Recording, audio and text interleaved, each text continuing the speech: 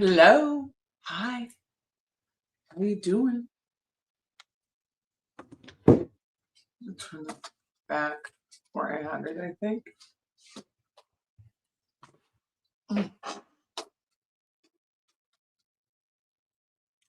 How is everybody? I just had a yogurt so I could get some more protein in.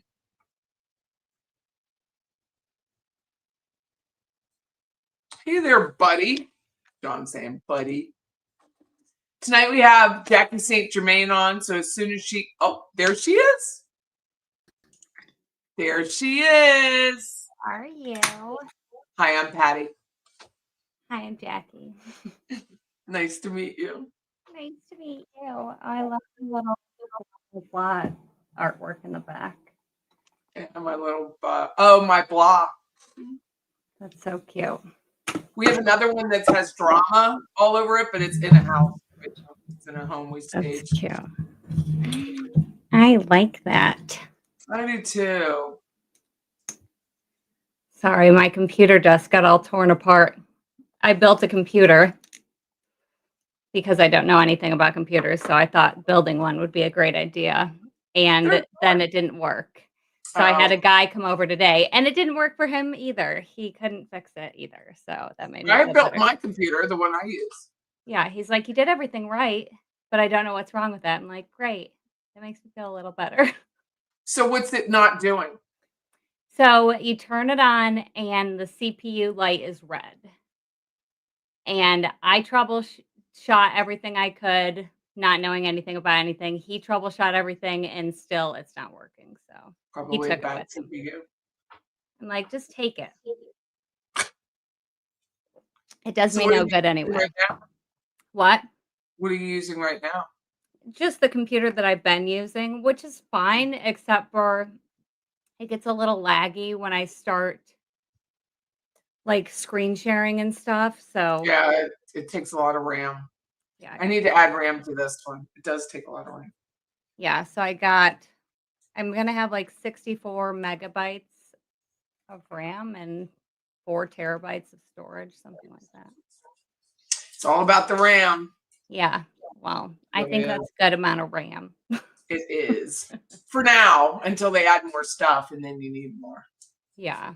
No, I take old laptops I buy from like Goodwill. We have a Goodwill computer store here, and put new hard drives in them and give them away to kids and do all sorts of. I love that.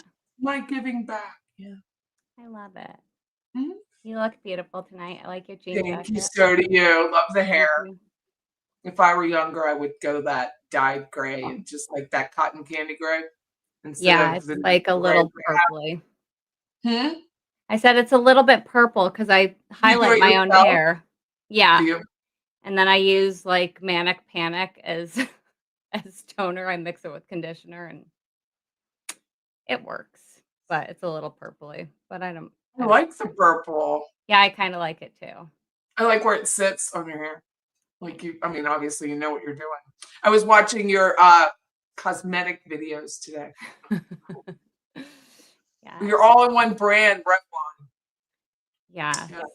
I love it. I love a makeup video. Like I love them. Yes, that's what I use. I don't have any on today because my eye is still bruised for whatever reason. It's all swollen and bruised. If someone sent me, I won't say who, she's like, you could have the eye herpes. I do not have the eye herpes. It is really just the lid, and I think it's from the eyelash serum I put on. I think it was out of date. That's sad. Sure. What are you doing it for? Like lengthening? Yeah, I use Rapid Lash. Nice. It was old probably, and so I threw it away this morning. I'll get some more. Oh, my eyelashes are white because I'm gray, so they're just white. My eyebrows are white too. Yeah. I was part of like the 90s or the early 2000s where we all like tweezed our eyebrows so they were like 4 hairs just in a row. Yeah. I had this tick when I was married to the first guy, and I would just pluck my own eyebrows out, like with my hands. Oh my God. So now I paid for microblading, so I don't do that anymore. but they've never really grown back in. I don't know why that's like that. I have a full beard, but my eyebrows won't grow back in. I know. I tweeze the same hair on my chin like every month, yet my eyebrows have been gone for 30 years. It's like, thanks. It doesn't make any sense. So where you live in PA or New York or Jersey? Where do you live? I live in upstate New York now, but I lived in Florida for like 22, 23 years. Which side? Which part of Florida? I lived in Northport, where freaking Brian Laundrie and Gabby Petito were from. I know Northport. So it's like my, south of Tampa, my south of Sarasota. son-in-law is from outside of Ithaca and Trumansburg. Oh yeah, I grew up in Watkins Glen, which is right next to Ithaca. Nice. So did he. His family has a farm there, a dairy farm. In Watkins? Outside in Trumansburg. Oh yeah, because Trumansburg is right in between the two lakes. That's awesome. Yeah, he went to the. I probably know him. Mecklenburg. Yeah, that's a tiny little town. Yeah, it is. It's a tiny little town, but it's gorgeous. Yeah, I know. I love it. I'm very grateful. I don't have to keep driving up there, but it is beautiful. Very pretty. Watkins Glen's beautiful. Buttermilk Falls, like the whole thing. Yes. So pretty. You don't really get a bad season there. No, my family owns Captain Bill's, which is like that, the boat tours that it's at the south end and right in Watkins on the south end of Seneca Lake. So my grandpa was Captain Bill. That's cool. That was fun. No, it's beautiful. I mean, it's absolutely stunning there. Yeah, well, that's why we came back. Prettier than Tallahassee. Okay, Tallahassee's still hot. Like today, it's hot. I live for October when all of this kind of dissipates. For whatever reason, though, I'm freezing. Like I go through this thing where I'm absolutely. Isn't there a car race in Watkins Glen? Yeah, it's a street race. They race through the street. My son-in-law's dad, Carl. His name's Carl Tabor, so it's Tabor Hill Farms. He works the race, like everybody works the race that lives there. So. Yep, it's like the only road track. Beautiful area. NASCAR does. Yeah. Very expensive to live there. Very expensive. Yeah, New York is like there's no rentals. Like you can't go and like, oh, I'm gonna get a rental. No. Because of Ithaca, college, and because of Cornell. And Cornell, yep. It's outrageous. And they have TC Tompkins County. Yep. So there's like 3 colleges right in like one tiny hospital. Yes. Yeah. So it's all, which doesn't make much sense, but that's the way it is. But yeah, so it's nice to meet you. Thanks for this was your idea. Thank you. Yeah, I'm glad really to be on. I appreciate it. No, it's fun. I mean, it's anybody hating on Wendy is like my favorite thing. Same. So I'm good with that. I'm changing that. Yeah, I put out today. I said I put out this. I've been wanting to, the Wendy song. So I've been wanting to do an AI version of Wendy singing the song herself, and finally I did it. And oh my god, it's so funny because I always have. I have in the Wendy song, the like rat that's on her shoulder that I say lives in her hair. Her hair does look like a rat's nest. It does. I told my followers over the weekend, I'm like, guys, I got a really exciting phone call. I'll tell you about it soon. And then today I'm like, so Wendy's rat that lives in her hair called me. And he said that Wendy sang my song and wants to know if I'll put it on my channel. And I said, of course, Francois, send it my way. So that's Wendy and her rat are singing on my channel. Well, I had a brush with low aptitude people. So I have a Facebook group here in town called Living Tallahassee in Tallahassee. And this guy, I'm going to name names. Dan Vincent is his name, robbed a bank, allegedly. Robs a bank. For whatever reason, Dan is out on bail because it's Tallahassee. So Dan's out on bail, and Dan comes into, I'm going to share this, and then I want to see your video. Oh, I lost it. I hate when that happens. So Dan's in Living Tallahassee, and he asks brazenly, does anyone know a defense attorney who can help a friend? Jackie Fulford. No. Here it is. Let me share this. So Dan Vincent robs a bank and then gets over to Panama City somehow, right? And in Panama City, he gets caught somehow. I didn't really read it. I just wanted to know what the heck he did, right? Share screen image file. Who robs banks anymore? Well, the beauty of it was he did not. Why isn't it letting me share my screen? Here we go. He didn't use a weapon, so praise the Lord on that. But anyway, this is Dan, and Dan needs an attorney. He's like, all right, Tallahassee peeps, in search of the best criminal defense attorney in the area. Need for someone who's willing to fight and isn't all buddy-buddy with the judges, prosecutors, etc. Also must be willing to file lawsuits. Like, what's he going to get out of this, right? Highly going to sue the bank. Had first-hand experience as opposed to going off Google reviews. He robbed a bank. He has no money. So in here, there's like 152 comments, right? And people will start well, he is a really good attorney. People start tagging, and someone here tagged Josh Zellman. Josh Zellman, if you follow the case, is Donna Adelson's one of her defense attorneys. So I see this, and I'm like, not in Patty's portal. Like, this is not happening. So I was on duty at the time and didn't let him in the group. So I declined his request to join the group. First of all, you have to answer questions to be in the group. Like, I need to know you're a real person. He didn't answer any of the questions because he thinks he's Josh. He's too good for that. And then I banned him, so he can't even see the group. And I almost wish I didn't, because that way I could have gone in and said I was part of that back shoulder crowd that you claimed was raising their hands and laughing out loud, even though we weren't doing it. It was your own defense team. But I didn't. He's trash. Too funny. I can't believe he asked to come in and be part of the group. Yeah, why would I help him make money? How does that make any sense? Oh my God. How would I help him make money? I'm not helping you make any money. You just got a big bag of cash. You're fine. Doesn't he have enough to do with Donna still? Well, no. I'm sure she's still trying to call them. I'm sure she paid in full.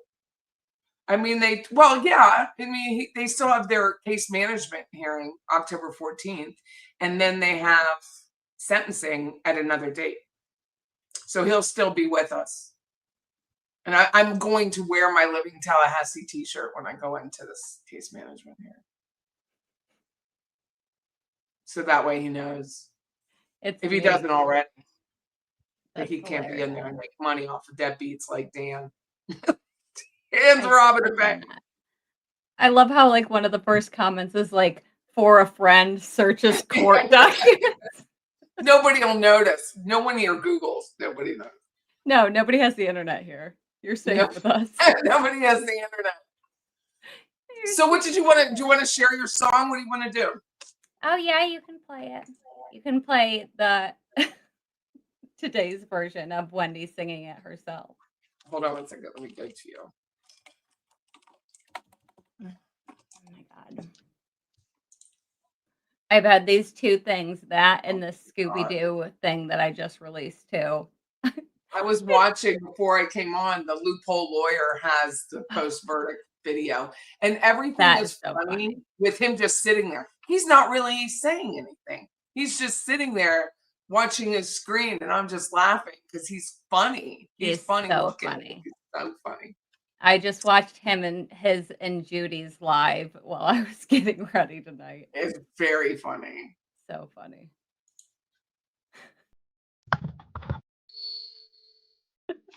She catch the mic.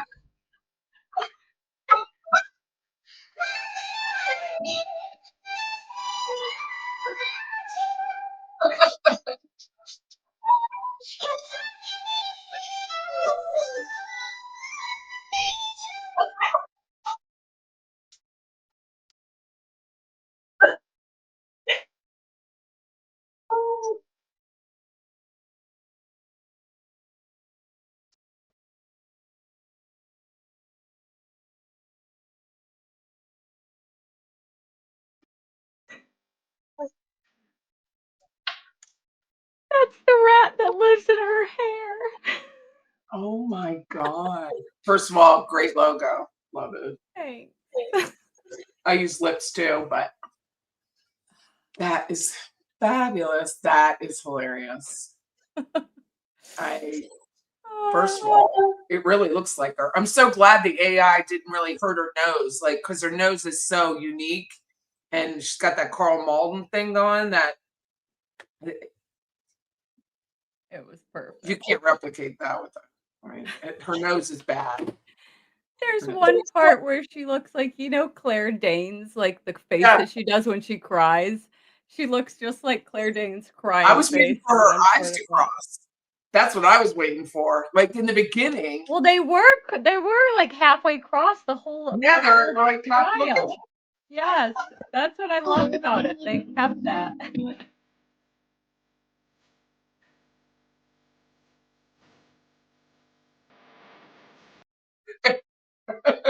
She's so ugly. Oh my God, hideous. I really hate her nuts.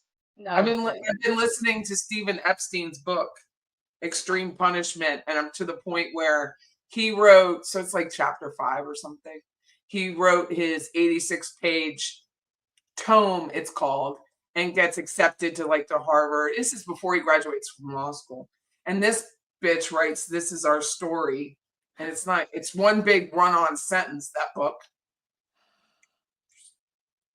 She's just a horrible human. I have nothing. I get upset with myself because I have so little nice to say. I hate her so much. In one of my last videos, I actually, the part, it's like one of the wires with Charlie and Donna, and Donna says something like, I just want to knock her over the head. And Charlie's like, well, as much as you want to knock her over the head, I want to punch her and then knock her over the head. And so I chime in right after and I said, well, as much as you want to punch her and knock her over the head, I want to curb stomp her and punch her and knock her over the head. And I have like a visual of her getting curb stomped, American history X. And she just walks around like everything's fine. The psychological side, I have so many questions from a shrink, like for a forensic shrink, to say, how do you disassociate that much that you can walk around and pretend everything's fine, take your kids to basketball, take your kids to football, show up with all these other yoga pant moms? Because that's what they're gotta be heavily medicated. There's no way she's not. Like, how would you deal with the stress of that? You're completely a sociopath. That's how you're not heavily. Well, that's true. That's true. That's a good. I mean, if you're a sociopath and you have no feelings, which I don't believe she does, even for those children, then you don't need drugs, because you're just like, whatever I did, I was right. Because back in the day, it was either Charlie's or Katie's trial. I get them confused now. She said, I did nothing wrong. She didn't say I didn't commit a murder. She said, I did nothing wrong. And a sociopath doesn't believe that they do anything wrong. That was Katie's retrial. Yeah, she was very specific in how she said it. I did nothing wrong.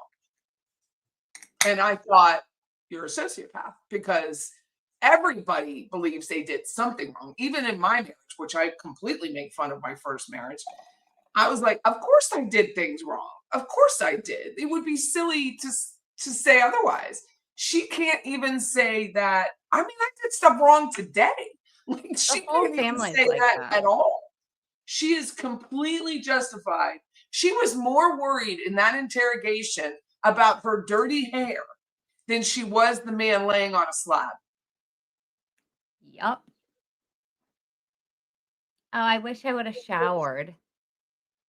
Which She do you was hear what yes, I freaking hate her so much. Well, she says to Sarah, she's like, "My plan was," which is so fucked up. "My plan was to shower, go to the gym, Mhm. shower, and then go to lunch." It's like, who the fuck showers before the gym?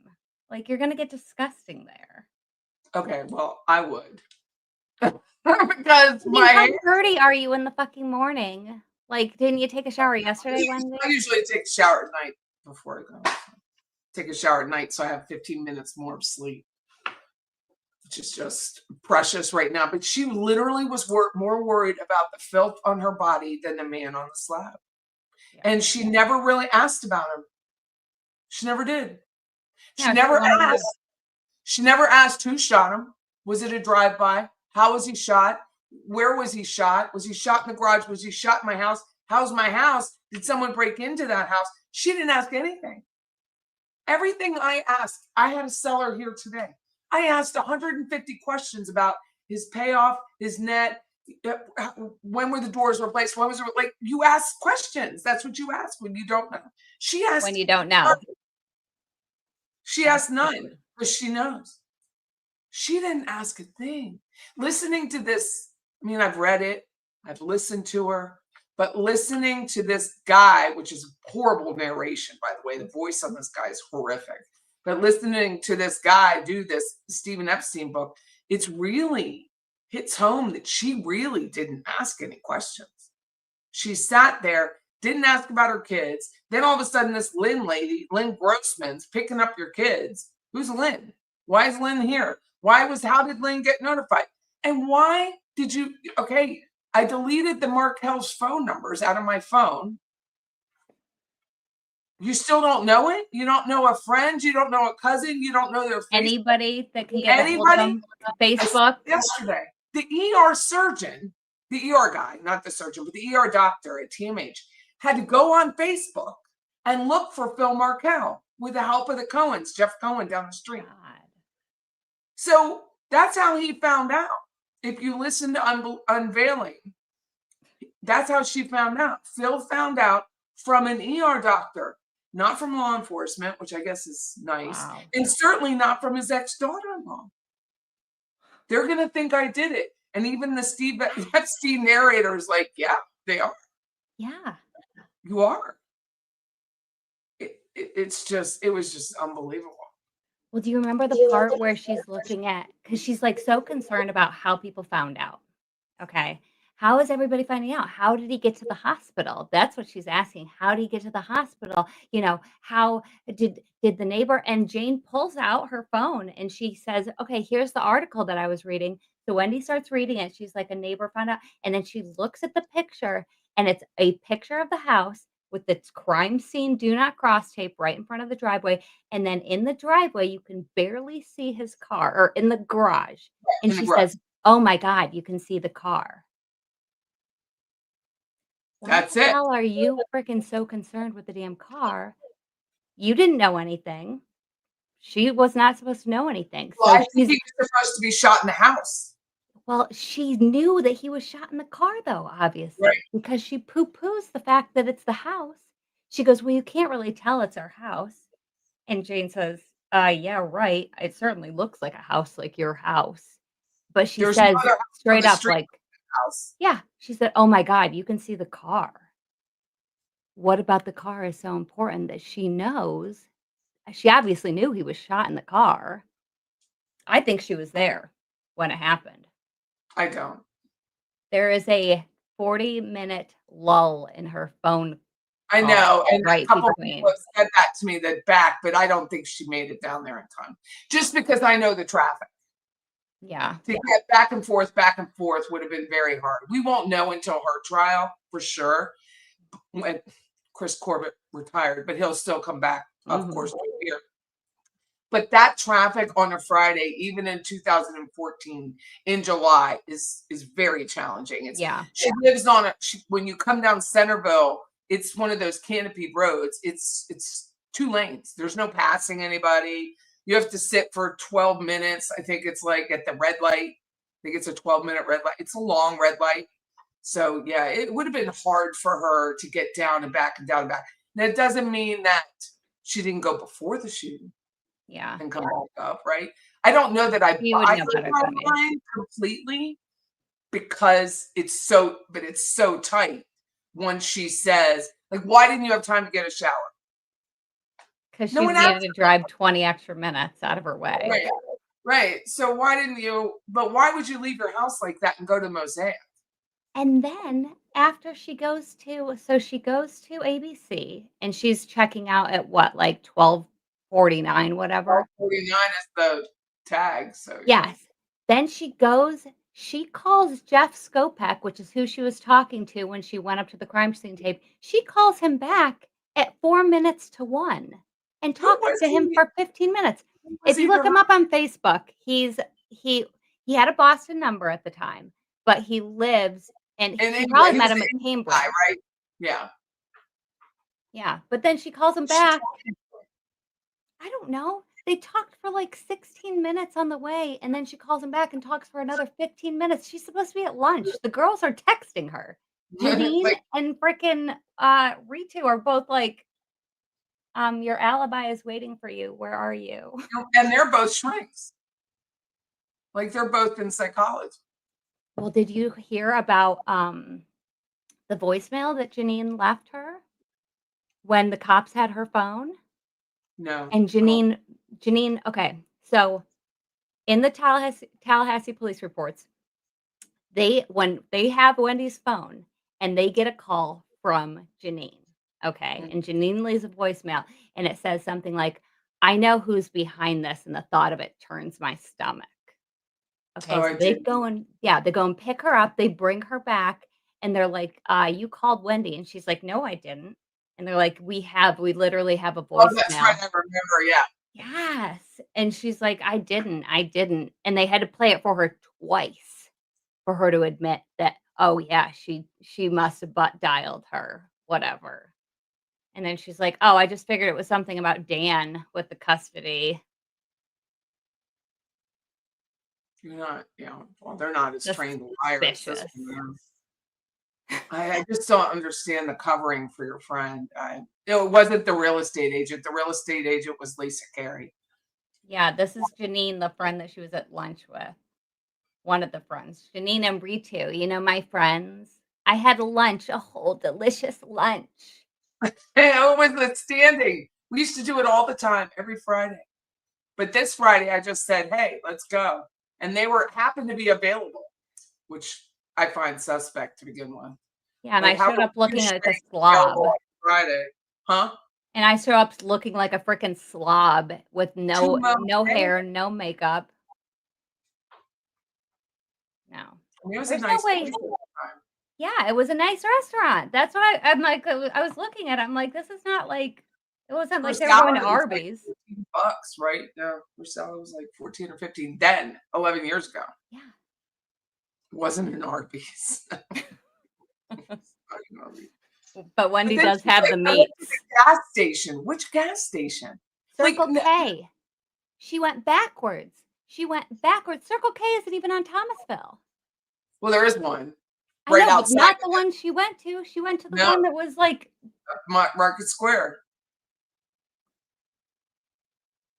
Doesn't even make sense.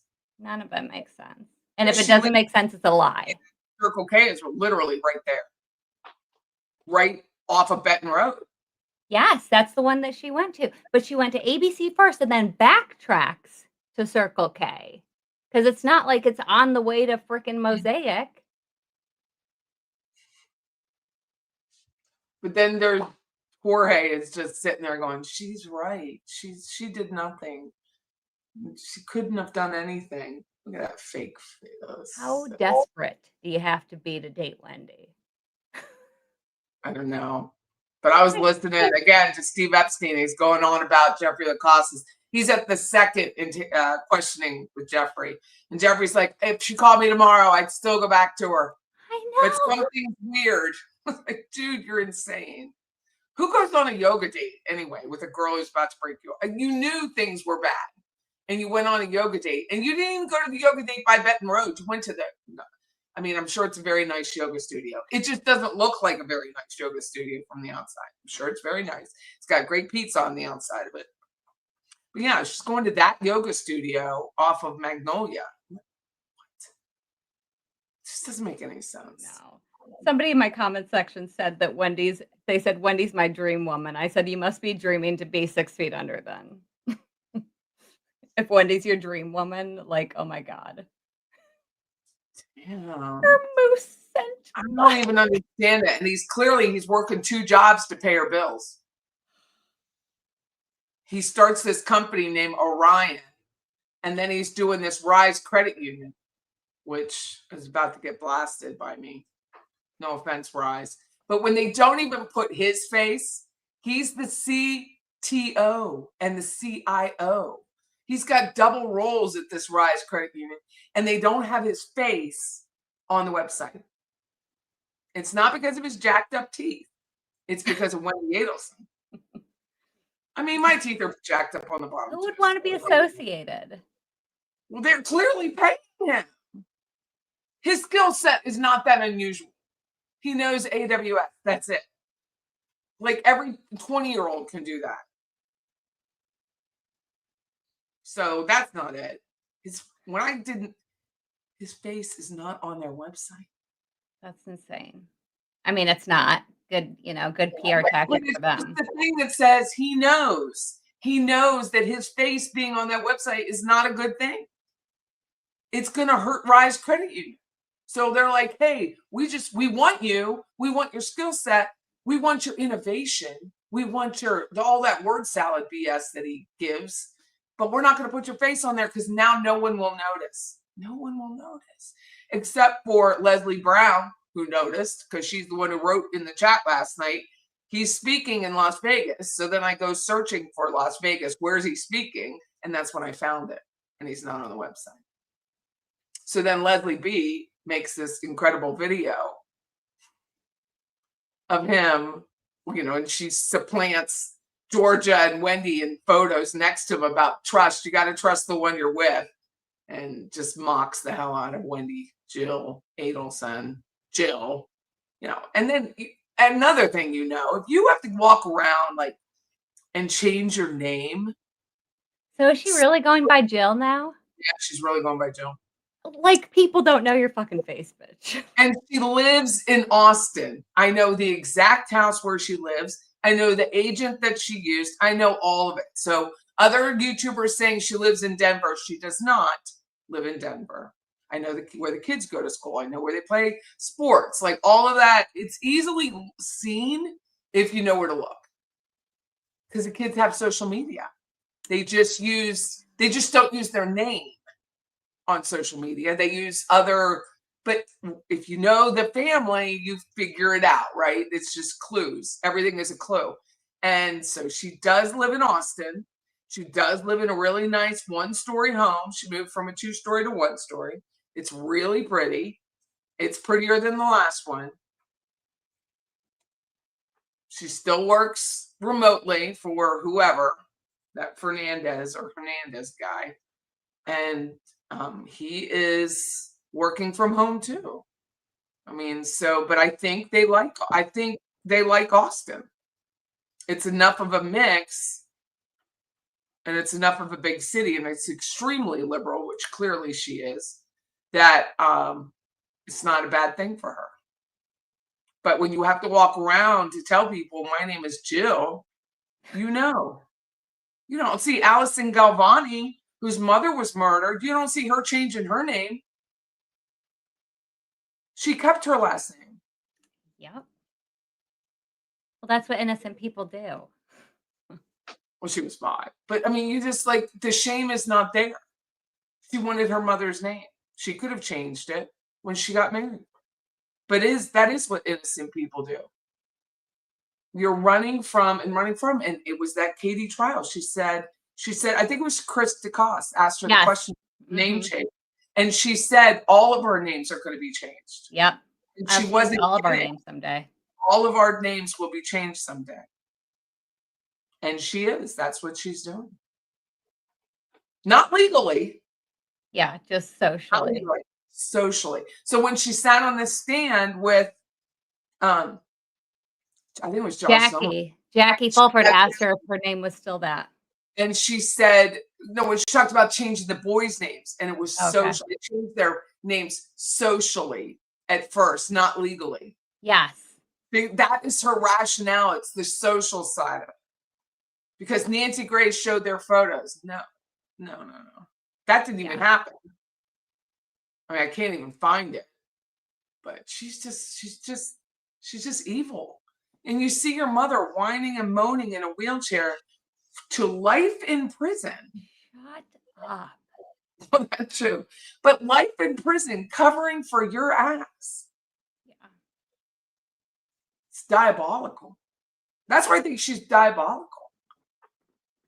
So who do you think is going to flip first, Donna or Charlie? Because I think I it's don't going to be think it will. Donna. I think I- Donna's going to. I think this is what I think. Okay, so you know how they had Harvey tapped. What Yeah. do you think the chances of her saying something about Wendy to Harvey? She's got to be Oh, pissed. 100%. She's got to be pissed, but I just don't see her doing it because of the boys.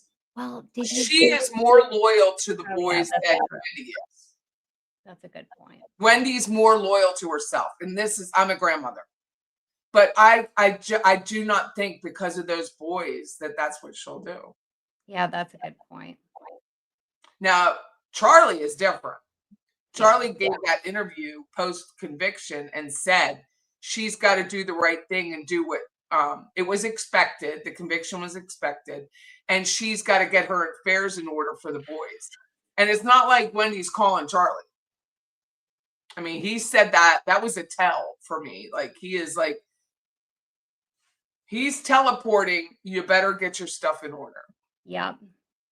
Yeah, I'm like, there's no way everybody's like, well, do you think he'll get a deal? It's like, I don't think he's going to need a deal. He's just not going to want to sit and rot in prison while she's out there living her best life. And they did this for her.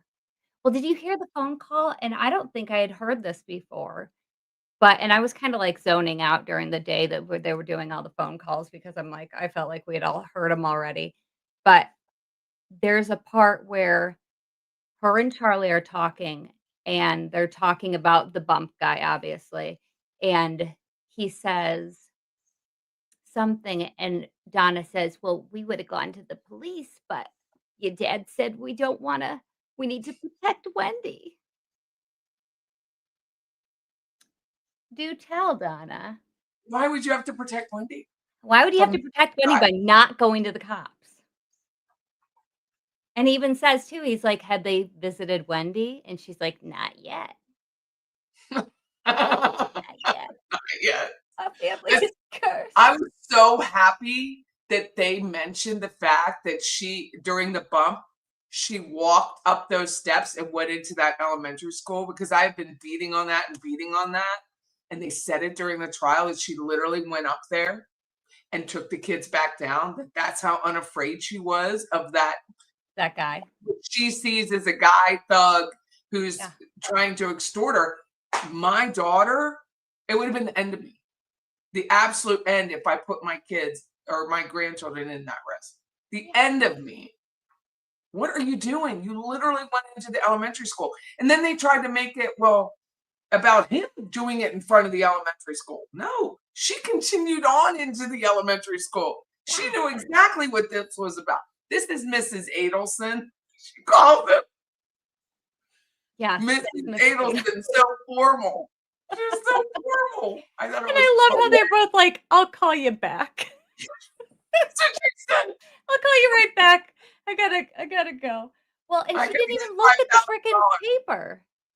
She didn't even look at it. She didn't even look at the freaking piece of paper. If somebody freaking handed me, and I mean, I've been to New York City a bunch of times. People walk up to you all the time and hand you fucking random pieces of paper, and you're like, "What is this? Like, what is it?" And you throw it in the closest trash can. Chinese, yeah, I don't do She's that. tucking it in her fanny pack and just continuing on with her day, not even looking at it. No, Charlie, we need a meeting. It's about the two of us, I think. We need a meeting. We need a meeting, Charlie, in private by the water because no one will know. She didn't even look around. You know what I mean? To see where he was walking. Yeah. She just kept on about her business. Didn't Well, you even can see she freezes up instantly when she realizes what he's talking about. She's like, "Oh my God, you scared me. You scared me." And then he's like, "So we took care of your problem up north." And she's like, just completely freezes. instead of like, who are you and why are you bothering me? Yeah. She didn't at all. She Saying didn't your name. tell it at all. She just kept going on and on and on. And then when he walks away, did she turn around and look to see what kind of car he was in, where he was going? Where he came Nothing. from. Nope. No, not me. I would have been like taking the phone out, videotaping him. Like, Who are you? Yeah. Yep. I mean, I leave here late at night and I'm like, who are you? Like, why are you here? Why are you in the parking lot? I don't even, she did nothing. Everything was, I know what this is about. I still don't understand. Like, who sits around and says, this is a great idea? We're going to off him and we're going to pay a random amount of money to do it. Like, who gave, I'm in sales. Who gave the first number? Did Charlie give the first number to Katie? Or did Katie say, I want this number? Well, did you hear that they allegedly paid 2 other hitmen Yeah. $50,000 prepaid? Do you think she probably put a call into the BBB, a complaint? I think, It was supposed to perform a service. I lost $50K. well, I think Katie took the money. Well, no, the 2 hitmen before Sigfredo and Luis. When Sigfredo gets drunk in jail and he talks to 2 inmates.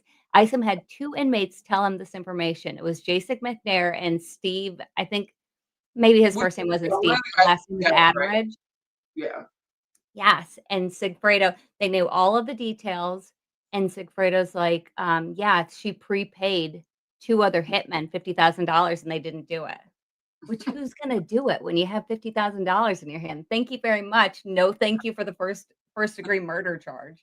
That's like Scott Radius in his condo over in Vietnam. You can't own property in Vietnam if you're an American. I mean, that's the first thing. You have to be Vietnamese. And then they like front that money. Charlie fronts that money, doesn't even have a contract, has nothing. Yeah. He has a post-it with his father. That's all he had. He had a post-it. Harvey was getting so pissed that he wasn't giving him the information. And Scott's like, there's no information. Like, Charlie didn't want anything. What do you not understand about this? And he's like, this is the first time I've heard about this. It's like, no, read back your messages. He's told you like 3 times. That was so funny. And he's like, don't worry, I'll pay the balance. Yeah, we'll do payments. Like you guys can't like the $35,000 is putting a dent in your bank account. Like, come on. It is now. Yeah. It is now. Someone's asking the name of the book. It's Stephen Epstein, Extreme Punishment. Hold on, I don't really know the name of it. Yeah, it's just called The Chilling True Story of Acclaimed Dan Markel. What's interesting about it is I'm to the point where Dan Markel is writing this paper that gets put in these journals, like the Vanderbilt Law Journal and a couple other law journals. And he's not even graduated yet. So that's what kind of a writer he is, which is why he diminished Wendy with her writing, because, dude, stop. Like, a dog could write better. You cannot write. The world is run on sentence for her. And it talks about that retributive justice that Dan believed in shame and humiliation over or incarceration. So to me, from the grave, Dan, I have permission to humiliate the shit out of Wendy Adelson and Jorge Estrada. Like, I'm on it. Bingo. I know. I put part of he was doing, it was like a talk he did in 2012. And I forget it was some conference for something, but that's what he was talking about was, And I put in some clips in there, and he's like, something about like, obviously we know what the punishment for murder should be. And it's like, yeah, yes, we do. Somebody commented on one of my videos. I think it was the Scooby-Doo one that I did. It was so stupid. But they said if I was Wendy, I'd turn myself in just to make this stop. Oh, this one? Is it a short? It's a short, yeah. I told everybody, I said, this is a passion project that I've been working on. Now we'll find out who the mad doctor really is. Well, there's only one person it could be. Oh. Charlie Adelson. Hey, look! They're trapped in the quick-drying cement. Now let's see who these two characters really are. First, we unmask the Spectre. It's Donna Adelson. Hi, boss. Ah, meddling kids. Now to get the mask off old Nettie. Old Man Harvey. But who is that? This is the end of the mystery. Well, if it isn't our old friend. One day Jill. She's been poked so much her crabs have crabs. That's not very kosher of you. And I'd have succeeded if it weren't for those meddling kids. It's so Well done. stupid. It's not stupid. It's brilliant. I love it. The reason why it works. Now we'll find out who the mad doctor. Stop it. Is any meme is just like it diminishes the power that these people have. It makes them look absolutely absurd. And because Dan Markel was pro humiliation, I'm in. Like I'm in. I'm going to spend my time when I have it humiliating the hell out of them. Same. If that's the only, if that's the only benefit we can get from this. I mean, everything else is a crapshoot. We have no idea when, if she's going to be arrested. I do believe it. When. We don't know when. So that being said, in the meantime, I'm going to have fun making yoga pants giving her a really hard time. She cannot hide from all social media. She just cannot. No. I'm going to join Austin Facebook groups. I'm going to call Austin local TV. I'm going to use my little radio show and give myself an in with other local radio shows and say, hey, do you know this unindicted co-conspirator is living right underneath your little nose?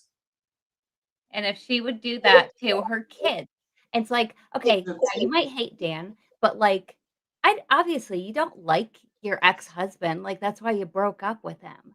But for you to say, like, for you not to care what your kids feel is like beyond demented.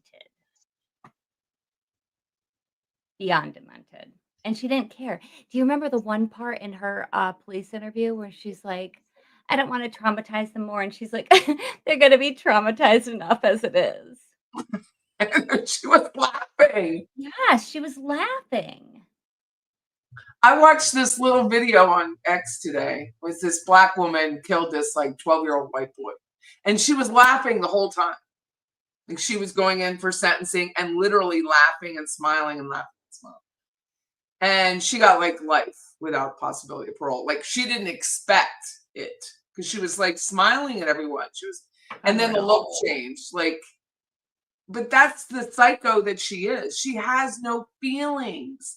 Her children, no offense, you're about grown up, are possessions. And they've always been possessions to her. Mm-hmm. They're a checkbox. Now they're her protection.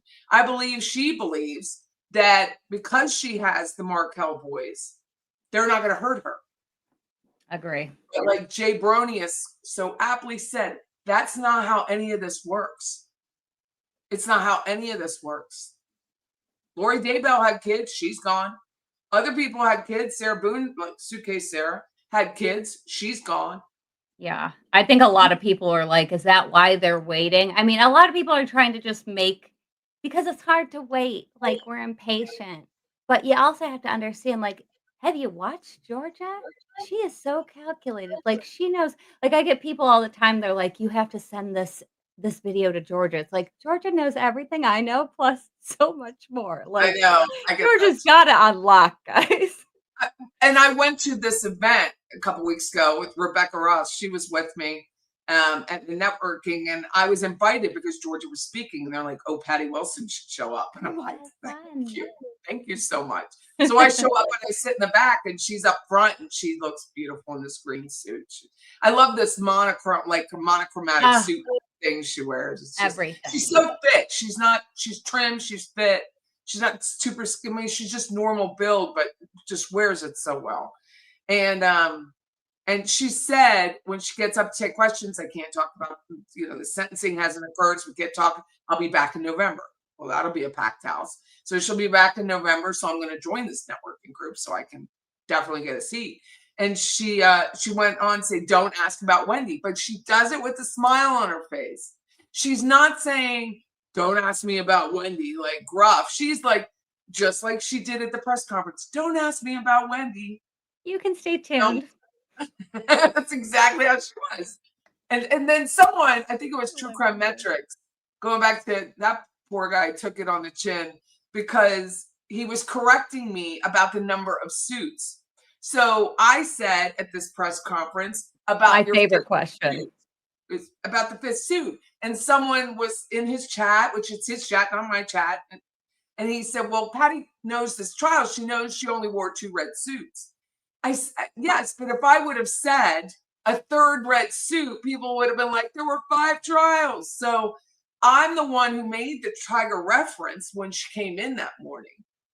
When she came in, I was like, Tiger Woods, you're wearing a red suit.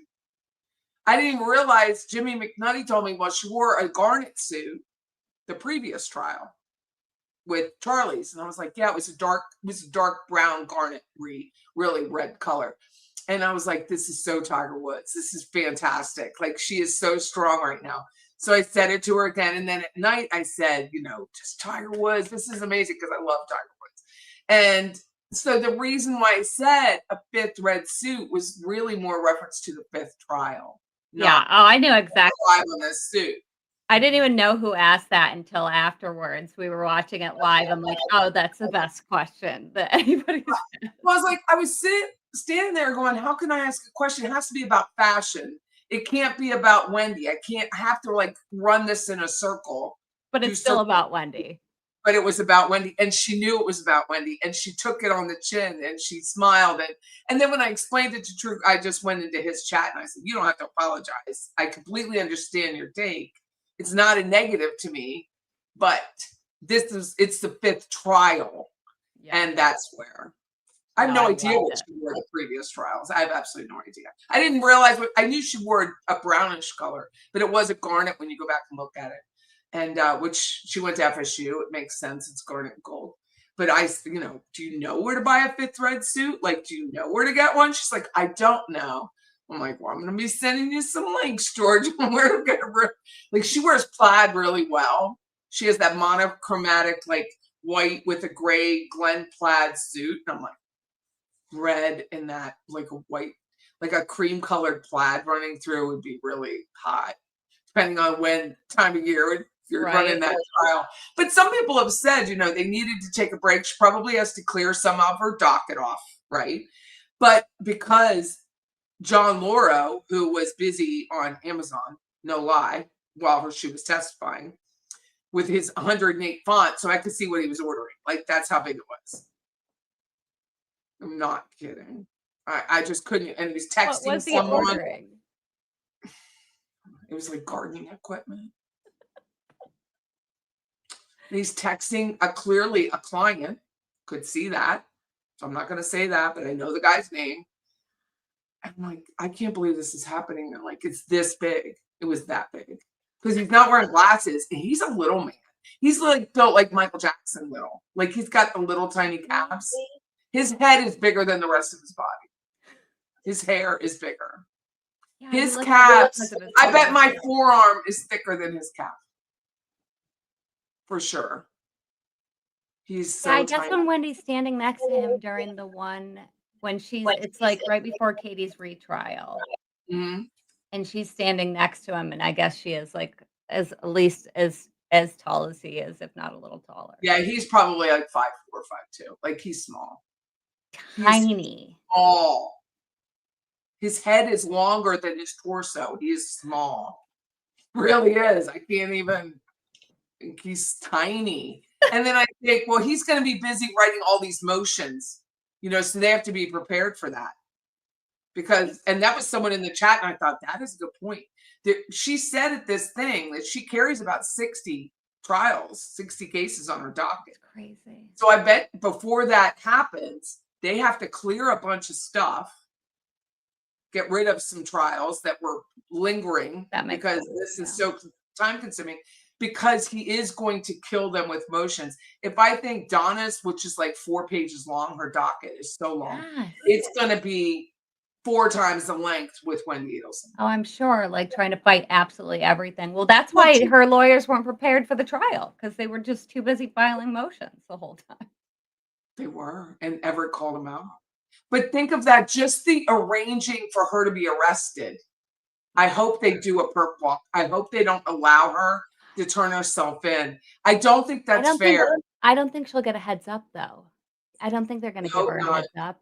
I mean, think they know how bloodlust we are. That is his job. Even when I'm talking to Dan Vincent, the freaking bank robber who's in my group, you know what he doesn't know? Neighborhood bank robber. What he doesn't know, poor Dan, is Tallahassee Police Department is also in the group. No, because people say things and I'm like, I'm not being responsible. So TPD is in the group. So they're seeing what he's saying and how he's responding. I love my life. It's so much fun. But like, so he's asking, I'm like, dude, you need a good negotiator because you need a plea deal. That's what you need. Yes. You're not winning this, dude. You need a plea deal, or your friend does. And that's what she has in John Lauro. It's all about the negotiation. She needs. Do you think he's going to actually defend her? Like, do you think he's gonna actually be her defense attorney? How much can she still afford? That's what I'm saying. $1,200 an hour. So she was supposed to testify on Friday, and this is why I love that she had to testify on Monday. So he's there for hours, and it's like, I said it right to Tim Jansen. I said that money is racking up, and I'm good with it. Yeah, I will come back Monday. This is making me happy. So I love that she had to stay all weekend. She had to stay. Well, she probably left and went somewhere. She's not staying here. I mean, even Joel's from STS, one of his gals, Abby, who was where she went home to Nashville and came back. Like she wasn't staying. She's like, what am I gonna do? So I'm sure she went somewhere instead of staying here, or like went to the beach. She went somewhere, then came back. But she's racking up those hours all the time, unless he has some rights to her story. That's the only way. Well, that is not his little. I'm sorry, but it has to be tiny. He's tiny. I'm sure it's proportionate for his height, but there is no way. No way. No, it's not. But maybe she sold the story. Yeah, maybe. And how else do you afford to keep paying that? You are not Donald Trump. You are not. You don't have billions. Your dad only had 8 million. I say only. But Harvey only had 8 million in the beginning of Charlie's trial. Because Mary Hall gets up on the stand and says they had 8 million in assets at a certain point. They don't have that anymore. They sold the Whale Harbor. They sold the Tortugas. And that was to pay for his appeal. Charlie's appeal. Yeah, they had to sell it, pay for his appeal. And pay child support to the kid. Yeah. Who's like 7 or 8 now. Yes. I know. Yes. Yeah. So how do you keep paying for that? How do you keep paying for John Lauro? No, that's what I'm saying. Like, I don't think she'll be able to afford him. She'll have to get Jackie Fulford. Or worse yet, Morgan Honeycutt. Oh, is she? Because she had, Is she a lawyer? Yeah. I thought she was just a linebacker. No, she was an immigration attorney in Miami back in the day. Now she does family law. You know she's on those epic. Like, she had no ass. I was like, when I first saw her in the hallway, I took I took the picture from the media room door where they're sitting next to each other, and it's kind of gray and cloudy. Wasn't the best picture, but we had to do it really quick. So we opened the door, took a picture, moved, and eventually they moved down to the end of the hallway, and that's why Alicia Devine was able to get that picture, and Harvey went down at the end of the hallway from the room because they quickly moved when they're like, she saw me, and I went into the bathroom, and then I went to the media room, and I was like, oh, we have to take a picture. We have to do that. How are we going to do this? Like, how are we going to do it? And so they're like, open the door. We went. But I was like, oh, she definitely, and that was the first day. That was Friday. And Morgan Honeycutt's hair was bad that day. Like uncombed, like mine, it's curly in the back. It was like lifted up, like she didn't even think about the Wendy, back of her hair. like Wendy's hair. Wendy's, didn't think like that's the first thing I do before I leave. I mean, I curl my hair, blah. I've got one of those long, big mirrors so I can see the back, and I make sure it doesn't look like a ledge. I don't want you to look like a ledge, and they're like, it mixes in. So none of that, none of them. They were probably at the Duval Hotel, and they were like, oh, it's good to us. And then Morgan's like looking trashy with, what are those shoes called? They're like, I don't know, like elf shoes is what she had on. God, she's so unattractive. But when I saw her, I was like, oh, you've been on the Ozempic. Like, you are bones. Where Morgan was, she packed it on. A big lady. Like, she's very tall. She's taller than I am. Super tall. So she's taller than I am, and she's like square. And when she walks in now, it's like her shoulders are just so bony. It's odd looking. That's crazy. And I'm watching her. I'm like, God, Laura moves. So now she's in front of me. Her big head is in front of me. And her bra straps were showing. I just wanted to, like, honey, your bra strap's showing. But I didn't. I just let her bra strap show. But she did pluck her hair out and pick it out Monday, but it wasn't like that on Friday. It's like, this is so bad. You've been on the Ozempic. I mean, her clothes didn't fit. She was like trying to pull up her drawers the whole time. And then he's on it on the Amazon. Run to Kohl's, for God's sake. They had some clearly lesbian attorney. I think she was with the appellate group. It wasn't Laurel. Because she walked up. She was a big girl in like a tweed jacket. Yes, I saw a picture of her too. With Bob, clearly, I mean, no offense, but she's clearly a lesbian. More so than I look like. And when she originally got there, she handed a card with, of course, the justice scales on it to Harvey. And I thought, oh, I bet you're because I could hear her say, I'm Charlie something. And I thought, I bet you're with Charlie's appellate team. But Laurel, his actual attorney, who's with Uffenberger or whatever his name is, was there. She was in the back for a good long while of the trial. She sat in the back and watched it. Which I think is kind of telling that they want to, like, I mean, they were throwing Wendy under the bus so much, Fulford and Zellman. They needed to, though. I know. Well, that's what made me think of that Scooby-Doo thing. It's like all those meddling kids. He didn't throw Wendy under the bus for Charlie's trial. Nope. He protected Wendy. Yeah. He protected Wendy. Yeah, they were all buddy. Wendy. Yep. She was all smiles when he was cross-examining her. Not with Fulford. She was, and when Jackie Fulford says, so you said to the defense that you want you said to the state that you want anybody to be held accountable for this. And Wendy's like, yes. And she says, and that includes you, which is like, and Wendy doesn't even, this is the first time she's not like straight up denied that she had any involvement. She says, anyone who's responsible. I'm like, I cannot believe you just freaking said that. I mean, that's basically saying, yes, I'm a murderer also me. It is. It's extremely telling. That Beeroscope, I don't know if you were able to watch that. He's great. God, that is, I thought Never a Truer Word does a bang up job. Yeah, I love him too also. But this, taking her words and literally proving every line she says is a lie.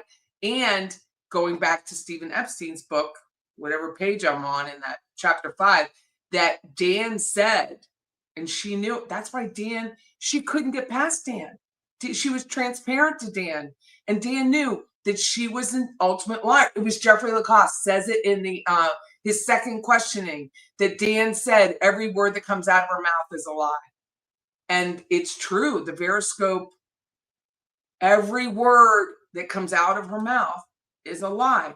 And I have to tell you, Jorge, every word she's telling you is a lie. You're there only to protect her. That is it. You're probably taking her to the Whole Foods, to the grocery, because she can't take herself.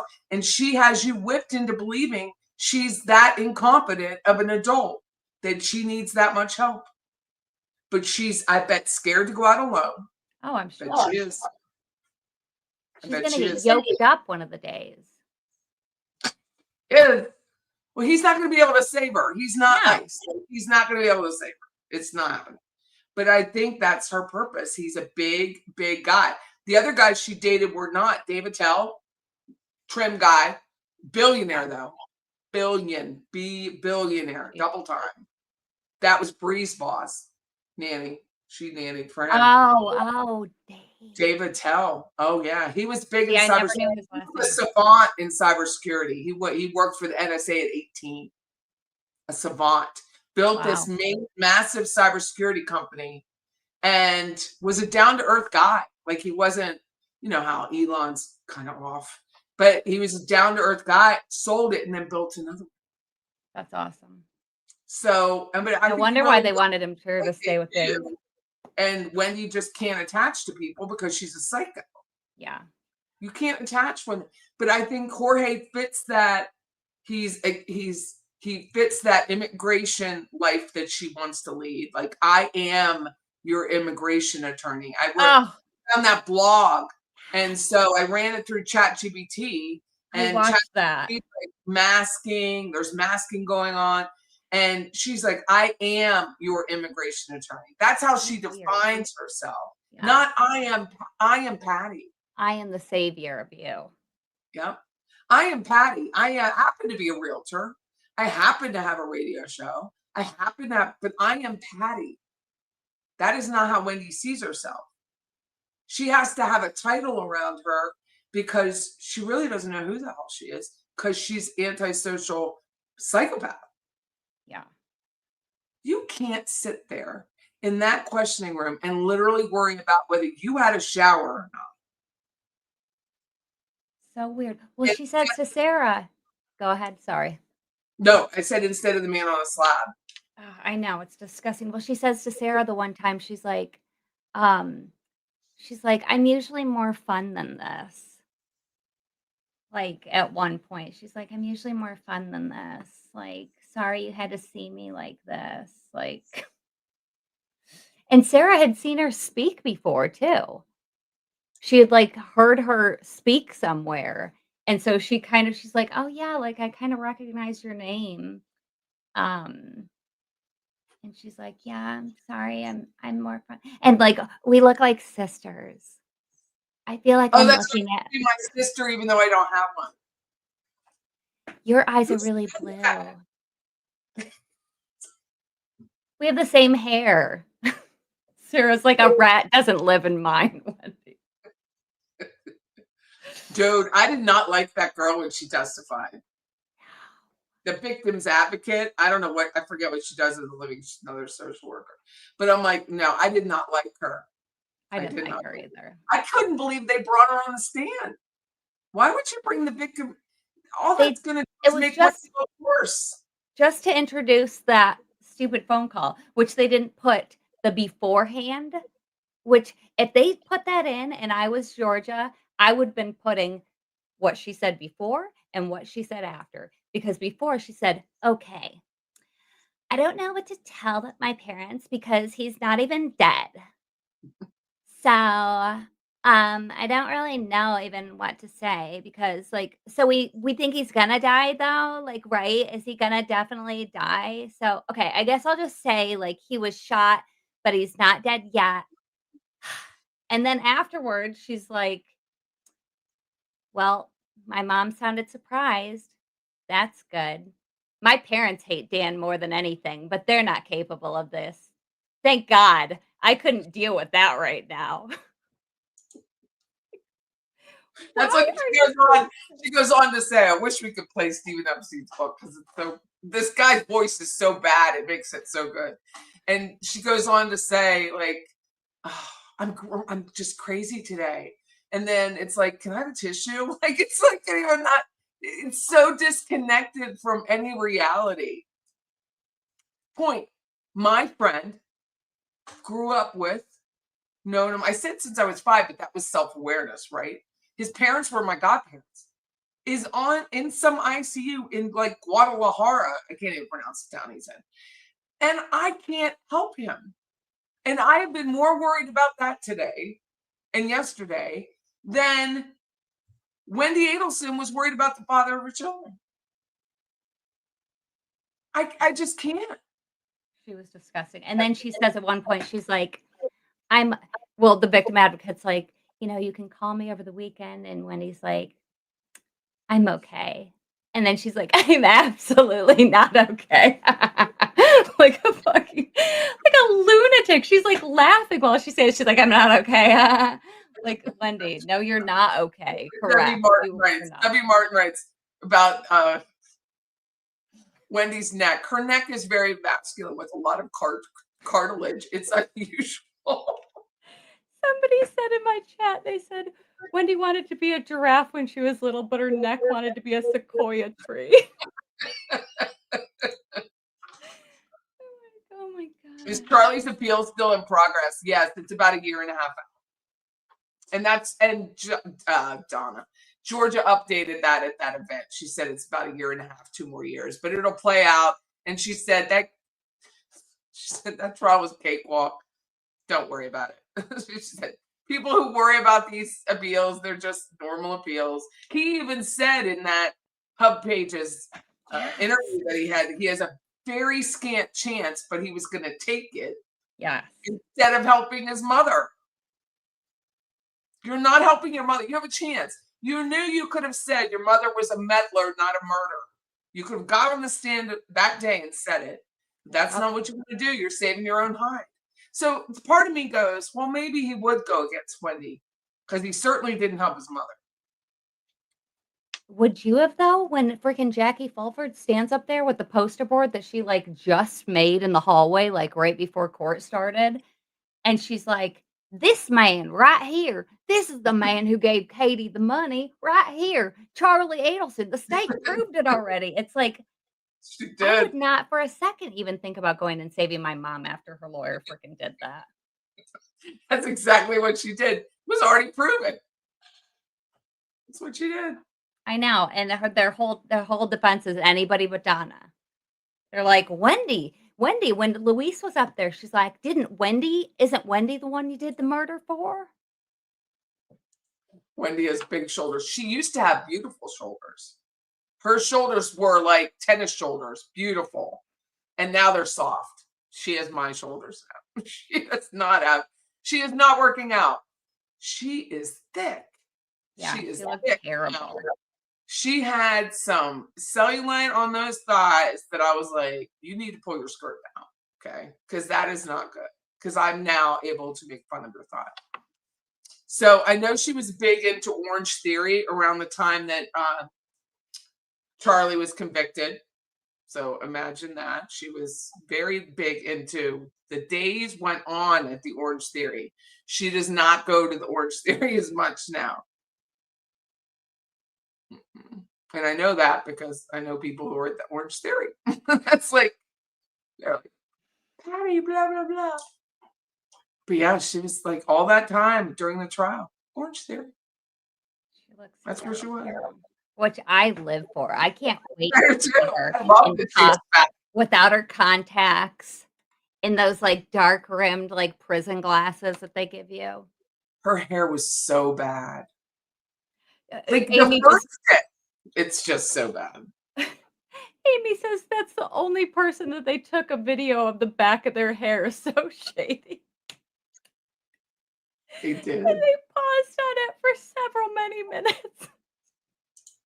That Honeycutt. I don't know if that Honeycutt can say she's one of Wendy's attorneys. I know she was the one Donna was texting right before she got arrested.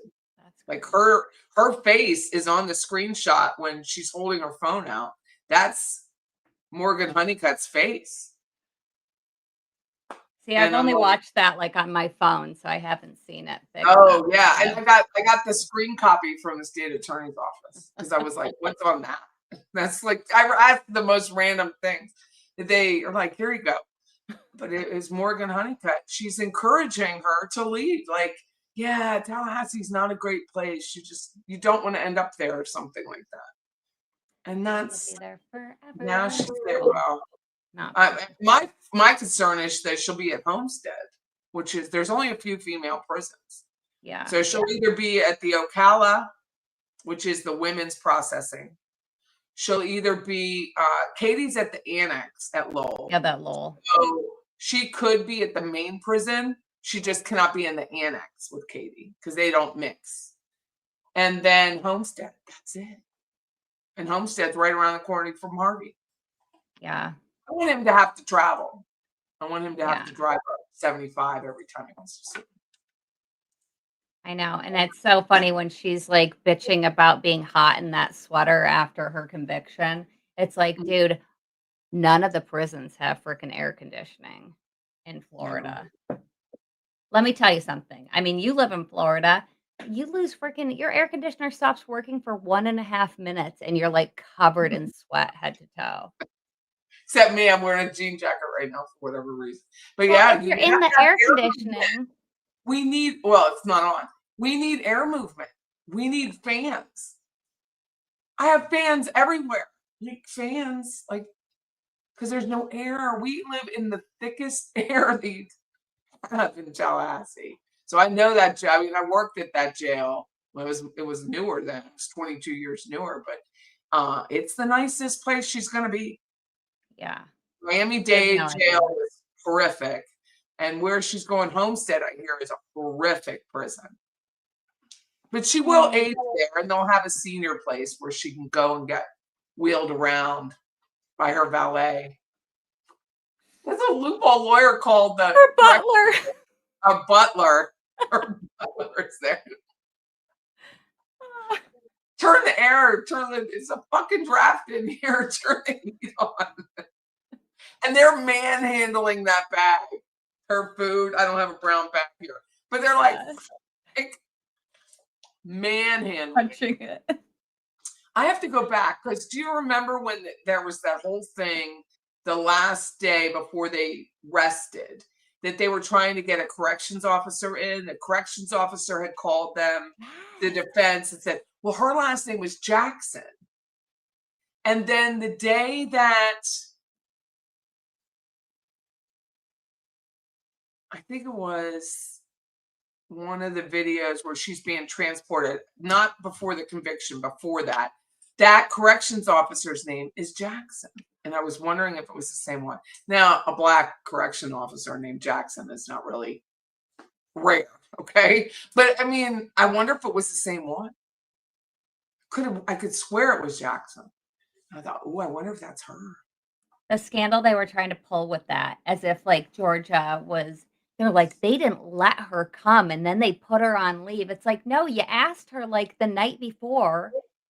And she's like, what am I supposed to, do I have to talk to them? And they're like, no. Like, okay. Like, you don't. They tried to make it a big scandal. They didn't subpoena her, but they wanted the judge to force her in. And he's like, but you didn't tell her subpoena. I know. And they're like, well, we might do a subpoena now. No. Oh, yeah. STS reported Donna's arrest before she was even in the car. And we know they've been speaking with Honeycutt. That was Morgan Honeycutt and Tim James. That's what that was. That's the only reason he knew. I don't know why he knows Morgan Honeycutt, but he does. That's crazy.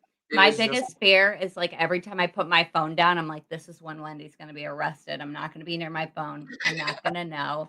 I remember getting in bed and it was on STS that she'd been arrested. And I was like, get out. That's just, I mean, it was big breaking news. Yeah, that was And crazy. they talked about it for hours. I'm like, she was arrested. And then the video came out. Oh, so good. So good. Nobody take my phone. Oh no, my lawyer told me not to. They said I've never seen anything more enmeshed than them trying to take Donna's phone and Harvey saying, I don't want to give it to you. And Harvey's saying, it's how fake he was. Don't do this. This is crazy. Don't arrest her. Like, he was so flat. His affect. Can Insane. you imagine your wife of however many years is being arrested and that is your affect? Yeah. Please don't.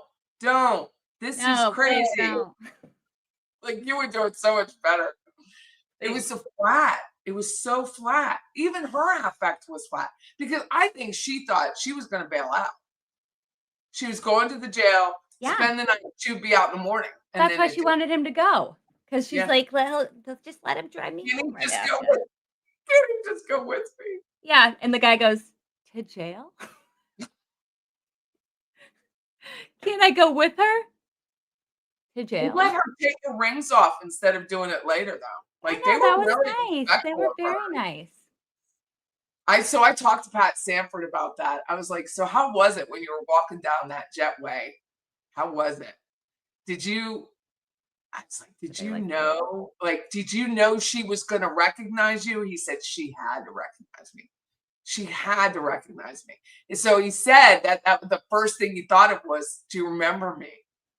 And I just thought, has ever an FBI guy got it right like that? He just loved it. And even when he was testifying this time, he started laughing. Like, he was laughing at how ridiculous their questions were. He has to know. Like, if he didn't think Wendy was going down, they wouldn't have been in his. I mean, they'd be in a good mood because they won. But I think that's a tell that he was so relaxed. Pat Samford was so relaxed on that stand. He was loving it. He just started to like smirk. He was like, yeah. You're asking ridiculous questions. And so funny. Well, did you see the part where they like accidentally played one of the Harvey wires? They played like a quick snippet of it. It's the first audio that gets played. I have a short of it. Where is it? Go to my shorts, and it's not that far down. You'll see his face. It's something like they accidentally played the wire, and it's Drina. I'm almost positive that it's Drina. So I Harvey remember it happening, but I don't remember what was said. Harvey picks up the phone, and this is all you hear. He goes, hello, and she goes, hey Harvey, and they cut it, and Sanford's face is like. Here, wait, can we show play more. this one first? Can we play this one first? Yeah. That WhatsApp was not.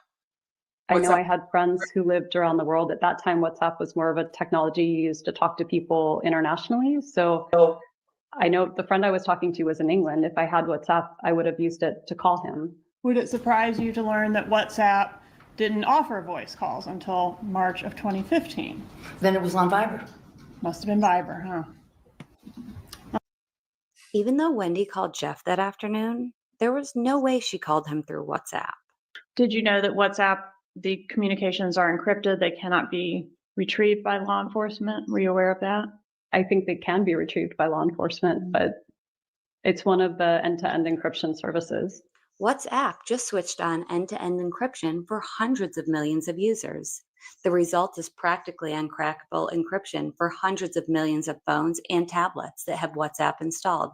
By some measures, the world's largest ever implementation of this standard of encryption in a messaging service. When was this article written? November 18th, 2014. So WhatsApp wasn't even encrypted the summer of 2014. The government asked you the question if you used WhatsApp, right? You remember that? I remember them asking me, yes. On the day that Professor Markel was killed, you went in for the interview, right? I talked to the police. And you also gave them your phone for them to inspect. Absolutely. All right. So the determination of what, if any, WhatsApp was being used, they would have from the download they did that day of your phone. Sure. Do you know if your brother Charlie had WhatsApp at the time? I have no idea. Did you communicate with him through WhatsApp? If I had WhatsApp on my phone, then maybe I did. Do you know if your brother Charlie had it at that time? I have no idea if he had it at that time. Did you ever communicate with Charlie through WhatsApp?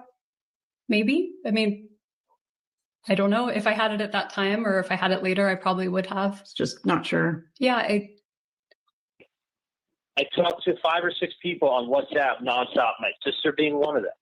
Even if Wendy had a burner phone that she was using, I don't think Charlie did.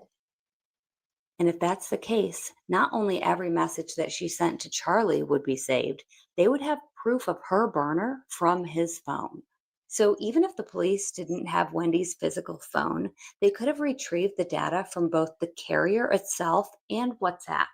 And let's not forget, WhatsApp was not encrypted at the time, meaning they could get every single message she sent through WhatsApp directly from the company, no handset needed. Is that not a bombshell? It is a bombshell. I know I had friends who lived around the world. At that time, WhatsApp was more. I was genuinely just searching WhatsApp 2014 because I wanted to make a graphic of her texting Katie, hey, it's done, through WhatsApp. And that article pops up and I pull it up and I'm like, oh my God. And they were just starting. That was the very beginning of them encrypting. The very beginning. They were just starting. During that press conference, I asked about the WhatsApp. I have a little cybersecurity degree now, so I think I know so much. And I asked her, I said, were you able to pull more WhatsApp? Were you able to get it? She goes, well, you have to have the devices. You can't just hack. You can't hack the signal. You have to have the devices. And she said, we have several threads. We have several threads. Boom. I mean, Now you need the devices. But let me tell you something. So she had 2 different, so they cell-braided her phone, okay? Right. But she had 2 different extraction methods on the TPD reports. One was an FTK, which is a forensic toolkit, and the second one was IEF maybe. But anyway, the second one that they had, I looked into both of them. They're basically like a categorizing type of app where you can find everything. But the second one pulls specifically deleted, it can do deleted apps, deleted messages, and it can do full phone resets, get all the information back. all the info. And not only that, but if she had, remember when Foursquare was on Facebook and you could like do check-ins and stuff? Yeah. Okay, so basically if she had, oh, my kitty, if she had Facebook at the time on her phone or Google Maps, they were basically pulling data from, they showed like, and this is in 2013, I have this in my last video, they have, like they basically did a test with whatever cell phone they were using and they just walked around, didn't have the apps open, nothing, just had the phone, walked around and the phone was picking up all the places that they were. Yes. So Snapchat everything. does that too. Yep. Snapchat does it too. And I when I first started school, we went through all the apps and how the apps are so dangerous, especially for children, of course. But Snapchat, you can go on the Snapchat Geo site and look up any child that's sitting in Disney with their Snapchat open and just like go grab the kid. I mean, it's so clear and so easy to see, but that geolocation is what it's doing, is it's locating it by the, yeah. So where's the other one? It's right there. It's on the second line down, just over from the "Can you hear me, Major Scum?" Right there. Yep. Look at his face. He got such a kick out of this. He did. He loved it. Is that He was call living. A? It is. Okay, publish call A, please.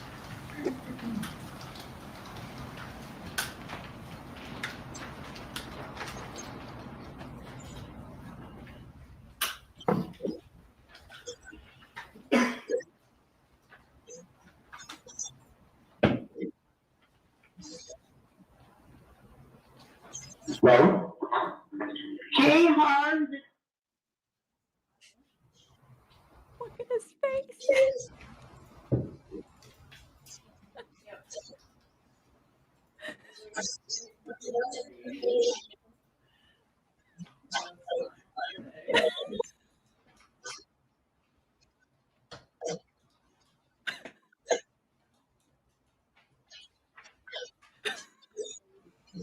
He's trying. After work for some other tournament very near future. And meet the people.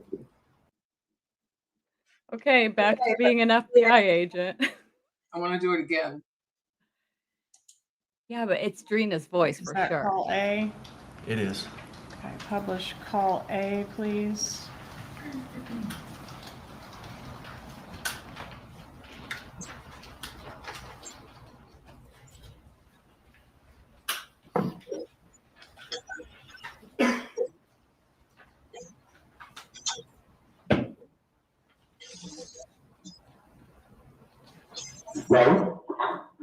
Hey, Hans.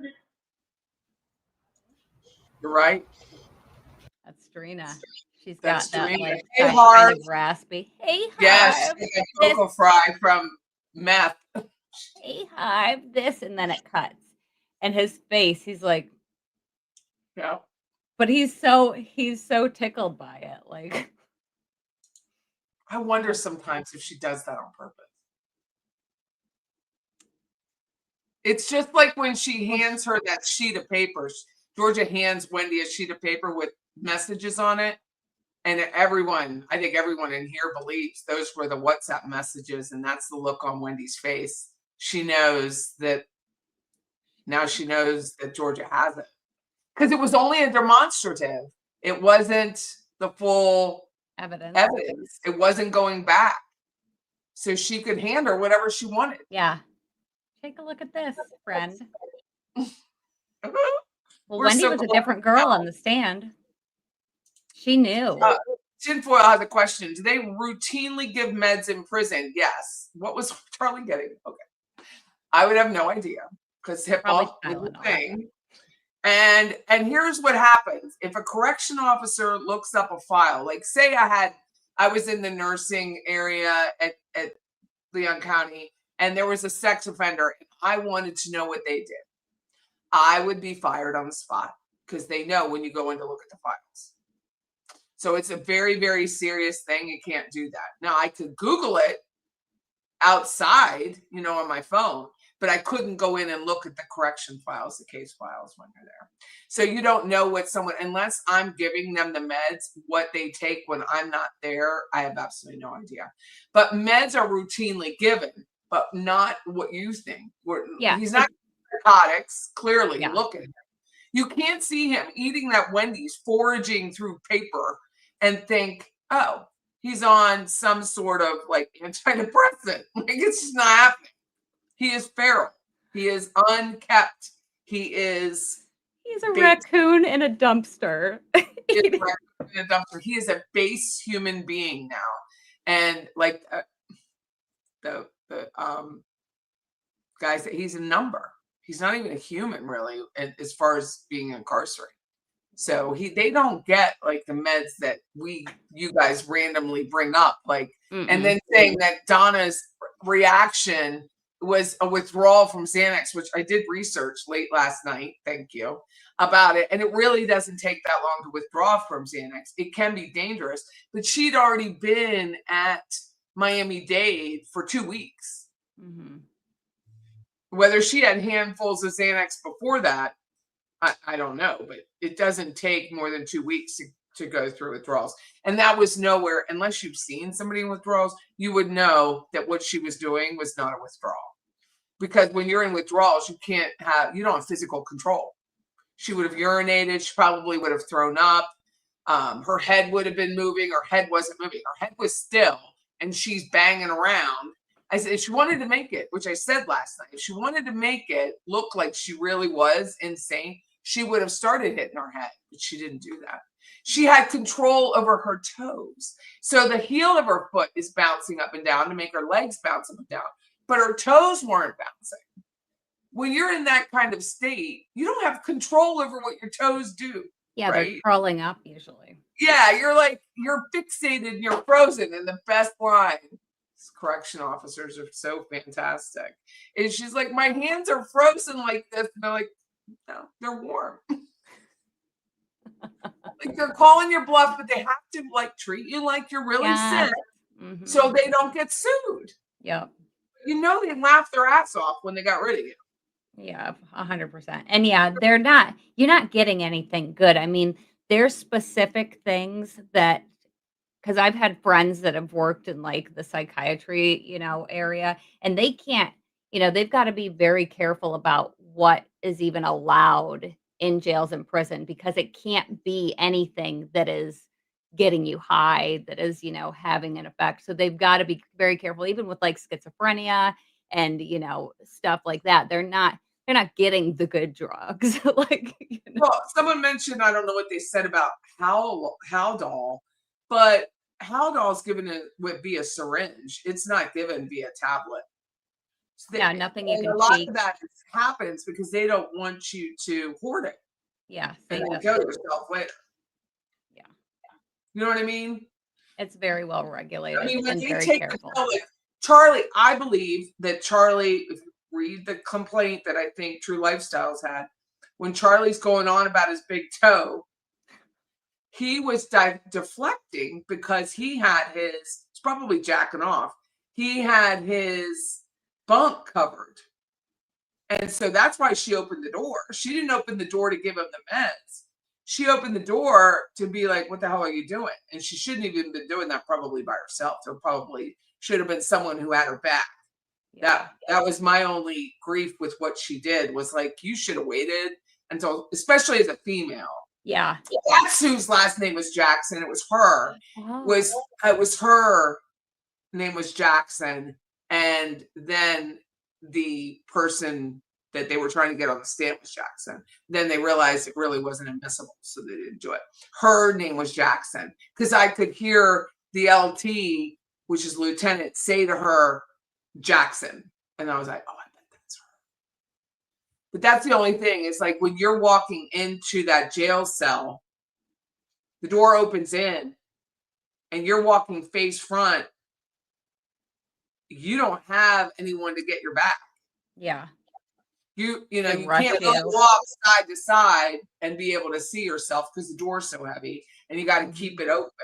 It's very challenging when you think about it. So they have those metal hatches.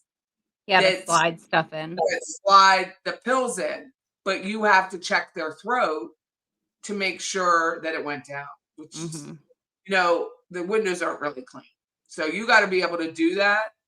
They have to squat down, they have to open their mouth, and you have to see it. Stuff easily can get saved and hoarded with that scenario. I mean, the hatch is higher, and you could see it in that door. But a lot of those, like that correction officer that day with Charlie's toe, she was short. That's why we could see so much on her body camera. Mm-hmm. Her last name was Jackson. That's what it was. Charlie's in there making a little fort. He was very jacking off, but they're like, because they're not really, they're not allowed to do it, which is absurd. But can't do it in front of your correction officer. You go to the hole. Can't do it behind the scene. You go to the hole. It's just kind of absurd, but it's for safety. And then the women are really, you're on a men's cell. Maybe the nurse was with her, but there should have been someone right with her. And the nurse, like when I did it, I was never alone. You don't go into the pods by yourself. But he was in a solitary confinement cell. Mm-hmm. He wasn't in the other option is the dorm, like Donna was in with that horrible the pod. Video.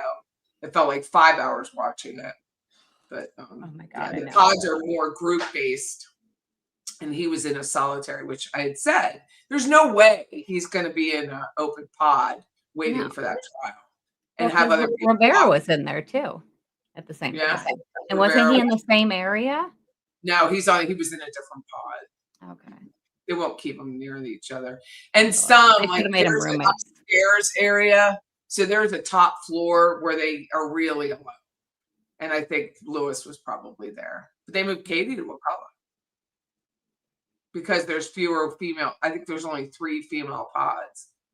So Katie would have been, she had to be out she couldn't be there. And then Sigfredo, they move him around. He was only in Liberty County, which is like our way. But Where is he? He's Do we in know? Liberty County. Not Where is Liberty that? County. Is that in Florida? It is near Port St. Joe. Yeah, it's south of Tallahassee, closer to the water. Liberty County is, I won't say heck, but it's close. It's really redneck. Very, very redneck. At Bluntstown area, Weewishitchka area. But it's very small prison. And it's not one of the larger ones, obviously. But he's been at like 6 prisons. Really? Like, he's been everywhere, yeah. So why do they move them? Is it just for like acting out? Sometimes they have to swap, depending on the inventory of prisoners. They'll swap a more like they need more of the nasty prisoners at one, just because of the job situation, like how many correction officers per nasty ass inmate. So a lot of that is the switch. People die, so they switch. People get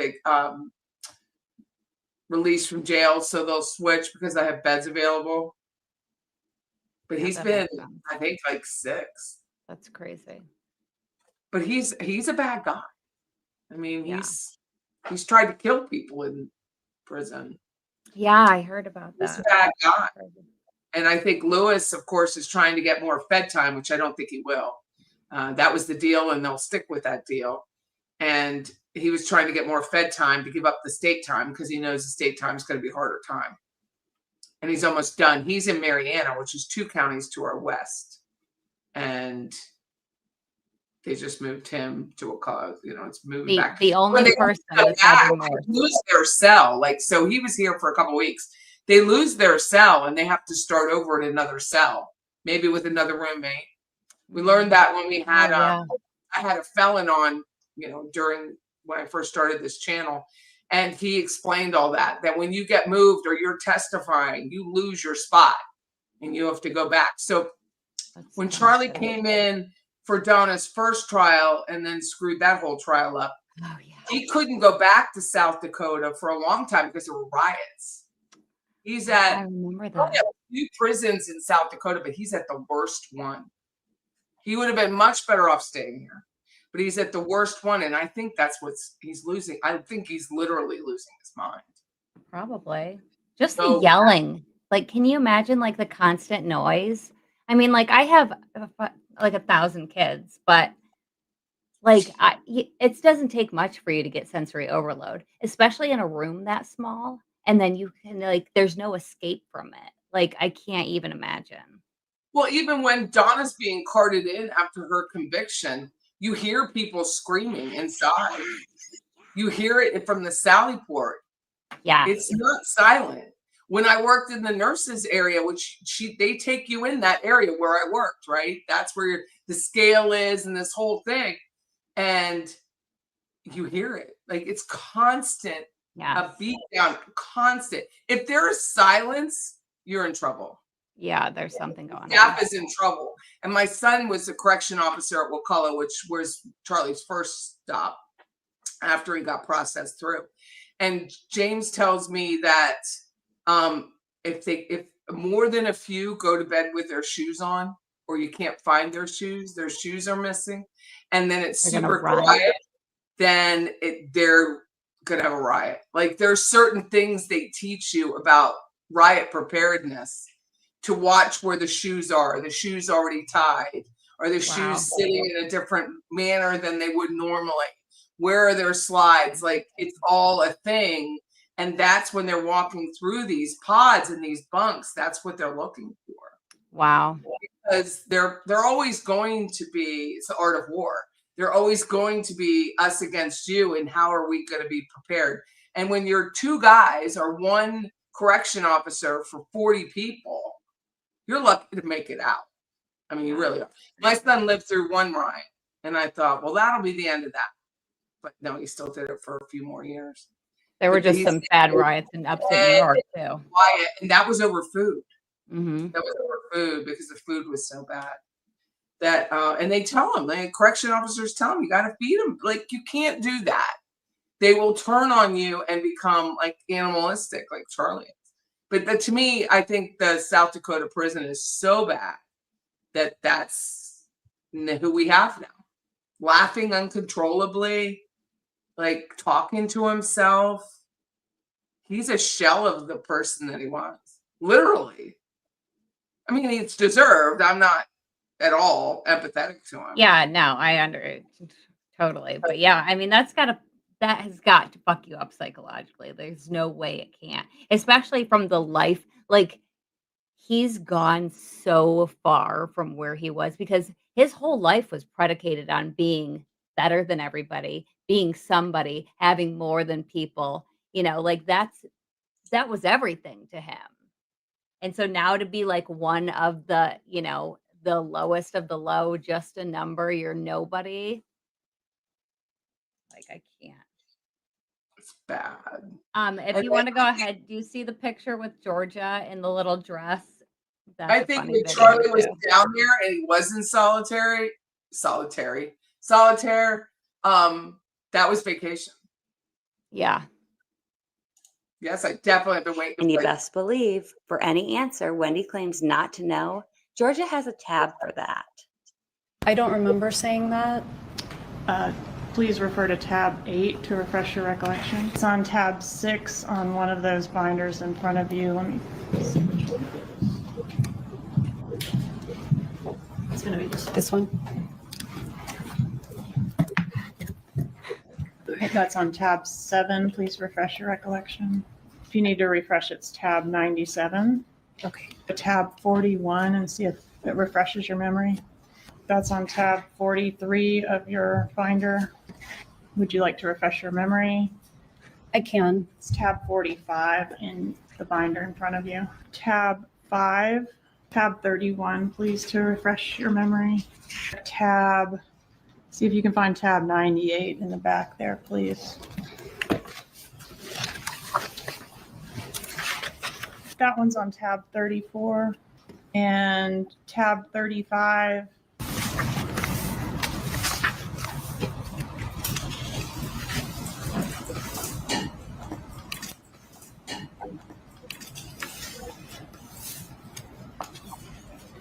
I don't see it. Are you on tab 35? No, I was on tab 34. It's tab 35. Sorry. Yes. Okay. Tab 95, please. I have tab 98. Okay.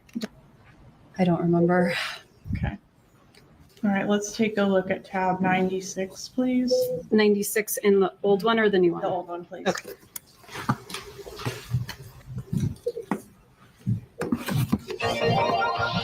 You're gonna love it. Ooh, you're gonna love it. Ooh, you're gonna love it. Cab's got sass. Ooh, you're gonna love it. Sassy, crisp taste you've been thirsty for. Cab's got sass. Can't get enough of it. So refreshing, there's no denying. When he's talking, she's fucking lying. Cab will bring out the sass in you. Cab after tab. Cab's got sass. Ooh, you're gonna love it. A sassy, crisp taste you've been thirsty for. Cab's got sass. Ooh, you're gonna love it. A sassy, crisp taste. Ooh, Cab's got it. Arsenio Hall is in that commercial. When that's what I thought. I thought. And you best believe, for any answer Wendy claims not to know, Georgia. My challenge with her is even the look on her face. She is being had the entire time she's on the stand. She is now a permanent joke, even to Georgia and her team, as she calls it. And she doesn't even get it. That's how disconnected she is. She's not even embarrassed to say. She has no idea. I don't remember. And here's the proof that you're lying. And she's not she's not even shook. No. She's not shook by any of that. It's crazy. Georgia has a tab for that. I don't remember saying that. Please refer to tab 8 to refresh your recollection. It's on tab 6 on one of those binders in front of you. Binders were this thick. It's going to be this one. Okay, that's on tab 7. Please refresh your recollection. If you need to refresh, it's tab 97. Okay. Tab 41 and see if it refreshes your memory. That's on tab 43 of your binder. Would you like to refresh your memory? I can. It's tab 45 in the binder in front of you. Tab 5, tab 31, please, to refresh your memory. Tab, see if you can find tab 98 in the back there, please. That one's on tab 34 and tab 35.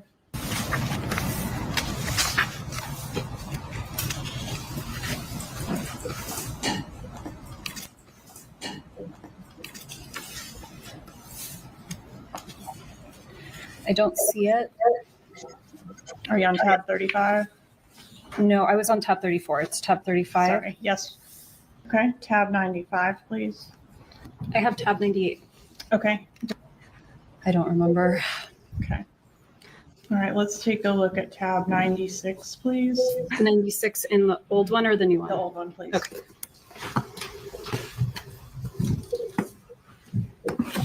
Ooh, you're gonna love it. Ooh, you're gonna love it. Ooh, you're gonna love it. Cat's got sass. Ooh, you're gonna love it. Sassy, crisp taste you've been thirsting for. Cat's got sass. Can't get enough of it. So refreshing, there's no denying. When he's talking, she's fucking lying. That will bring out the sass in you. Tab after tab. Tab's got sass. Ooh, you're gonna love it. The sassy, crisp taste you've been thirsting for. Tab's got sass. Ooh, you're gonna love it. The sassy, crisp taste. Ooh, Tab's got it. Sass. I'm sorry, but you should send that to Georgia. They have got that. I sent her the Wendy song. Like a get a week or so response? ago. No. You know, she can't respond, but she knows she's laughing. Yeah, she's like Very loves it. But how do you like sit there and go tab 5, tab 5, tab 22, tab 22? Like no look on her face. She's not even shook by it. The fact that she's called a liar 25 times on the stand. 1,000 times.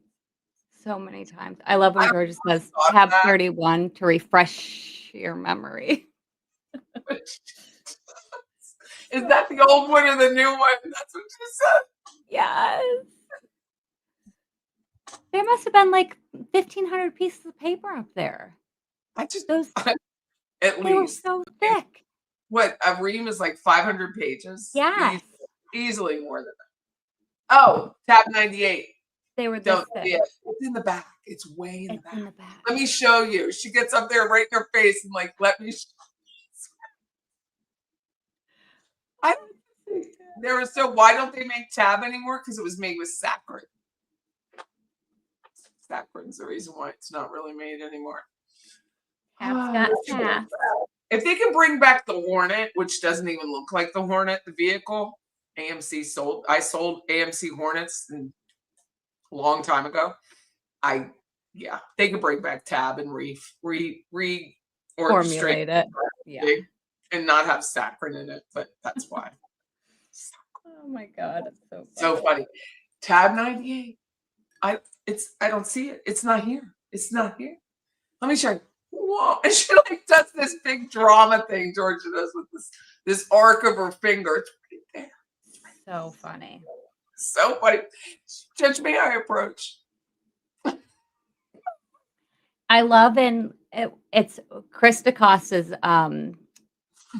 doing a cross on her in Katie's retrial. And he asks, I don't even remember what he asks her, but Wendy looks at the judge for like help. She's like, and Chris is like, answer the question, Wendy. Did you sing that? Were you singing in this? Yeah, I sing the part where if Wendy's talking, she's fucking lying. Thought that had to be you. That's brilliant, though. Nice voice. Thanks. Nice. That's so funny. It's just like she's talking too fucking much or something. That's what he says. She is just too much. When Jorge doesn't know how to enter Wendy's magic hoo-ha, She said you can find that on tab 69. I was like, did you see the YouTube short about Coral Springs is rated the worst designed town in the world? No, Tallahassee, Florida is. As a person who sells land here, it's a spoke wheel system. It's not good. No, we have the worst. No tab anymore. I mean, that was just brilliant. I don't know. And Georgia talked about it at that event that she'll wake up at 4 o'clock in the morning and call Jason Newland with an idea. And I wonder if that was one of the ideas. Let's just tab her to death. Because it diminishes her to this. Well, She she's comes let her up lie in every other one. And Well, now this John- one, she's like, here you go. John Laurel has to stand up there when the jury's not in the room and be like, she's got immunity. Everybody, she has immunity. Use immunity, not real immunity, John, but yeah, we get it, John. She has immunity. So does everyone else who gets on the stand, John. And he's making this big scene about her immunity because he has to justify his income. She has immunity. She's not testifying for the defense. Which that right there. Yes. He says the same thing over and over again. She's not testifying for the defense.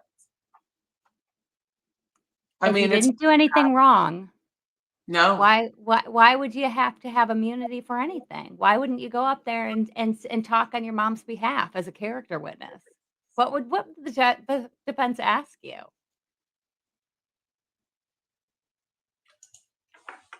Right? I can't even. So that's what I was going to tell you. So the defense, when you mentioned earlier, they didn't prepare any of their witnesses for what was going to be asked. Nobody did they prepare. Tim Kelly, the realtor who was sitting in the back, was told to go into room 3G. Yes. Not even what he's there for. What? And not even like what he's going to be there for. That's insane. That's why I heard you. I was on your live when you were talking about that. Like, what? He had no idea.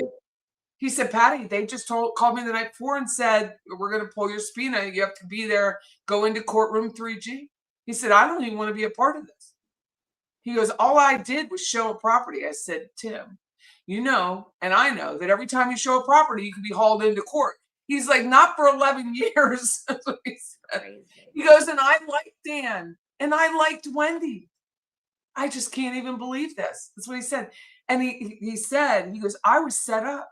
I said, you were absolutely set up. I think they were trying to set you up, not because of you, who you are, but they were trying to get an appellate issue from what other people were telling me. I know nothing about these things, but that if there's a sequestration break, you know, Tim's testimony was nonsense. He didn't even have to be there. But then the next day they did the Linda Bailey sitting in the back. And that's where it became an issue of the sequestration. I mean, the judge didn't fall for it. He said, no, she could testify. Oh, is that why they were trying to do it? To try to get him to say, no, she can't testify? And then they're like, they didn't let our people testify. That is the extreme, according to the Supreme Court of Florida, is to eliminate a witness. That is the extreme punishment for the break of the sequestration. So he leaves, and I'm sure he has a team of people he can ask questions and they can shoot the shit during these breaks where he goes into his chamber. And he came out and he said, no, she can testify. Because that's the only thing that they could do. They asked Georgia. Georgia's like, well, the only thing we have is to remove her. And of course, Georgia had to ask for that, even though she knew that that was likely not going to win, because he doesn't want an appellate issue. So that's an automatic appellate issue if you remove a witness. So I will give that one little tiny half a point to Josh and Jackie. Jackie knows that because she was a judge. It's still so dirty, though. Like, it is dirty. It was so dirty. And it put a guy who is really a nice man and a really good realtor and my competitor, and he's a really good real estate agent, who put him on the spot and just hung him out to dry and make him look like he was trying to hurt somebody by being present in the courtroom. And he wasn't. He was just doing what he was told. And then, like I said earlier, they had Harvey running out and getting the witnesses. I was like, what are we watching here? I still don't understand. I'm still perplexed by that. Josh or Jackie would come over and tell Harvey, and Harvey would go out into the foyer area or into the hallway and get the witness and bring them in. All these witnesses were lined, and they weren't in a separate room. They had a defense room, and that's not where they put them. They put them right in front of all these people. When we walked in after that lunch, Linda Bailey and Kristen, Linda Bailey was first because she came in with me. She walked in with me that day, that morning, whatever it was. And then Kristen Adamson came, they were sitting next to each other. So for two people that were going to be witnesses in a trial where you're supposed to be sequestered, you're not supposed to talk to each other. That's what they were doing, was they were talking to each other. And Linda said like 100 times, she's like, yeah, Kristen and I we were talking, so I knew I would get my story straight. And then I listened to her whole testimony. You know, we were in like the same sorority and we were in the same law school. And Kristen's a really nice girl. Like, they're all nice. Everyone's so nice, even the murderer. Didn't you think that was odd that their whole defense was like, how nice of a grandmother is she? Yeah, She is so nice. a delight. She is a delight. The sweetest woman. And Ryan Fitzpatrick said it on STS last week. She was really sweet. Donna was really, really sweet. So sweet.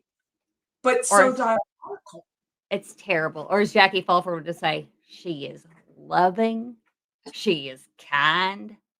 She is a goddamn delight. Punching the podium.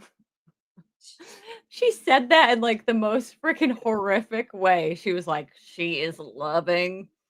She is kind. She dresses her grandkids up as Nazis. Doesn't everybody do that? Just a normal Jewish grandmother.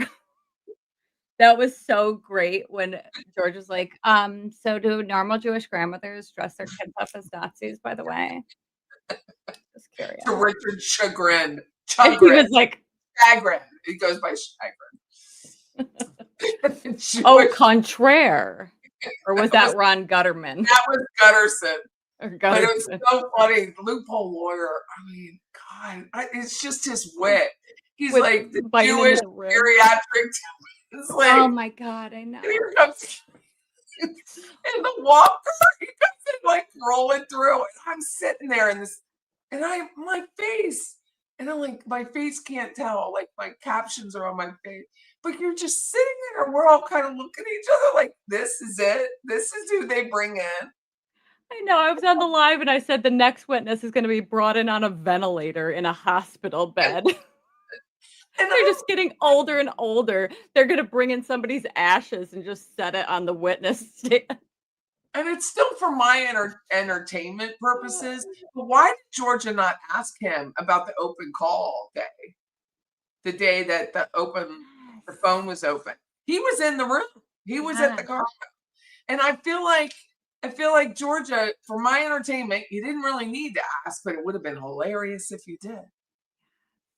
Did she threaten to kill herself? What kind of situation were you in? Were you nervous? Did you think you should have her Baker acted? Like, I had like 150 questions through my brain of, why didn't you ask that? You didn't need it. Clearly you didn't. You win anyway.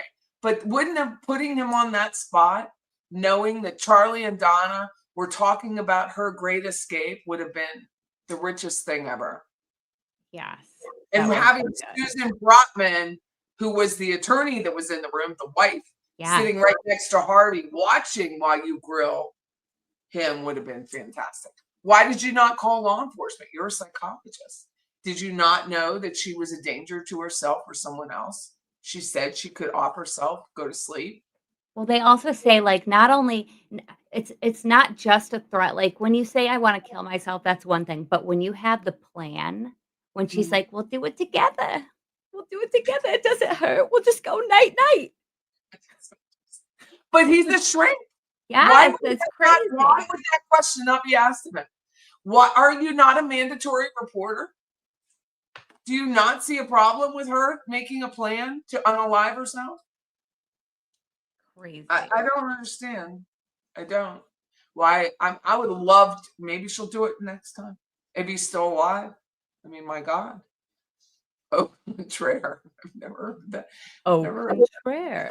I mean, like, you couldn't have brought in the worst witnesses. Like, let's show how haughty and, hoity-toity freaking Donna and Harvey are by bringing, we had, what was it, a gourmet club? That's when we have a private chef come to the houses and cook us food.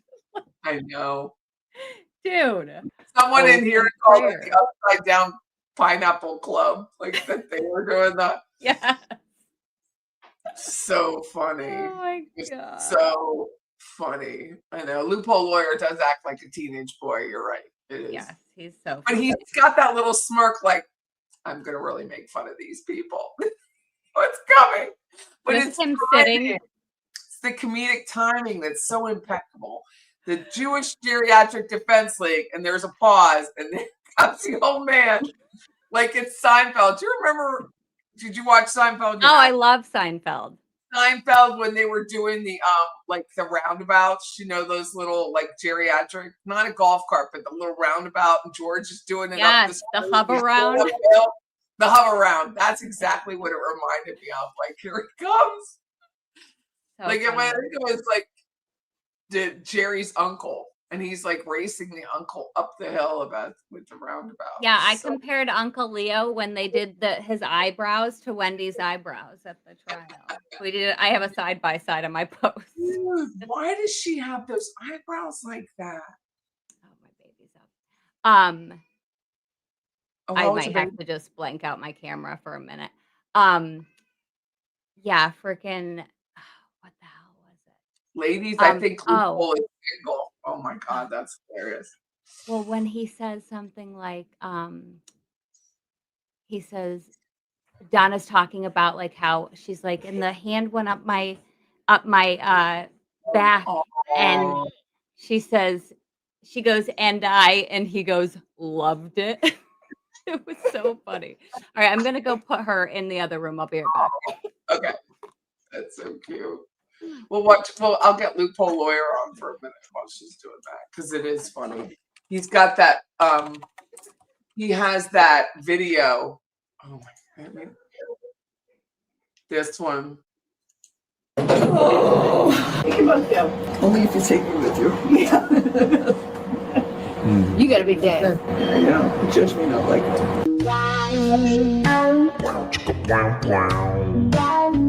Sorry.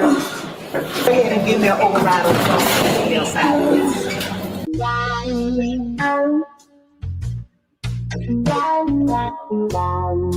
Your ear okay? There's a draft in here. Turn the fucking heat on. All right. You got your hand on the handle? All right. In there.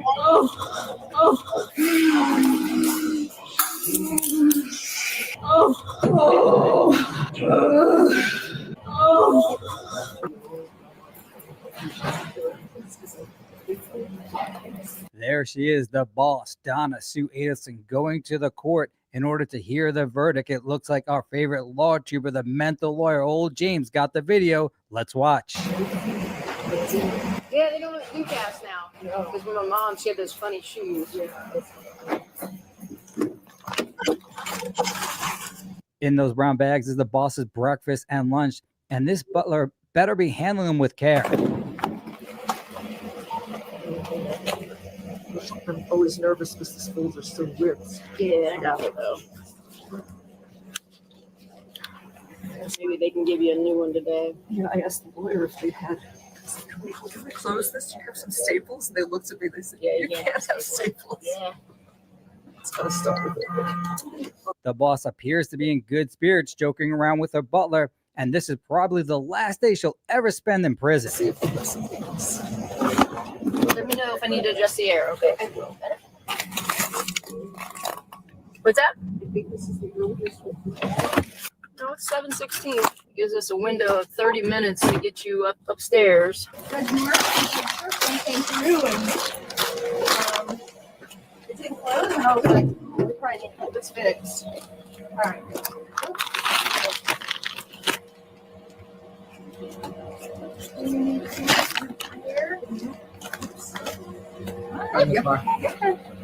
I'm that foot. Okay.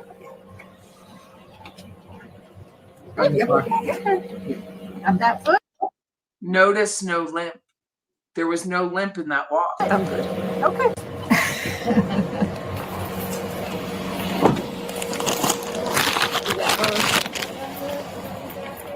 I'm with you. I'm gonna go too. You can both go. Only if you take me with you. Yeah. This is underneath the courthouse. They added a second butler to help the old boss out. And as we can see, the boss is joking around.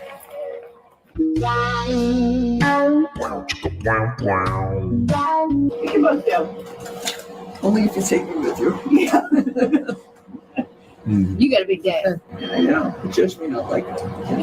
Yeah, he don't like it. He's probably wants me today. Probably wants me here today too, probably. I mean, it's nice to dream about not having to come here today.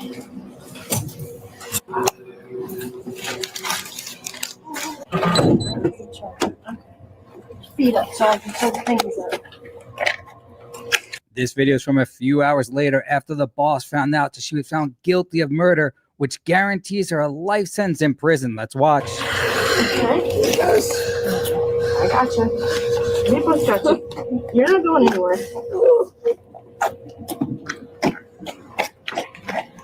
All right. You got your hand on the handle?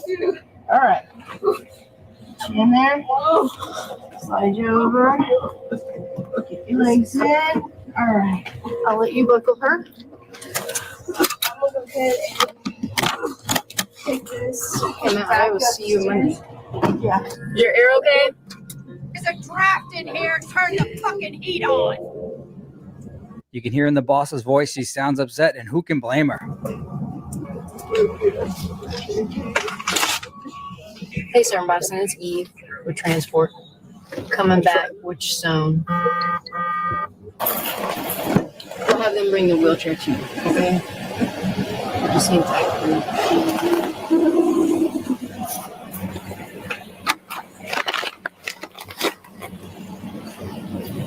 Doesn't look like the boss ate her lunch. I wonder why.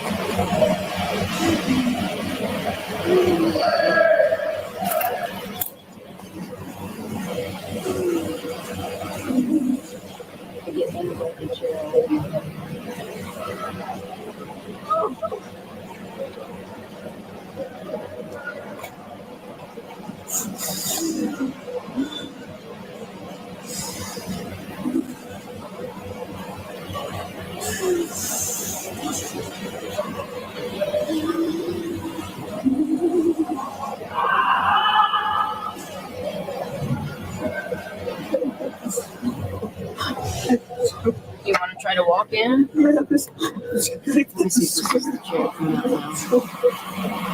The chair's coming out now. They're coming. Okay, we'll let you get this. Donna Sue's complaining that her granny sweater is making her too hot. However, she can't take it off until she's back into the jail.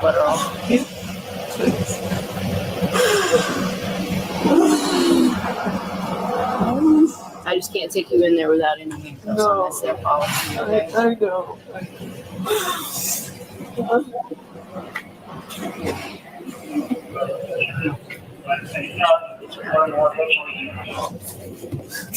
Step right there. I got you. That's some. I had to borrow those this morning. They're blue. Oh, okay.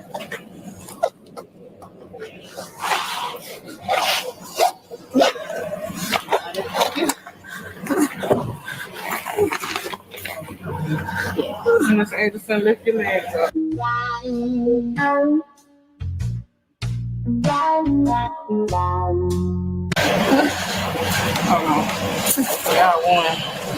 Put your leg on that. It doesn't look like this butler is Jamaican, but my mother is. And I tell every single white person, you better be nice to Jamaican women. They're the only ones that are going to take care of you when your family abandons you when you get older.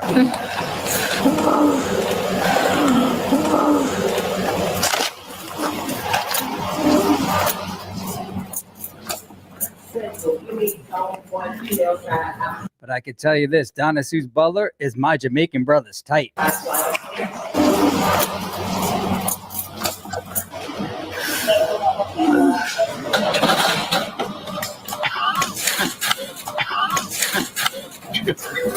ahead and give me an override on something on the side. Go ahead and give me an override on something on the side. Sorry. Go ahead and give me an override on the else side.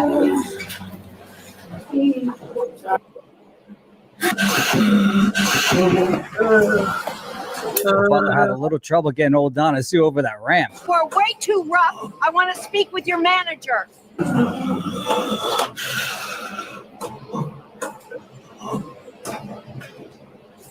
117 is in the control. Don't steal inside slide, please.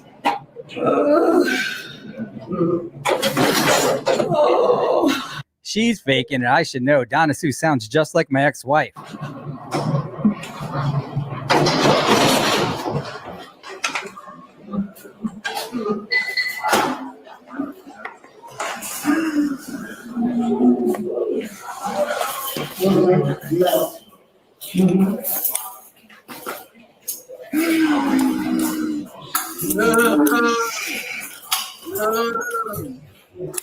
Beautiful eyelashes on Donna Sue's butler.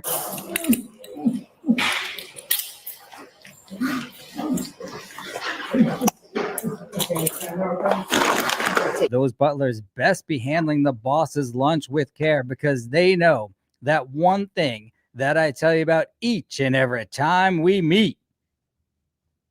You don't fuck with Donna Sue Adelson.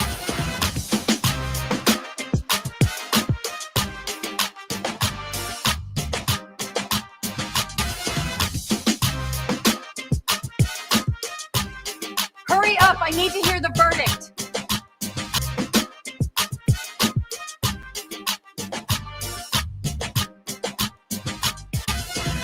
Why did I trust that idiot Charlie to handle this job? We're way too rough. I want to speak with your manager.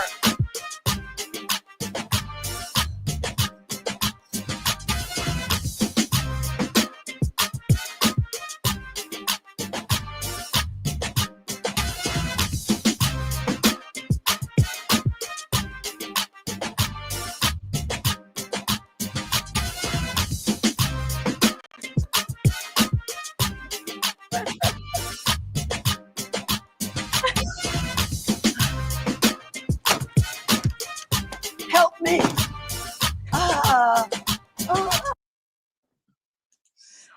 I mean, it's brilliant. I don't know how long it takes them to do these, but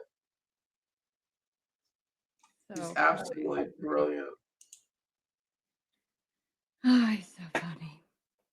Oh, you're back. Yeah, I'm back. We were watching a loophole lawyer. I How old know. is your He's baby? so funny. How old's your baby? She'll be 3 the day before Halloween. Aw. 3. Aw. Is that your youngest? How many do you have? Yeah, we have 9 kids altogether.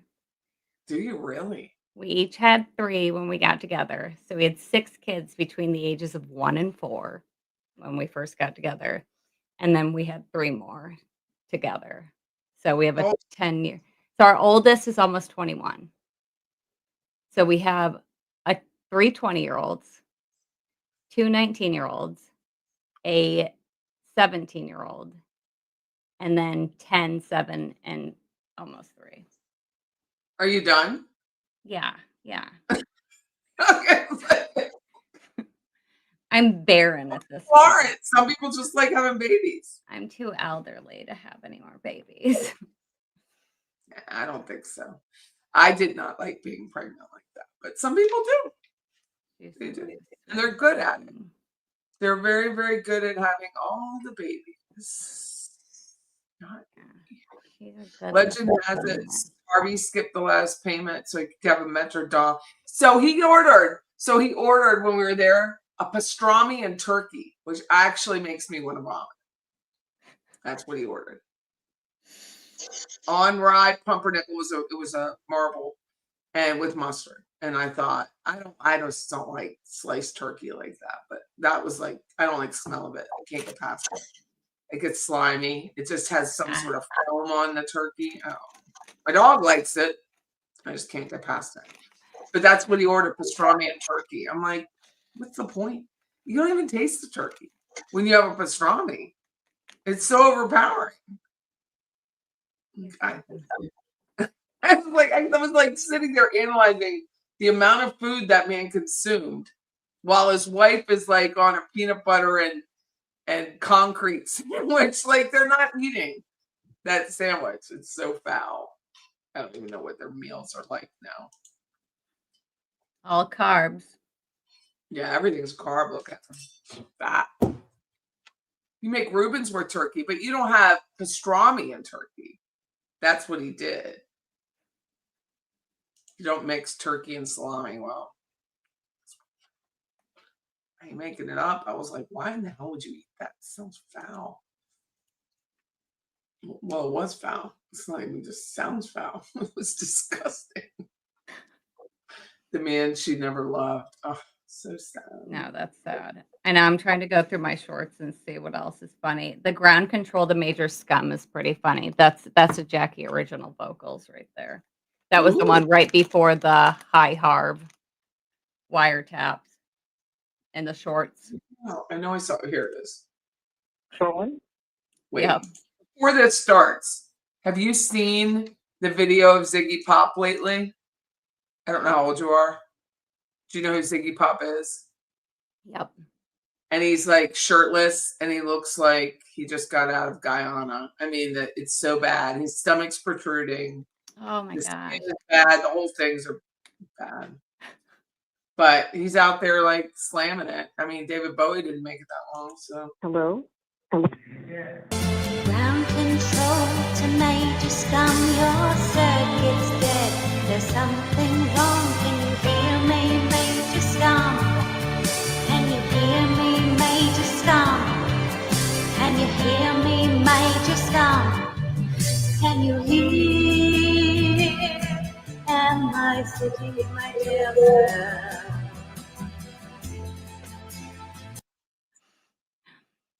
I know, and I do a little bit of AI, but like all this stuff is like keyframed. It takes me forever to do these little clips. I bet it has to. Trying to get it All to come frame back. by frame. It is frame by frame. I don't think people realize it. Yeah, I know. I told somebody that it takes me sometimes like 100 hours to do a video. Wendy told Isom over and over that she was a suspect. This is crazy. Sean? Hello? Ground control to Major Scum, your circuit's dead.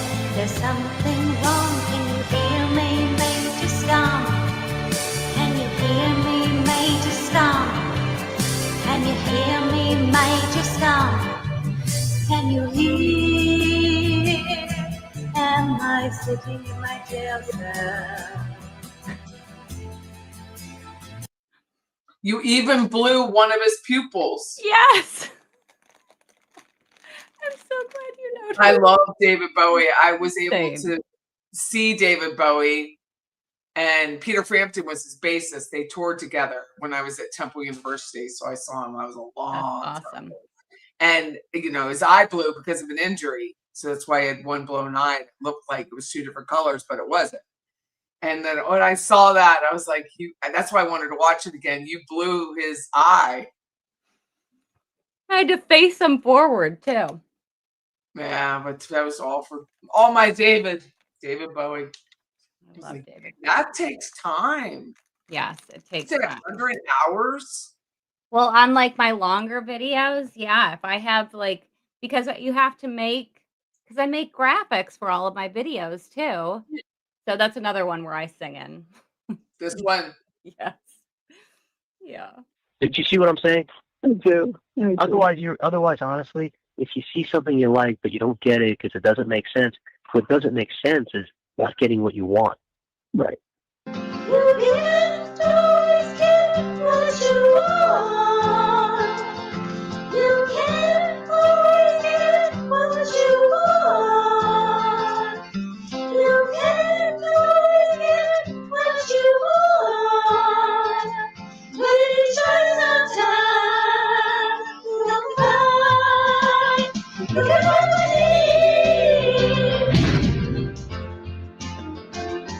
Who needs a jail cell? That's photo. moronic. Perfect. But you got to see if you like it and it makes you happy. I'd say go get it. And you know, if next year you could always change your mind. It's been 1 week. That's true. Yes, you know what I'm saying. You're not writing a check for $5 million. You're talking about the difference of 20 or 30,000 on a year. Who gives is the answer? I got you. You work too hard to be sitting here and not getting a place that you want. Yeah, I always tell everybody, I'm like, my videos are just see what a I'm saying? visual of my brain Otherwise, as I'm listening to honestly, this. if you see something you like but you don't get it because it doesn't make sense, what doesn't make sense is not getting what you want. Right. You can't always get what you want. You can't always get what you want. You can't always get what you want. But if you try sometimes, you'll find you can always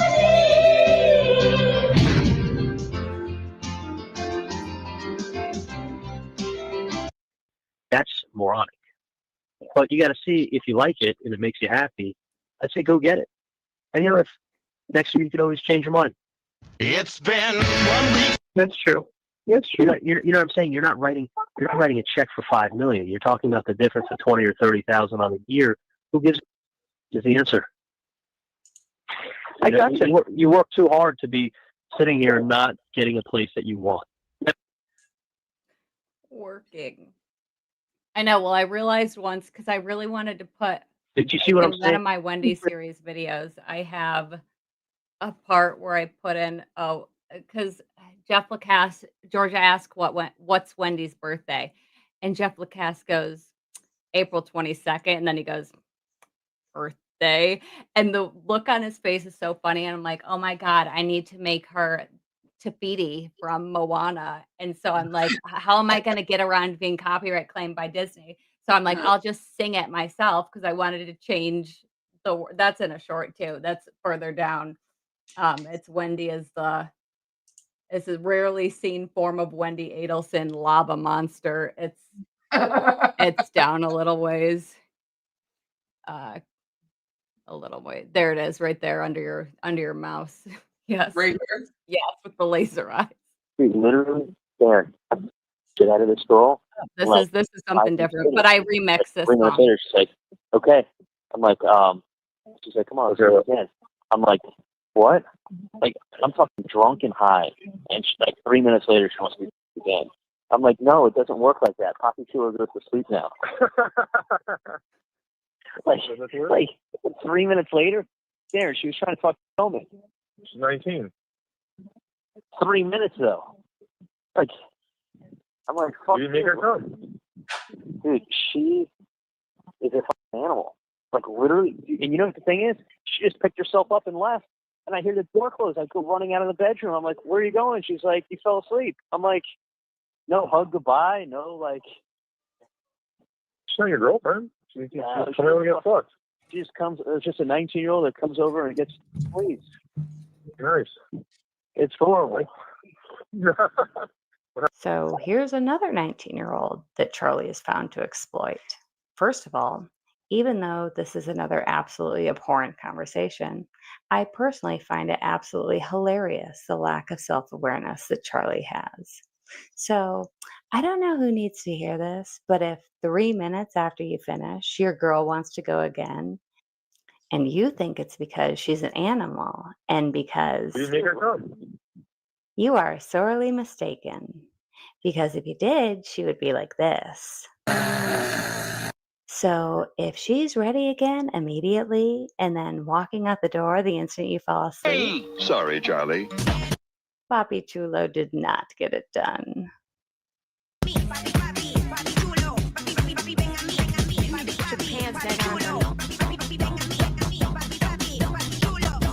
serious. I don't want them laughing at my TV.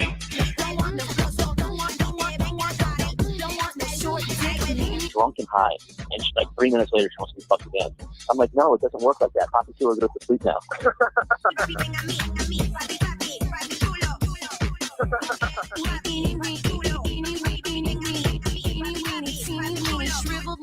short dick man.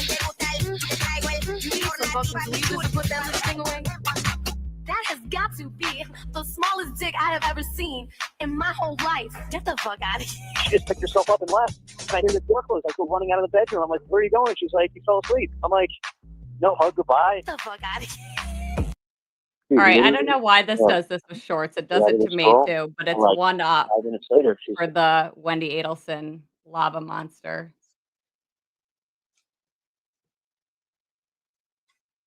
So it's this? Yeah, it's that one. literally. Here, just click the arrow up on the right-hand side. I don't know. It does that to me too. It's Click like, the arrow. I'll decide. Well, when you go back in, here, if you click it again.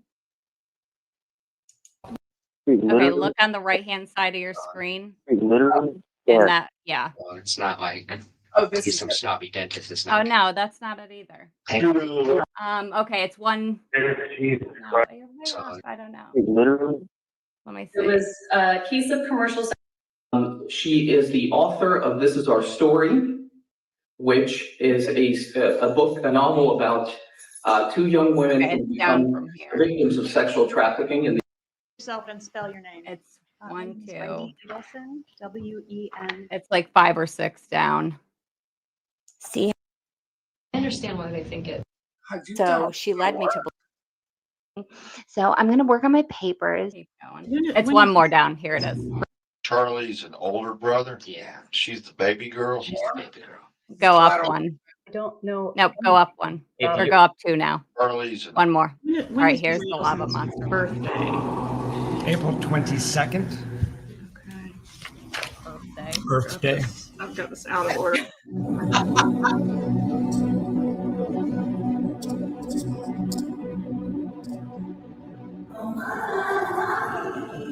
I have crossed all of trust, got to find you.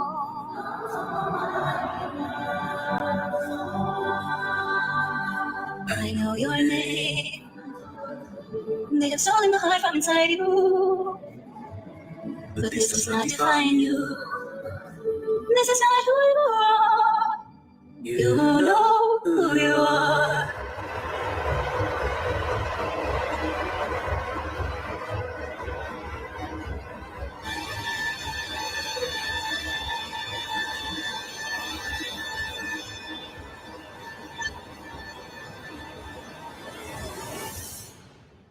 A fucking monster. Ladies and gentlemen, Mother Earth herself, Wendy Adelson. The one down from this is funny. It's about Charlie being a middle child. She's the baby girl. She's the baby girl. Is Charlie older or younger than this one up in Albany? He's the middle kid. Charlie is? Yeah. I love the level of disappointment in Jeff's voice here. Like, yeah, he's a middle child. What a shame. Introducing the okayest new magazine just for you. Well, you still have to share with your baby sister, but it's still for you. Introducing Middle Child Digest, the world's leading only magazine for middle children. Inside, you'll find tons of cool stuff, like why your parents don't have any pictures of you. Aww. And true stories about other middle kids just like you. Full of tips and tricks to help get you noticed. Woo! And there's even cool extras like this month's pull-out poster. Also in this month's issue, we discuss Middle Child Day. Hey, where's our parade? This month features famed middle child and murderer Charlie Adelson. Yeah! He's a surgeon and other fun facts that are lies. He helped write this month's special report, The Art of Whining. He sure knows about that. Plus, a super special article about the favorite child, and you know who that is. Not you. It's Wendy. So, subscribe today. Your first issue's on Charlie. He's a millionaire, so he can afford it. And you can guarantee if other magazines left it on the cutting room floor, it'll be included in Middle Child Digest. Don't wait. Call now. NEGLECT. Don't get left out like you always do. Call 1-888-NEGLECT. Because here at Middle Child Digest, we love you when Rob, damn it, whatever your name is. Yeah. Charlie's an older brother. Yeah. She's the baby girl. She's the baby girl. Is Charlie older or younger than this one up in Albany? He's the middle kid. Charlie is? Yeah. Notice how, if you're not from here, you're not going to pick up on it. You might, but notice how Craig Isom says Albany, because that's what they say in Georgia. They don't say Albany, like Albany, New York. They say Albany. That's fine. And that's why I wanted to listen to it again. I'm like, that's how he's going. I love the level of disappointment in Jeff's voice here. Like, yeah, he's a middle child. What a shame. Introducing the okayest new magazine just for you. Well, you still have to share with your baby sister, but it's still for you. Introduce. And we all had the money to make a mock-up of the Middle Child magazine and send it to Charlie. That would be, I don't know, one day I'll hit it. And that My is favorite line is, he's a surgeon, and other fun facts that are lies. He's not a surgeon. That was even fantastic when Georgia said to him, "You're a doctor? Yes. May I call you doctor? Yes." Because statistically, jurors hate doctors. Well, not only that, it's like showing like you're smarter than this. You knew exactly what you were doing. Crazy. You're smarter than everyone. And he said so much hubris. He's like, "Sure. Not, no, please call me Charlie. No. Yes, you may call me doctor." Because I'll no one allow else. it. That's what he did. Please call me doctor, please. I'm not one, but you may. I pretend to be one when I get pulled over for speeding in the HOV lane. Right? I'm an ER doctor. I know. He's like, because, basically when cops are going to come in, do they really want to see your face and know that they gave you a ticket? It's like, do you really think that an ER doctor is going to not treat the cop because he gave him a ticket? Like, what does that even mean, Charlie? Amy writes, publication sent to prison must come from the publisher. If I'm self-publishing, I'm the publisher. She's not wrong, but still. I'd send him a framed photo of his face, and he would be like, wow, I made it to a magazine. He would put it up on his wall. He would be like, I never made it on a magazine before. Well, can't you send them emails with pictures? Yeah. I mean, I don't know. Every prison's going to be different. The warden gets to make the rules. Here in Florida, though, you're not allowed to send them books. I don't know. Some of it seems odd. You make a knife out of a paper. I don't know.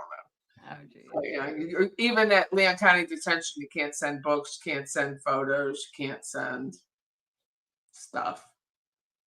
And if you ever, and I'm sure you all heard that the guy in charge of Leon County Jail, he was a bit of a dick. I mean, he really was. He was like, she can just go down and file down the road at the federal courthouse. She could just do this. She could just do that. I mean, you don't have to. We all know you're a dick. Do you have to sound like a dick too? I want to be like, sound like your employees. Like they were very respectful, right? Yes, they were all very respectful. Why are you going to come in and sound so cocky when you're on your way out? You're clearly at the end of your term. There was a hot black man in there, although Lieutenant Henry. I was like, well, Lieutenant Henry, what do you do for fun? Now he came up to me and asked me. I was like, Lieutenant Henry, what do you do? That's coach football. I said, well, you look like you coach football. He did. He had a beautiful bald black head. Like he was like that even skin tone that is just nice. He's a very nice man. He was nice. Most of the deputies this trial were nice. Last trial, not so much. They were over it. They were over all the Adelsons last trial. I think Charlie was much more challenging to deal with in the basement of the courthouse where they keep them than Donna was. I think Donna was bitch, but I think Charlie was worse. And you can hear it when the way he talked to that correction officer about his big toe. what an asshole. And she's so funny. Like, she's like, yeah, he said I was stupid, and then he wanted you to come down so he could tell you how stupid I was. That's exactly what I would have said. So funny. Of course but he was in there jerking off. He just didn't want me to see it. That's would have been better. Like if you could have just said he was whacking it out. Call him out. He was trying to stretch it badly, and I interrupted him, which pissed him off. So now we have to talk about his toe. Toe is a euphemism for his dick. Yeah, he's got blue balls. Not a fucked up toe. I hope they give them saltpeter. I asked my son that. Did they give him saltpeter in prison? He's like, no. Well, they should. Like, whack it. Hit that like button on the way out. I do know that. Was there anything else you wanted to chat about? I have an early call tomorrow for the radio. I know. I've got to go to bed too. Do you do this? Is this your full-time gig now, makeup, or are you a makeup artist, or you just like makeup? No, when I first started YouTube, that's what I was doing. I did it because, like, you know, that was really kind of like the thing that everybody was doing. So, and I'm just like an artistic person. So, you know, yeah, kind of like, yeah, it was kind of just natural for me. And then I was part of IPSY, and IPSY flew me out to San Francisco to do Gen Beauty, and I met James Charles when he first was like a cover girl, very first. And I went out there and I was just so put off by, like, I was kind of getting over it anyway, because it was like, I mean, the whole makeup thing, it was like super materialistic, and you had to like buy all this stuff, and you like, you know, it was super competitive in that way. Like, you have to be the first one to have like all the stupid palettes and everything. But going out there and just hearing, you know, all the girls talk about like the algorithm and your numbers and all this, I'm like, it's not fun for me anymore. So I stopped. But yeah, that was like in 2014. It sounded more like a job. Yeah. And it was just like, I was forcing myself to do videos at that time. And so it was like, it just became not fun to me. I did do like 31 days of Halloween though. That was pretty fun. That's on my Instagram. Halloween looks. I love Halloween. I love Halloween. My favorite look is like, I got these like veneer type things that had braces on them from Spirit Halloween, and did like an 80s picture with like the lasers and stuff in the back. I think I could find it. It's pretty funny. Yeah, I liked that part. I love Halloween. I think it would be hard to film yourself doing makeup. I always watch that Bailey. I'm not going to get her name right. She does Bailey makeup. Sarian. Yes, she does the murder and the makeup. And I think you're so critical of yourself to begin with. Just we all are. It's not just people who do makeup. We're all very critical. I'm very critical. I don't have any makeup on except foundation right now because my eyes busting. Although I do not have the eye herpes. I just want people to know that. That was so funny. She's like, you could go blind. Yeah, but it's not. It is the lid. It's the lid, not the cornea. It's the actual skin on the lid. And I really do think it's from that serum that it was just aged out, which I promptly threw away. But I mean, you are changing. It changed when you used that eyelash serum. It changed the color of my eyelid, which is in the disclosure that it could change color. But I think it would be really hard to do. Oh my God, you don't even look like you. I know. People were like, that's not you. I'm like, no, it definitely is. Oh my God. That was one of my favorites. But yeah, I did. And I can't even get into this freaking Instagram account anymore. Oh, you can't. I did like the Olin Mills. I know. They're like, okay, just tell us, go into your email. Oh, and yeah. I went in there, and then they're like, LOL, you still can't get into it. I'm like, I have my Facebook, I have my email. Like, I got hacked. I got hacked. I watched it happen. I don't know what made me wake up at 2:00 in the morning, but I woke. Oh my God, that's amazing.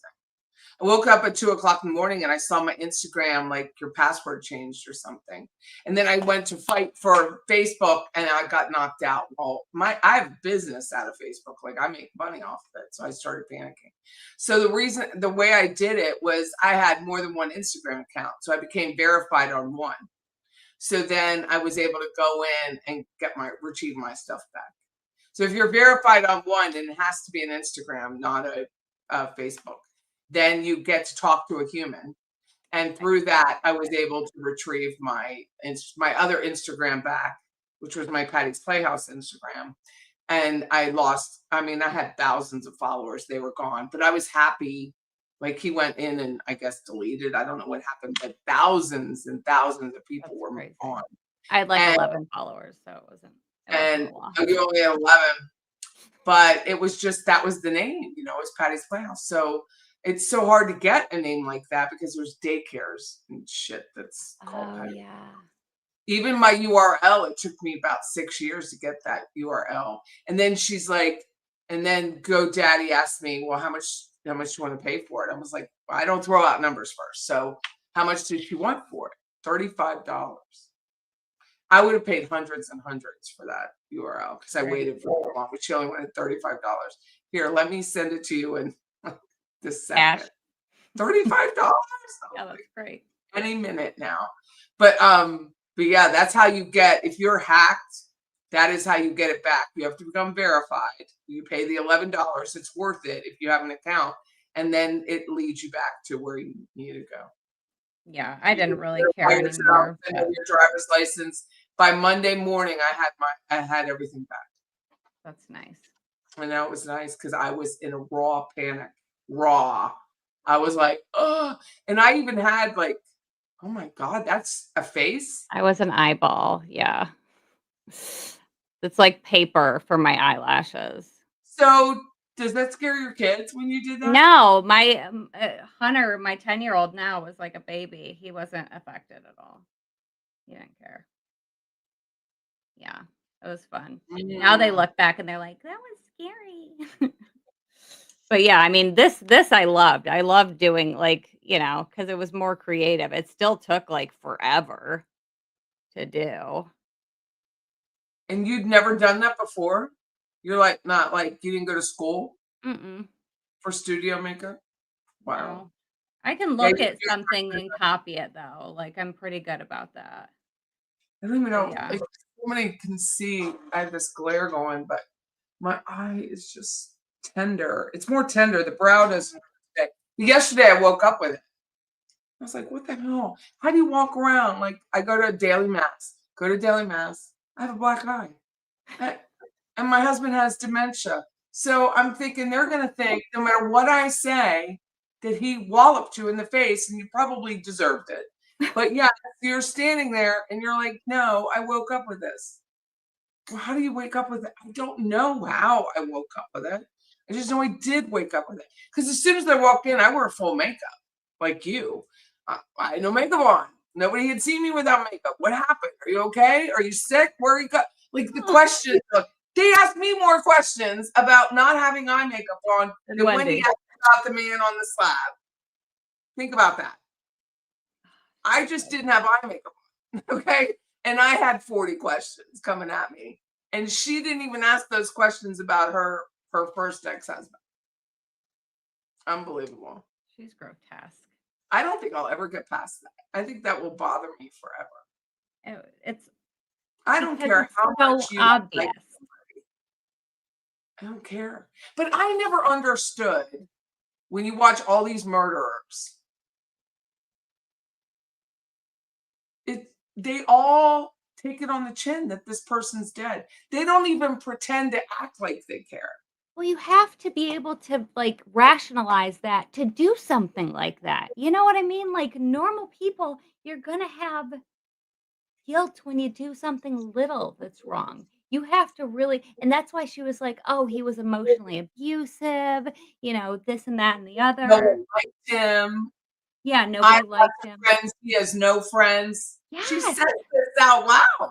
I know. Well, the one when she was like, I would tell, whoever she was calling, and they're like, well, do you think that they'll be like too upset to drive? She's like, they're really more my friends than his. Like, Wendy. You did. Like, do you have time to watch the third? Because I'm going out of town. Do you have time to watch the third Veroscope for Wendy? Mm-hmm. It's like a half hour. Yep. I've got nothing but time. This is my time. Let me see. This is like my peak creativity time, like post midnight. That's when you start. He's so good. Welcome to the Veroscope Forensic Linguistic Analysis. Okay, this is part 3. Because if there's a video I want to watch, I typically don't watch it before I go on live because I want to watch it with the people. So I've not seen this. Of the Wendy Adelson police interview, which occurred on July the 18th, 2014.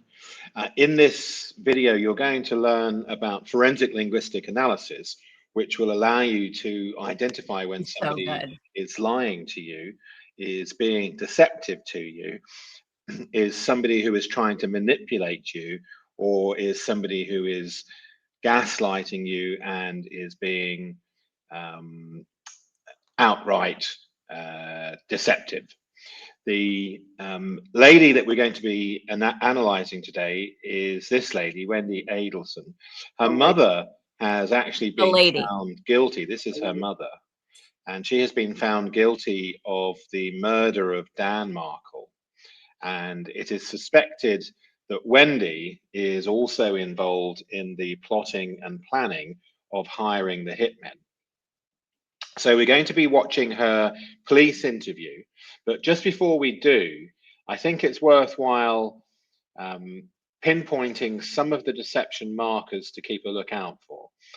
Not all of them, because some people like to see them as we go through the analysis and see how many they find themselves. But let's run through some of the important ones.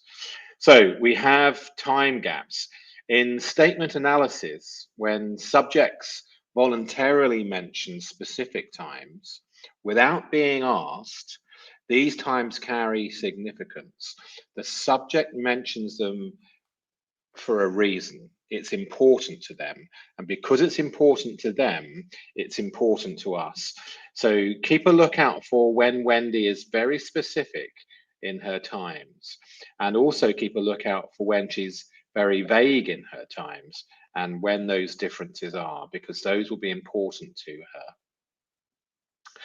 Other things to look out for is the language regression indicators. She acts childish in front of the detective, who is her father's age, it would appear. And we see linguistics like "I'll hold it," which is child appropriate bathroom language. You know, an adult might just say something like "I'm fine," or "No, I'm fine, don't worry about that." Not the childish crying and "I'll hold it" type of language. She's manipulating the detective, in my opinion.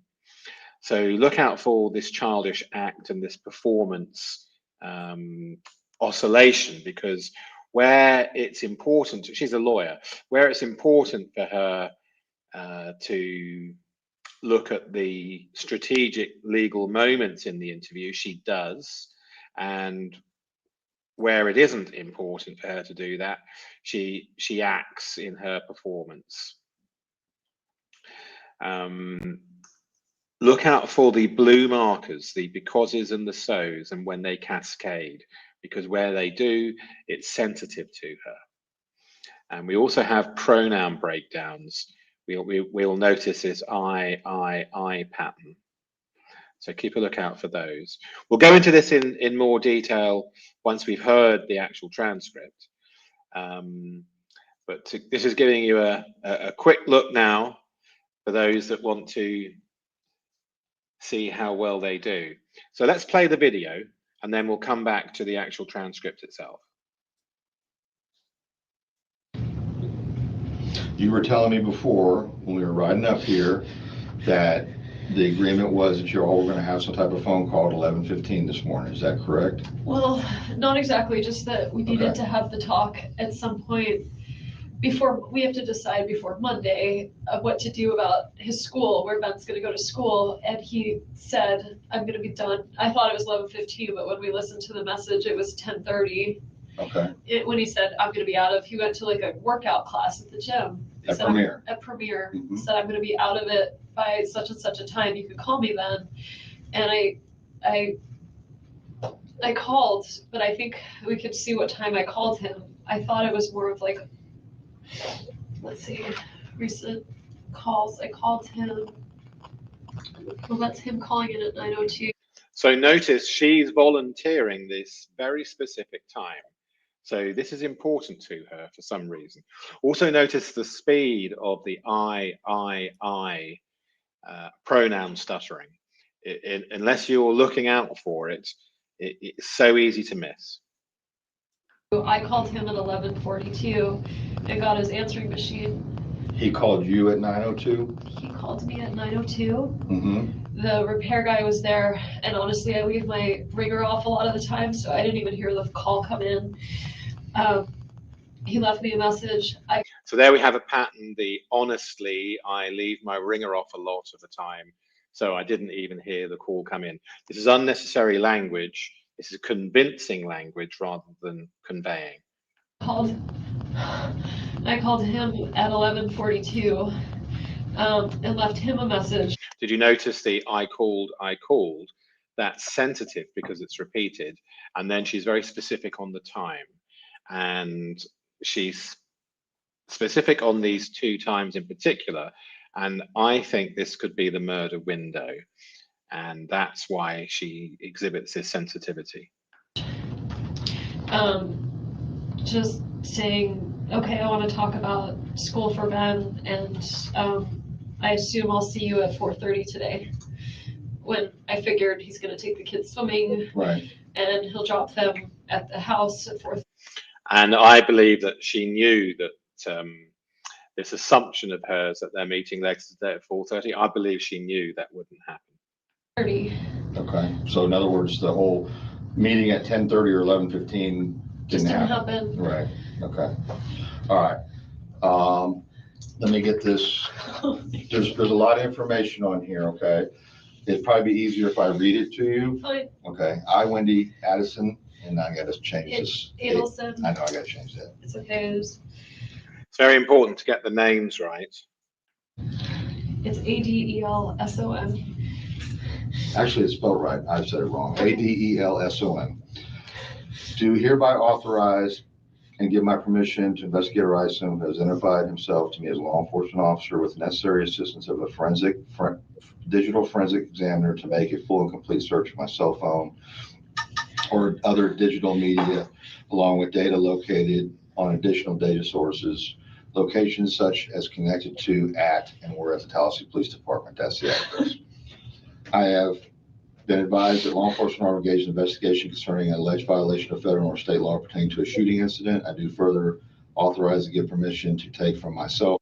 So we're now half an hour into this police interview, and she's continuing to act like a child with strategic little cries. Phone located at 230 47th Avenue.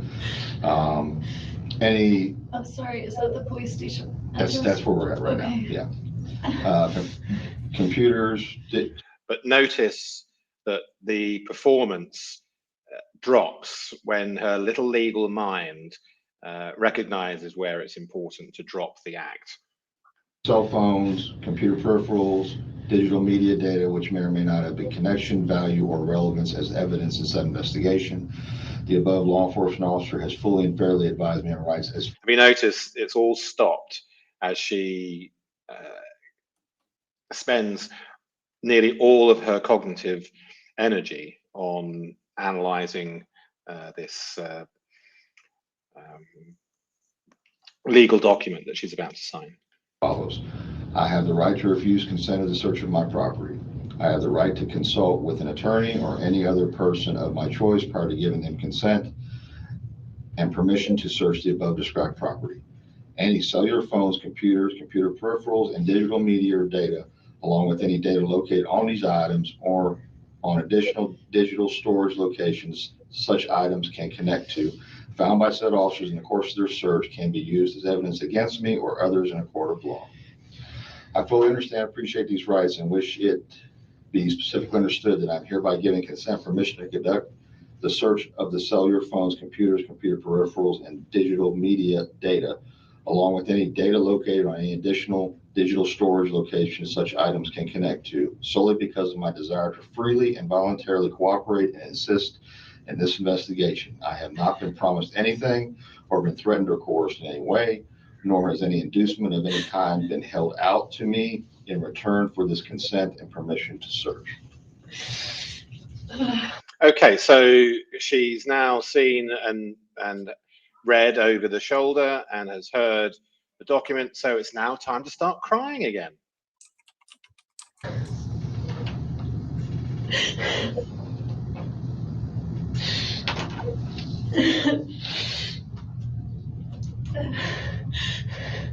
This is pure gaslighting, pure manipulation 101. Okay, can I have your phone now? Yeah.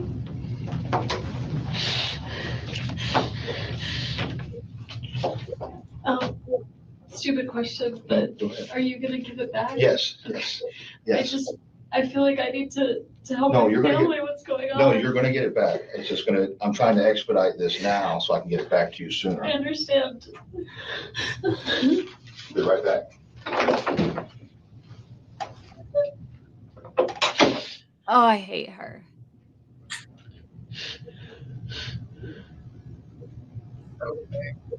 Immediately stops crying when he leaves the room, also. And breathing normally now. Yeah. Well, she goes from like sobbing for a minute and a half to completely normal breathing once he asks her the first question. I hate her. With all of my heart. Certainly, there's no need to cry anymore, is there? Because he's not in the room. There you go.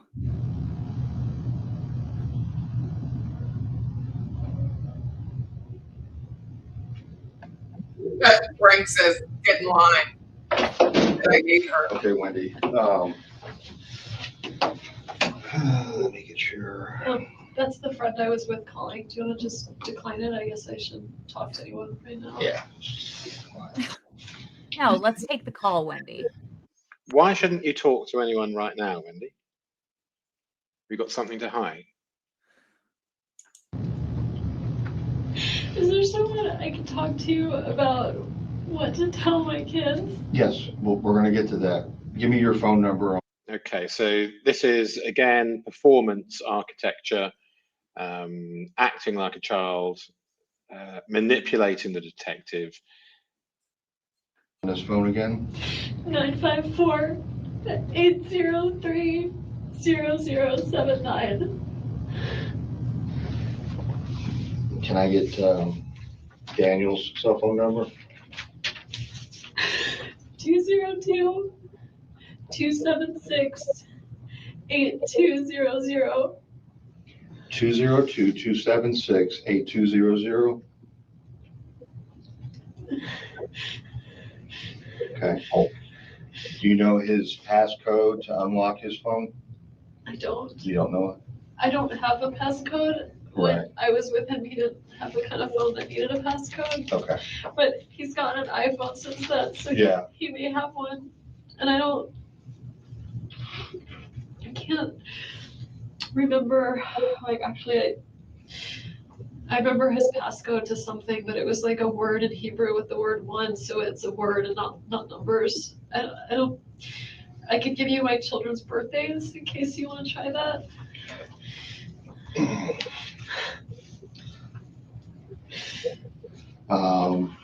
I really have no idea what it would be. Okay, let's go ahead with the children's birth. Notice her little hyperventilating technique that she has practiced over many years, I would suspect. So Ben is 729, so it could be like 0729. What year? 2009. Lincoln is 13, 2010. They're 14 months apart. 10/13 of 10. Yeah.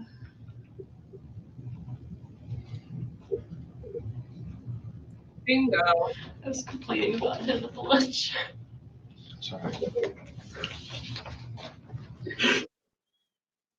So with her friend, she was complaining about him. Right back.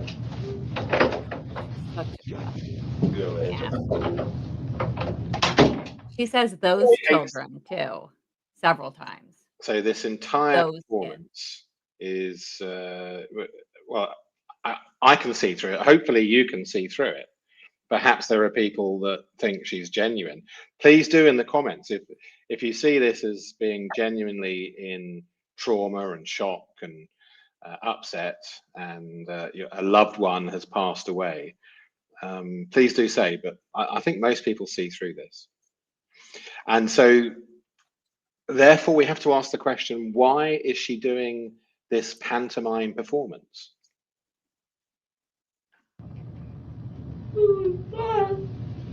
Be by Dan's side or her kid's side.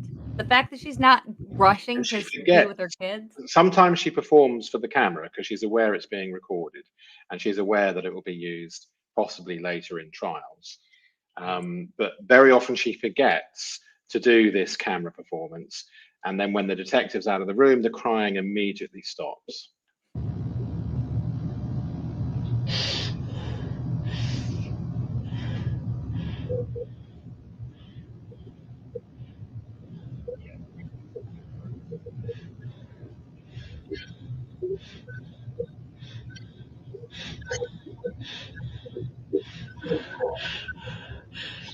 This is her hyperventilating technique because he's going to be coming back soon.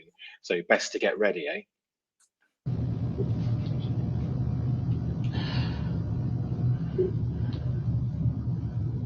What is going on?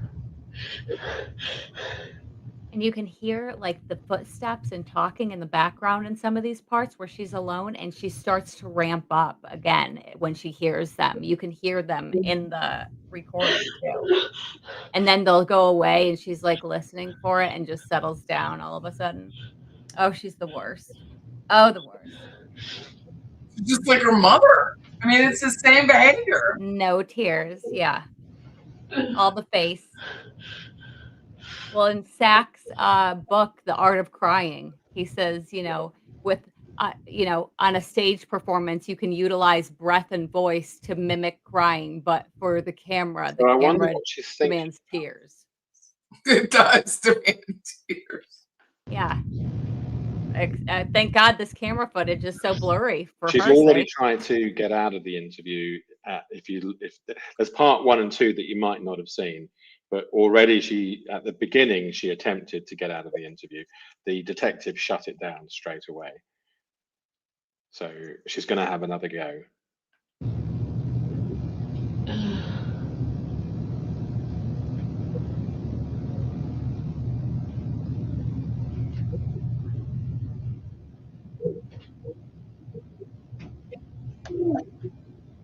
The fact that she set Hitmen up twice on Dan's time sharing with the kid is deplorable. Who's to say the Hitman? Yeah, who's to say the Hitman wouldn't have freaking shot him?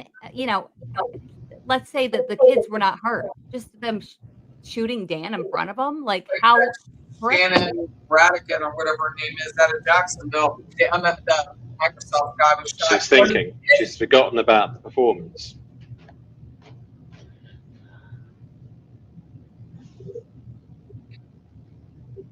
Yeah, this is some of the most telling times of her in the room by herself, too.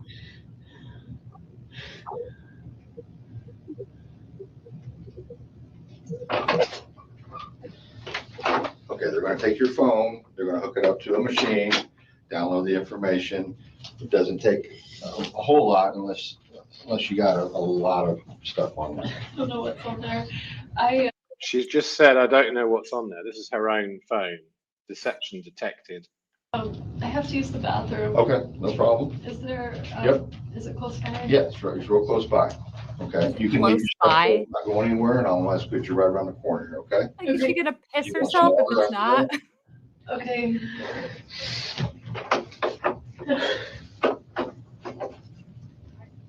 Yeah, she's thick now. She put on at least 25 pounds. Okay. Thick. Not yet. You got somebody here? There, she said, "Can I leave?" No, not yet. Okay, I'll hold it. Really? Seriously? Seriously? Okay, I'll hold it. Sorry.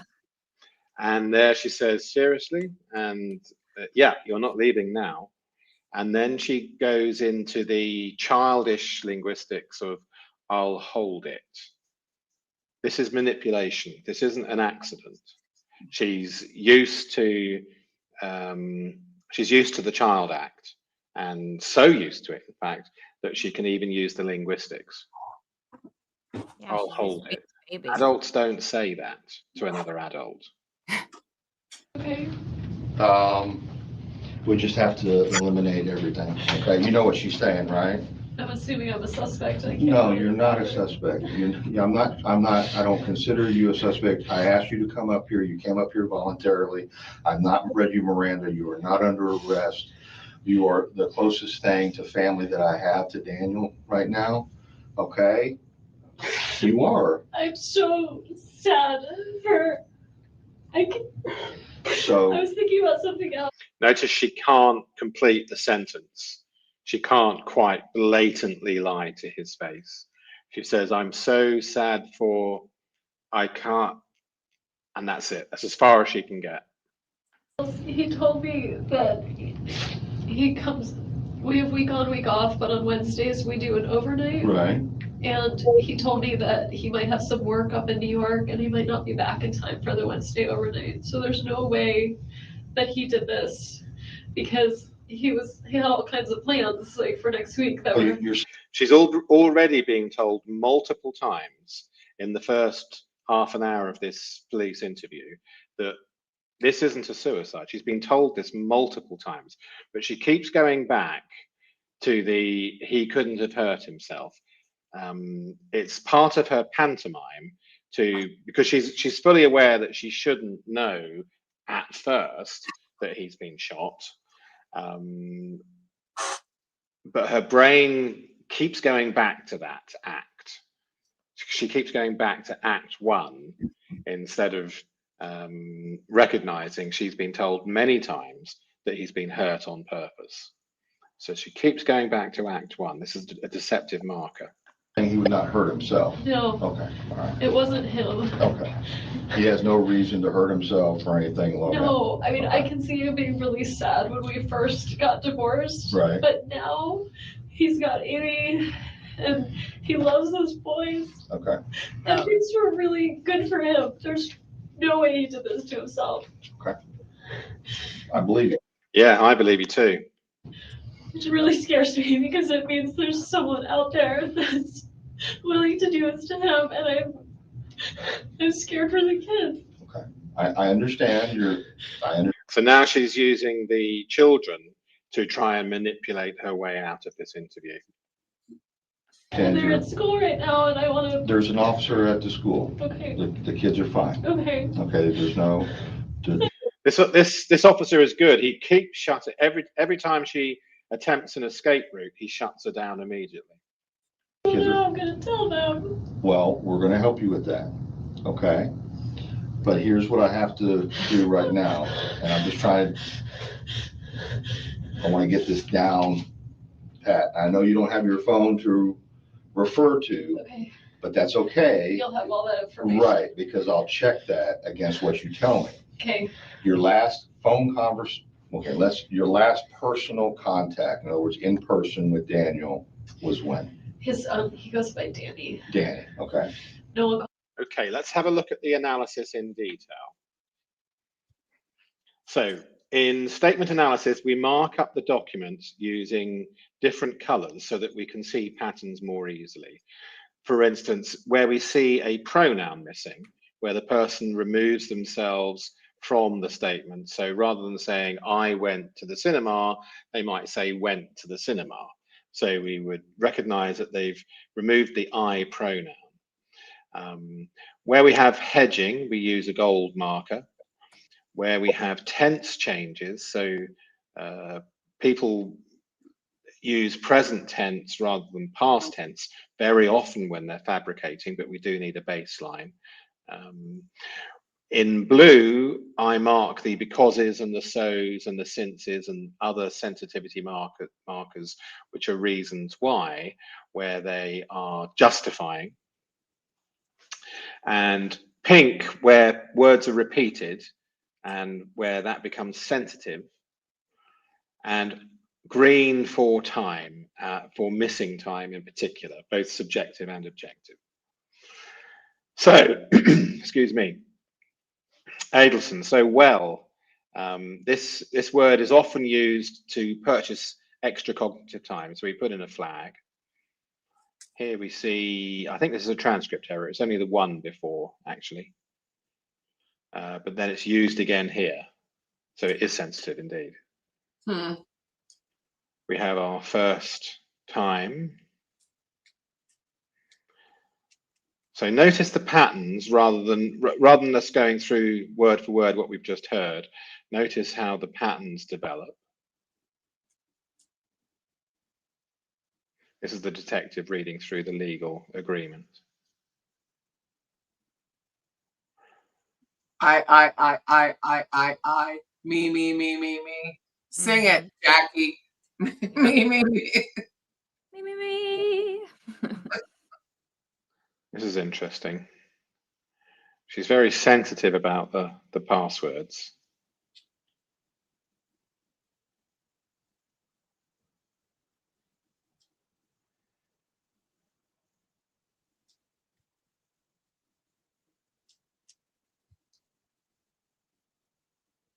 Wonder why. Wonder why. Okay, so that was the pattern. Now let's do some deeper analysis. So the precisely stated times, and she gets her phone out. This is unprompted. The detective hasn't asked. She gets the phone and starts to prove these times. This is very, very important for Wendy. 9:02. He called me at 9:02. She wants to establish this. 11:42. I called him. Look, Mr. Detective, look at my phone. Can you see? It says 11:42. This is convincing behavior, not conveying.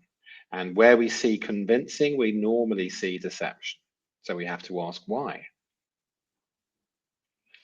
The 2 hour, 40-minute gap between these two communications, 9:02 and 11:42, requires examination when viewed alongside the morning timeline. And do you remember in part 2, we had the, or was it part 1? I forget. We had the alibi architecture. 8 a.m. Best Buy repair technician arrives. 10 a.m. repair technician departs. She says, this 2 hour window, I'm not convinced about. No, he was there for 45 minutes. A lot earlier. Well, Georgia said, yeah. 10 a.m. to 12. Georgia said he was there for 45 minutes. Object claim. Georgia said yep, he got there at like 8:30 and left at 9:15.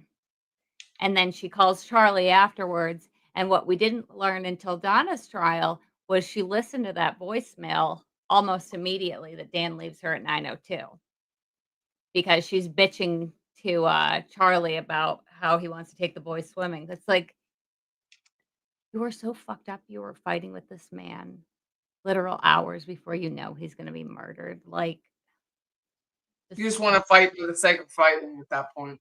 Seems to work alone on academic paper. And then she goes to lunch. So we have inability to pinpoint her down to a specific timeline, but here she's more than happy to. And that is a change of behavior within her own times. So we have, here we go, yes, precision versus approximation pattern. The subject demonstrates precise recall to the minute for phone communications, but more importantly, she volunteers it unprompted. So it becomes doubly important to her. And won't be pinned down to a timeline apart from that. Yeah, doesn't want her shit looked at closely. The precision of recall regarding specific communication times, contrasted with approximations about personal activities, suggests these phone times hold particular significance for the subject. The 2-hour period between witness departure and alibi establishment represents an unaccounted time frame during which critical events may have occurred. Temporal analysis identifies periods requiring additional investigative focus. The subject's voluntary mention of specific times, particularly when framing a significant gap in witnessed activities, warrants detailed examination of activities during the unaccounted period. Her van did not have geolocation Additional data. I already examination looked of the it up. subject's communication reveals age-inappropriate language regression during moments of institutional pressure. I'll hold it. Child-appropriate bathroom language. Stupid question. Are you going to give it back? See, Her van was 7 years old. Yeah, So it did not have geolocation. it was a Honda Odyssey Touring, and it was 2007. It didn't have that equipment. They didn't have that until I think 2016. repeated But permission they had it on their phone. throughout the interview. The subject alternates between sophisticated legal inquiries, Miranda rights, detention status, and regressive communication patterns. And the oscillation occurs specifically during interactions with an authority figure of paternal age demographic. Okay. She drives an Acura RDX right now, gray, 2021. Just saying. I also know that. The linguistic pattern suggests calculated vulnerability displays alternating with strategic information gathering. The regression to childhood language patterns occurs selectively during moments requiring institutional compliance while maintaining adult cognitive function for legal self-protection. The selective nature of language regression combined with the maintained legal sophistication indicates potential manipulation of authority dynamics rather than genuine psychological breakdown. This pattern warrants consideration in assessment of subject cooperation and statement reliability. Yeah, this guy's so good. So, Wendy is a lawyer whose responses oscillate. Oh my God, I'm so sad for, I can't. The incomplete breakdown of that sentence. I'm scared for the kids.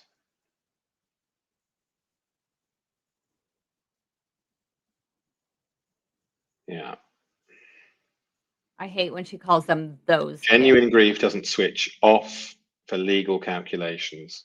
The speed of transition between emotional display and strategic thinking reveals calculated performance.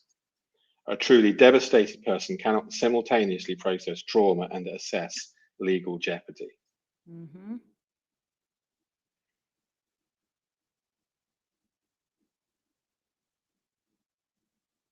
In this part of the interview, we don't see as extreme so's and becauses, but it's there.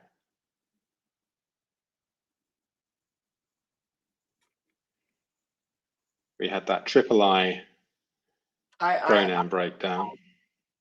Yep. Yeah, the word left we always look for in statement analysis. So most of the time it's genuine, and most of the time it's because they're rushing or there was traffic. But a good third of the time there is withheld information. Really? And where there's no rushing context, and there isn't here, I believe she's withholding critical information about departure times and activities. So we always look for this left. Hmm.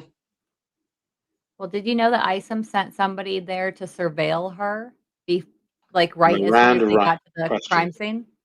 keeps Wait, happening. what did you say? Somebody in the comments. So in the TPD reports, Mhm. ISOM sets Brandon up at the right there in front of the tape, and then he sends Officer Cherry out to her house to do surveillance of her house, and he sits there for 2 hours, never sees her.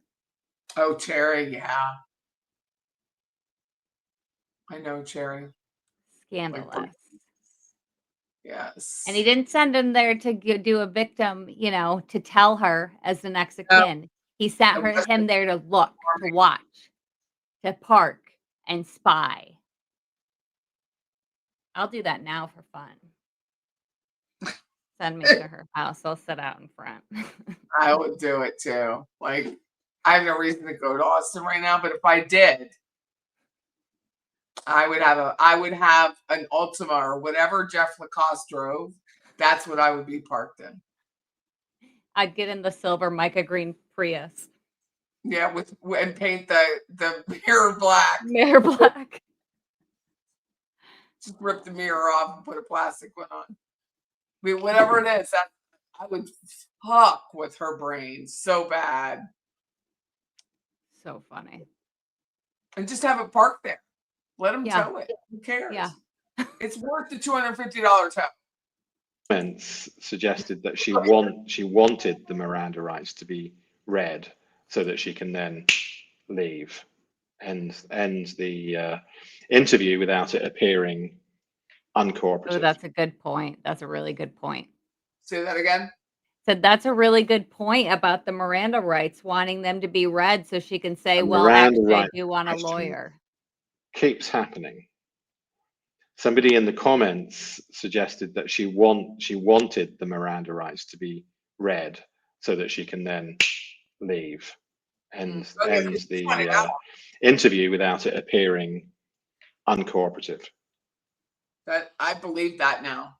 Yeah, that's a great point. I believe that's accurate because that is exactly what she wanted. She even says, "Can I leave?" in the same way that she attempted to in part 1 and 2. And it had nothing And then to do with it. you attempt to use the children after she's denied. So manipulative. Do you want to know something fun? The lease was only at where they left from, and now they're in a different place in Austin. But the Foxhound lease that they lived in, that's only noted under her name, not Jorge's name. Yeah, but he's on there. If you look up his name, that pops up in like one of the searches when you just search his name that he's Right. associated On with that. my background app that I use as a realtor, Yeah. it doesn't show up. See, on mine, it does. Because I searched his name just to verify, that this was actually him, and the Completed Foxhound version of expected showed up priorities. for me. Checking Victim welfare is absent. Legal self-protection is dominant. Despite the detective ruling out suicide, many times the subject repeatedly argues he wouldn't do this to himself. There's no way he did this to himself. It wasn't him. It's interesting, isn't it? She keeps going back to Act 1. She's aware that she should have said this in the first minute, having been told, there's been an incident, he's been shot, but she keeps going back to it, even though she's been very clearly told that this is a murder, deliberate harm. She's performing discovery of information already provided. This reveals guilty knowledge of the murder method and the need to ensure suicide theory is dismissed without appearing to have prior knowledge. Mm-hmm. Mm-hmm.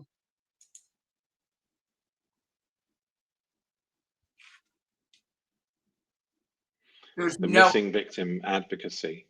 It's all there. there's no expression of caring. No, she doesn't give a shit. Complete absence of expected victim-focused language. She is detached. She's cold, actually. Cold, manipulative, gaslighting.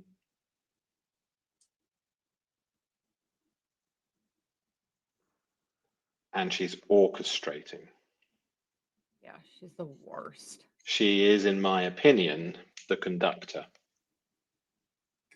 And she's prepared for this interview. 100%.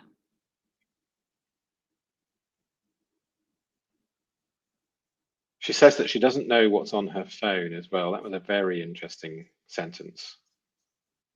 Everything is to mitigate her guilt. Yeah. Oh, I don't know. Like what? People took your phone and put stuff on there that you don't know about? Give me a break. I know everything on my phone. Okay, so that brings us to the end of this part of the analysis. If you haven't watched part 1 and 2, please do so. We're going deep into this police interview, and when we put all the parts together, I think we're going to see such an enormous amount of forensic linguistic evidence, in my opinion, proving guilt. So good. And that is the purpose for this analysis. He's so good. Okay, I look forward to speaking with you in the comments. He's very good. Welcome to the Veriscope. I sent you a screenshot of that. I did ask him to come up, email or my phone. I texted it to you. I can email it to you also. I did ask him to come on, but he didn't respond. Yeah, he is so good. Yeah, that I have it under Jorge. I found it under Jorge, not George. Yeah, it's under The Jorge. real name is George. It's not Jorge. Yeah, well, it has him under his aliases as George. But I can go under. I went under his phone number and found it. He drives a Genesis. When you can't afford a BMW, you get a Genesis. True. 2023 Genesis, black, 3.5. I like cars. So I'm always curious how people choose cars. That was the first thing I sold. So I was like, how do you pick that? How do you decide? All the cars out there. What do? You drive in a black car in Texas. It's hot. Very, very hot. But now he has a garage. He didn't have a garage when he was in Miami. He had an apartment. He's rented since his wife died. He's rented. Yeah. Where they met, he rented. She died of leukemia. Like instant. It was acute. So she died in like 2 days or something. 2 or 3 days. Yeah. She was a real pretty lady. But you know, and that changes you. And that may make you a chump. That may make you a downright idiot. When you lose someone you love that quickly, like it shocks the shit out of you. And so then you go for the bad girl. Let's go for the bad girl. We had the nice girl. Let's go for the one who we have to protect and save because you couldn't protect. Yeah, that's a good point. You couldn't protect and save your wife.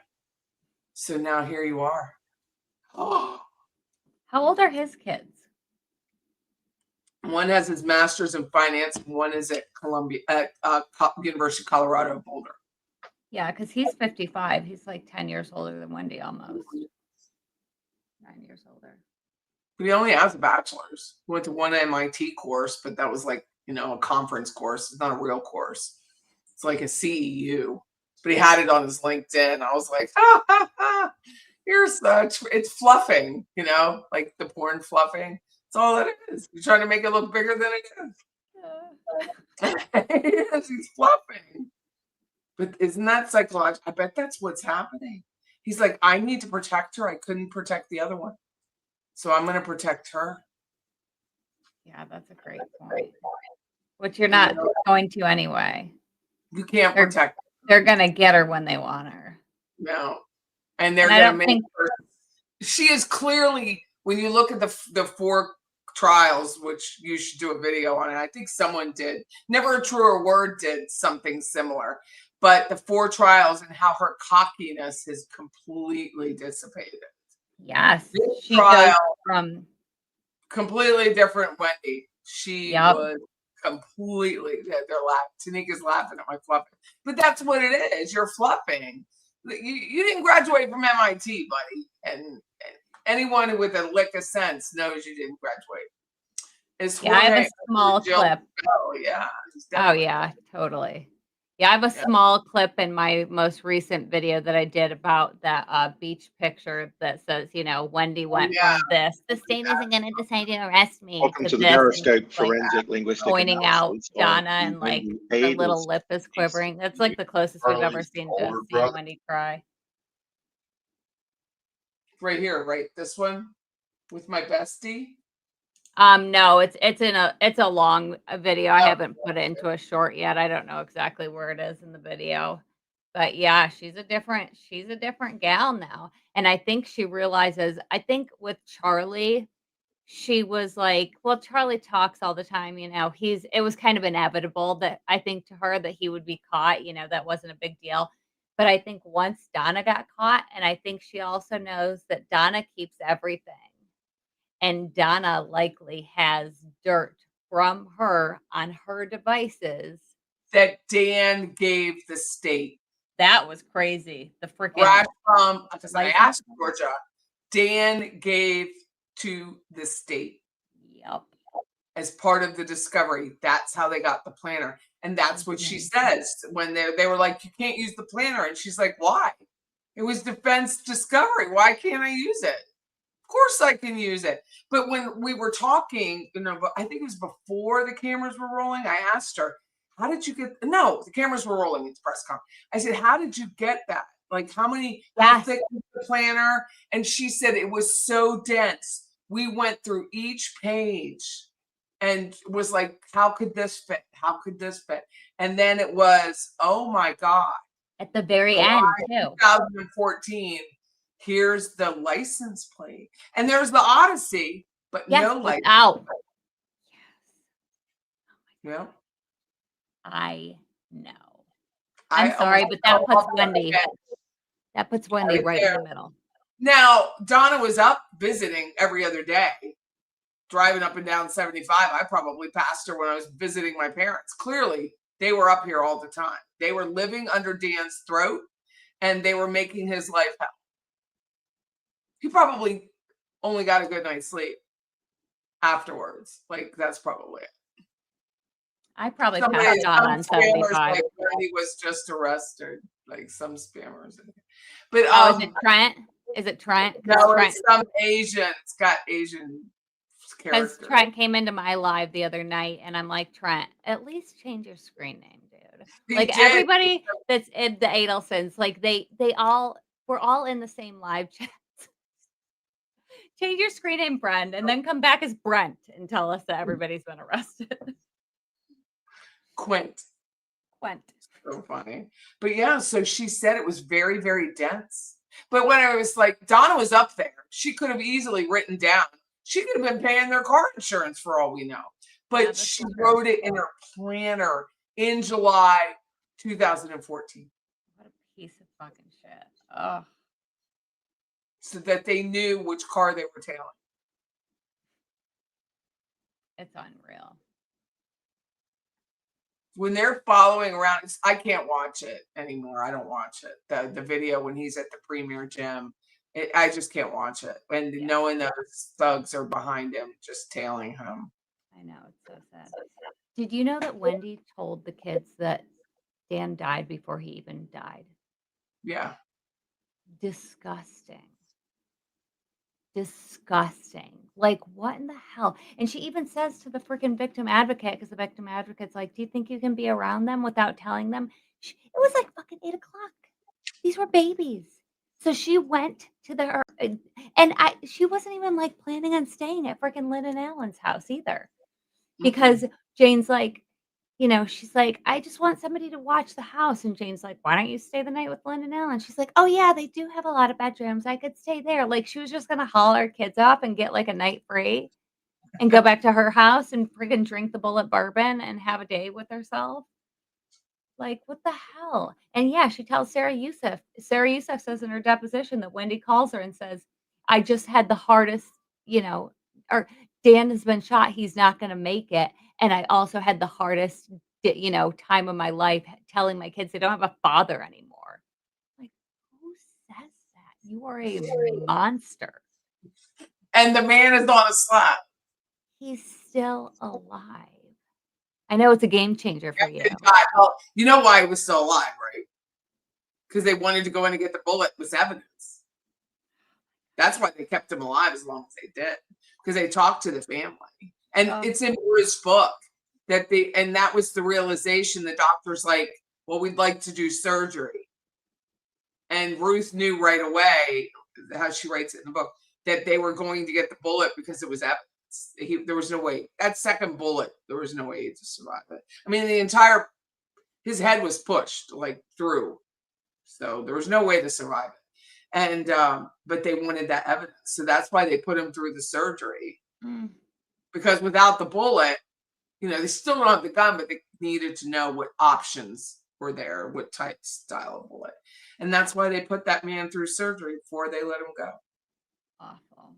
Isn't that, and think of the poor doctor, like the surgeon who, I know they're used to it. I know they detach, but that's still hard.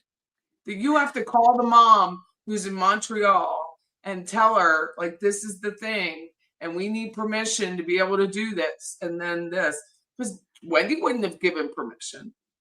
No. She would have been on some sad story about we're not putting him through that. Instead of we need to take the next step and get the evidence. That's terrible. So that's why they kept him alive the next day. That breaks my heart. Like, I know. The nursing staff, the friends, the Cohens, all those people that came in. He was never alone. Like, they didn't leave him alone. There's a friend of mine is the mother of the Greenberg, Maya Greenberg. Okay. And she said that he was never alone. There was always someone there, but he's alone. Your mother. And Ruth writes about that she felt she was just so grateful that there was somebody with him because she couldn't get there fast enough. They didn't get in until Saturday. Oh, that like breaks like I had the heart. hardest time of my life. No, you didn't. No, you didn't. That was like the best night of your life. This is what you've been wanting. Like, you sick fucking piece of garbage. Oh, I hate her so much. I know. She's just Frank's in here standing in line like we already. It's just so sad that they had to do surgery. Full on, open his brain, take that stuff out, put it back together so there could be some semblance. Because when you see the autopsy photo, if you were in the courtroom, that's post that surgery. He still has the ventilator tube in his mouth. He's not alive. There's one of the trials, I think it's Katie's retrial, where they, for a split second or like a couple seconds, have like a picture of his bloody face where you can see it in the stream. Oh, do they? Yes. Things that's Judge Wheeler. That was Judge Wheeler. Have you ever watched the Jodi Arias trial? Speaking of things that shouldn't be shown on a live stream. Okay, so I built a haunted house once in my barn a couple years ago, and I'm listening to the Jodi Arias trial as I'm building it, and I don't have great service out there, so it's silent. So I go to my phone to see if it's buffering or whatever, to see if I need to like put it on airplane mode, get it back. On the stream, wide open butthole of Jodi Arias, full on butthole and pee hole and everything, like just on the screen. They're showing all. Do you know how they like took all these pictures like the day that she killed Travis?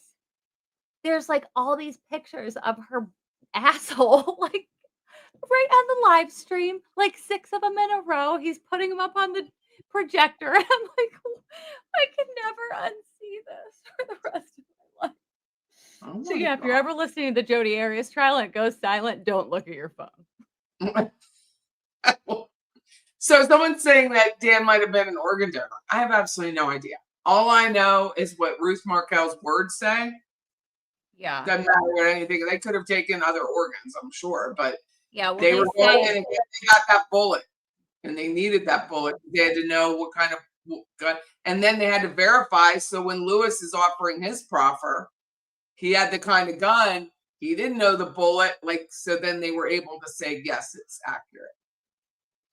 yeah, Do you well, know what I mean? ISOM says something about, we have to think about organ donations. And Wendy's like, oh my God. Like, she's like, yay, organ donations. That means that he's not, that he's done. Somebody said there's a funny recipe online for Jodi Arias's cake with a pucker in the center of it. Well, she wanted the insurance money. Wendy calls like day 2 and tries to get the insurance money for Dan. Oh my That's how God. despicable she is. I hate her so much. That is how despicable the woman is. That is despicable. I don't care how you play that out. You're not entitled to it. You divorced him. Yeah. You pretend she's innocent. She's not. She still divorced him. You are not entitled to 1 cent of the man's money. You shouldn't have gotten any. I've always felt like you left the marriage, you don't get a dime. You get the kids' money and that's it. But that's not how it works in the United States. Like, why should he lost $400,000 and his wife? And now she wants to take his money in death too. And she sold the house and got the proceeds from the house too. They weren't the proceeds. They lost $30,000. Okay, well, Charlie's just talking about it in one of the. I included it in one of my videos. He's talking about how he made all this money from his death, basically. They bought it for $312 and sold it for $281. So okay. No. And they had just refinanced it. So she didn't owe a lot. She probably owed half, but that money was already spent. They put a big chunk down. So there was no profit on the house. Whatever. You would know better than I would. After her debt was owed, right? She gets that, but there was no profit on the marital home. There wasn't. And that's the first thing I checked. It was like June, what was that? August 1. I was like, who would they pay? So they paid $312 and sold it for $281. And the guy was from out of town. He was from Alabama. So that's who bought it. And he's been in it since. But yeah, they took a loss on the house, but they didn't do anything to the house. Well, apparently per this book, in Stephen's book, they put in hardwood floors. And the time to me, it's an interesting story. But Geiger comes over for this housewarming party and they have shoe booties for everybody to wear. That's how they were. And so they were like, you could take your shoes off or you could put these booties on. Welcome to my home. But they just got brand new hardwood floors, so he didn't want anybody walking on. So they had shoe booties outside. So it doesn't say what Geiger did, but it's in Geiger's person that tells that story. So that was the only time they went over there. And in fact, he didn't know when Dan was murdered, he didn't know Dan's last name. He only knew his first name. Because they didn't talk to people, which I don't talk to my neighbors. I mean, I say hi, but I don't know their names. As nosy as I am, I don't know their names. Yeah, I feel like Florida is very much like that. Like, especially where I lived, because it's so transient, it's like nobody grows up in Florida. Like, I feel like, I was born in Tampa, but then I grew up here, but it's like everybody there, nobody really talks to each other, at least where I was from. My across the street neighbor was sweet. But I went to Temple University right in North Philly. Nobody talked to anybody. The Northeast, where I'm from. When I first moved here and people were waving their hands in the neighborhood Southwood, which is one of those play, work, live neighborhoods, they're very dressed up celebration. Yeah. And I was like, why are you waving at me? What do you want? I was so defensive. I'm still very defensive, but not as defensive as I was then. I was like, why are they waving? What do they want? What do I have? What's there? What did I do? What did I do? Yeah, because immediately you're like, why? Yeah. I'm still off put by that. It's still someone will approach me. I immediately think they want to attack me verbally because of this channel or because of living in Tallahassee. I immediately get on the defensive. And I'm like, they're like, are you Patty? I'm like, why? Why? It happened like I went to this golf thing. This young girl, I'm sure she's very nice. She comes up to me. She leaves behind the bar and she goes, "Are you the lady? Are you the lady who runs Living in Tallahassee?" I said, "Yes." And I literally was like, "Yes." I was like, "Oh, really?" And I'm like, "Yes." So it was a friendly. It was a friendly. So I was like, "Okay, I'll talk to her for a minute," because you don't know. Yeah. I mean, just the vitriol I get here, like not from my subscribers, but from other people's subscribers. You just never know how someone people will are treat assholes. you. There's a lot of them, but it's YouTube. I mean, it comes with the thing. I think I know. algorithm. But I don't know. I mean, but James Geiger in that book, he says that he so rarely saw Dan after Wendy left that he just forgot his last name. And he was 72 at the date of that murder. They were getting ready to go on a 2-week vacation out west to Oregon or something. That they were big. He owned a company. He was a chairman of the board of his company, whatever that was. I've never looked him up. But they were getting ready to go. And in fact, he's over there waiting for that Nimrod 911 dispatcher to finally send a freaking van over. And a police officer shows up first, and that's when they got the EMTs to come. But his wife comes over in the driveway. And meanwhile, Dan's still moaning and moving. The wife, Sharon, comes over in the driveway and lets him know she's on his way to her doctor. And he said, "Go ahead, honey." He didn't want her to walk close to the car. So she never really saw. She only saw that he was at the car. But yeah, she had to go to the doctor's office. Terrible. I mean, the fact that he heard the shot, went over there to check, but then saw the car and knew immediately that it was a Prius. Like, I swear to God, I hope I never witness a crime because I'm not going to know anything. I'm like, maybe it was a car, maybe it was an airplane. Like, I don't remember. Well, Priuses were kind of new then. Like, I mean, not new, but you didn't see that many of them. I don't know if I'd be able to identify one. I know, as quickly as he did. Oh, he's like, I only saw it for a second and I knew it was a silver green mica Prius. And then there was the pop. Like, he heard the pop. And the first, he went over there 3 times. So he goes over the first time and the garage door was open. So he just thought Dan was getting ready to leave and back out. He waits a few minutes. Dan doesn't back out. He goes over again. Then he realizes he doesn't have his phone and he has to go over a 3rd time. Yeah. Now, none of those times would have affected the outcome. Yeah. Because of the 2nd bullet. But, I mean, imagine. Because he was. Imagine you know this. And then Not you have even to be waiting. His gut told him. Yeah. He didn't back out of the driveway. Something's really wrong. And he thought they were just trying to break in. He didn't know. He thought it was a break-in. He didn't know it was a hit until much later. I mean, imagine that. And the guys, then they immediately get on I-10. But they were hanging around Tallahassee the night before getting high and blowing up cars. I mean, it's just, there are so many opportunities for that not to have happened, that hit. A, they could have called it off. Never happened. B, the cars wouldn't have worked. The speeding ticket, like so many stops along the way, and it still went through.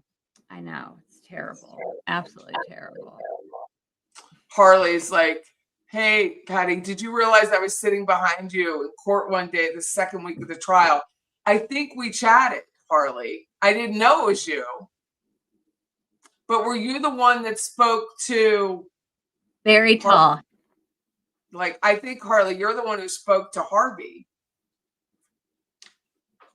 Yeah, we saw Harley too because he popped into my chat, my live when I was doing it. He's like, "I'm going to be sitting in the back row." And so we spotted him. He did. I just didn't know who that was. But he's the one that went up to Harvey and had a conversation with him. Yeah, I think he did say something to him. And what I heard is like Harvey was super like rude to everybody. I mean, granted, like I'm sure he's not going to be It wasn't you. Then I don't know who you were in the courtroom. Now I'd have to go back along because you didn't introduce yourself. Very tall, and he's sitting like right on the end of the I'll have to look. aisle. Very tall and sitting on the end. I'll have to go back and look. But most everyone that recognized me would introduce themselves if I don't recognize anybody. I had no idea who Jimmy McNutty was. Everybody's like, that's Auntie Deb or something. I was like, I have no idea who Auntie Deb is. No idea. They're gonna have to put Wendy in the FSU stadium so everybody can get a seat for trial. Dude, because that day that she came in, I knew it was going to be a big day. Because it was a big day the last time. Were you guys sitting on each other's laps? Sitting, I mean, there were like 6 in a bench, which it only really seats 5. So it's like 6 in a bench. And then they had to open up, which I thought Everett was amazing for doing that. He opened up another courtroom. So like that people for viewing. That's nice. And then it was right after that was Robert. And then it was still busy in the courtroom after that day, but not nearly as busy. Yeah, now, you could tell from our side too. Busy, but not even as busy as Wendy Day. Wendy Day is a big day because you're watching that have her walk past her mother, pretend she doesn't exist, pretend she can't see her. They're so funny. Can you identify your mother? Yeah, I can't really see her from here. I can't see what she's wearing from here. It's like, where is she? A mile away from you? No, they had all that shit on the desk. Yeah. And then there's a column right there. And then she's like this. So she's turned towards the jury and Mother's the other way. She's like, I can't really tell what she has on. Why don't you stand up? It was so masterful how they put Rob right behind Wendy to show what a stark difference between here's somebody who's telling the truth, who wasn't involved in the murder, and here's the murderer, Wendy. Because that was so huge. I have a question for you. Was someone harassing you at the courthouse? Yes. Yes. Yep. Her name is Erin Rickards. That's her name. So, but yeah, that's how she was. So she immediately, if you watch her sit down, she kind of turns. Yeah. So she and Donna's so proud. Donna's like this. This is my daughter. That's and then my Rob, daughter who I voted for. Yeah. Thank you. Thank you. She won't even look at her. Wesley's, what the heck? Why? It's a long story, Moms for Justice. It's a long story. But let's just say I didn't say anything to her, and she wanted to have my dog raped. So that's it in a nutshell. So she's like this. I don't know what she's wearing. Not a nutshell of what you just said. I have told the story, Jen. You just didn't tune in. No, I'm standing in the courthouse, and I like the background stuff. You know, I like watching. They were talking about jury instructions that day, obviously, and I liked listening to it. And one of the state attorneys, that's his job. He comes in and talks about jury instructions. So he and Sarah was doing something else. And it was really interesting, like how that was his job. We're going to talk about the guy that was there, that was sitting at the state's table. Yes. Okay. The older man with the white hair. So I was trying to figure out. After the press conference is over, I saw Georgia's mom, congratulated her, you know, mom to mom. I'm like, how'd you do that? Like, how do you sit there and be so straight faced and be like, how on earth how did you just support her? And she's like, I don't know how I do it, but I just sit there and just try to be there for her because she asked me to. And she lives in North Carolina. So she comes here and she owns a big brokerage here. She owns a real estate brokerage. So when I talk to her as the real estate agent, right? Not just because that's what I want to hear about, but she is Georgia's mom. And so I talked to her, and then the gentleman who I was like, congratulations. Like, I have to tell you, it's going to sound odd, but I like that background stuff. How you all disseminated the jury instructions and what was appropriate for each charge, to me, was really interesting. I could see Erin Rickards out of the corner of my eye. She was standing right next to across from me, but to his right, tiny little thing. And she comes up to me square in my face and says, stop, I don't want to laugh because it is serious. You're a coward and I hope your dog gets raped.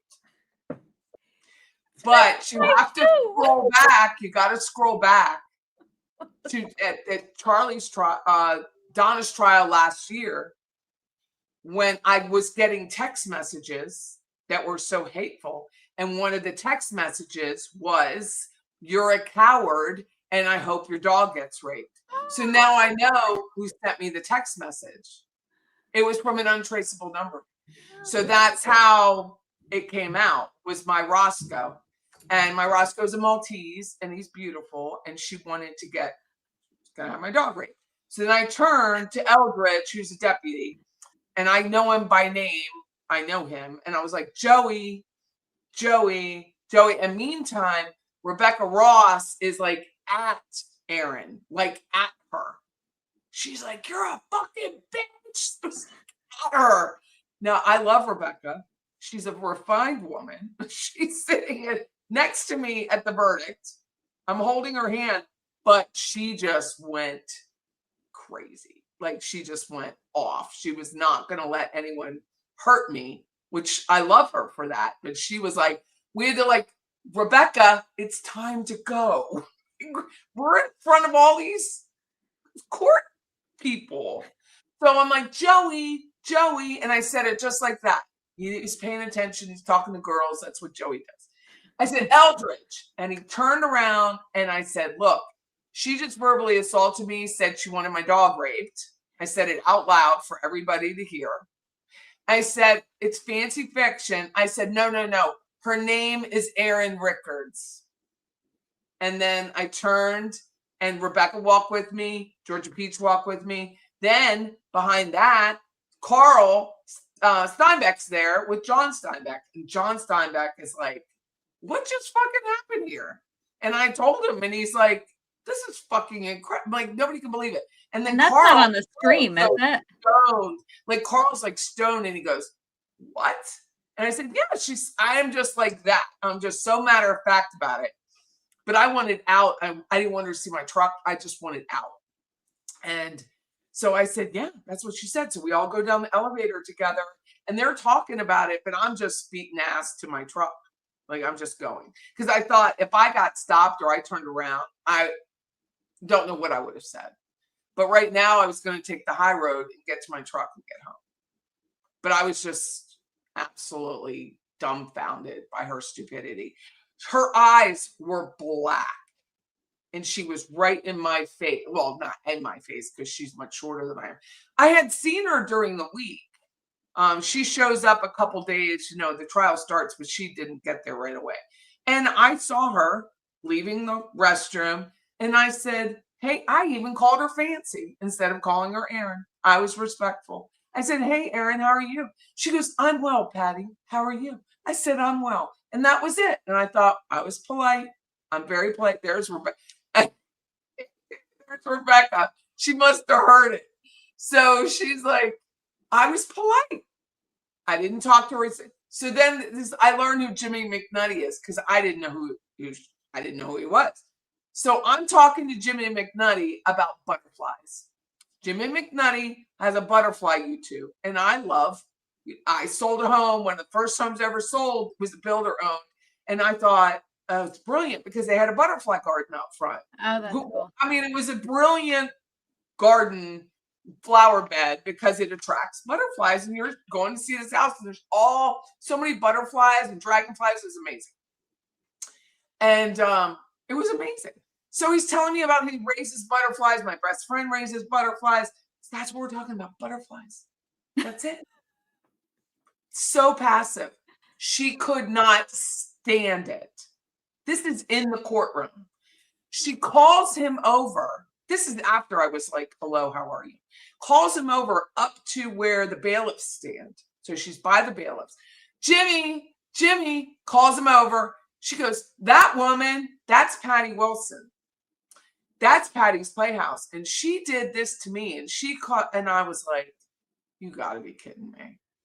So he comes back and I said, I apologize. And he goes, you don't have to do that. I don't do politics. I'm fine. I said, no, no, no. If anyone has to be put through any conversation like that because of me, I'm not sorry because I didn't do it.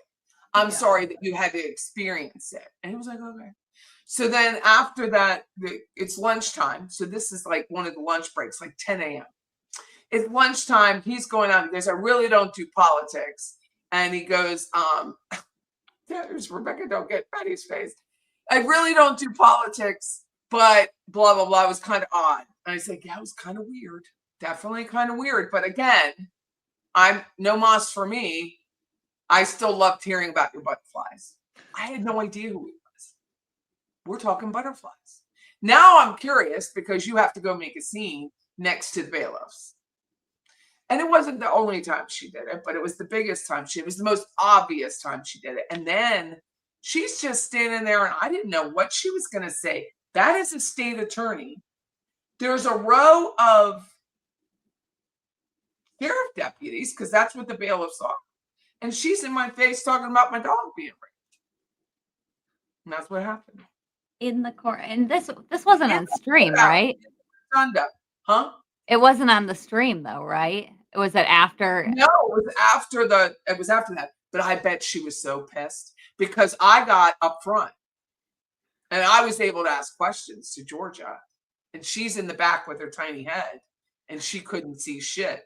And I even said, because Joel was over to the left of Georgia and I'm to the right of Georgia. And I'm like, mentor lawyers there and then me.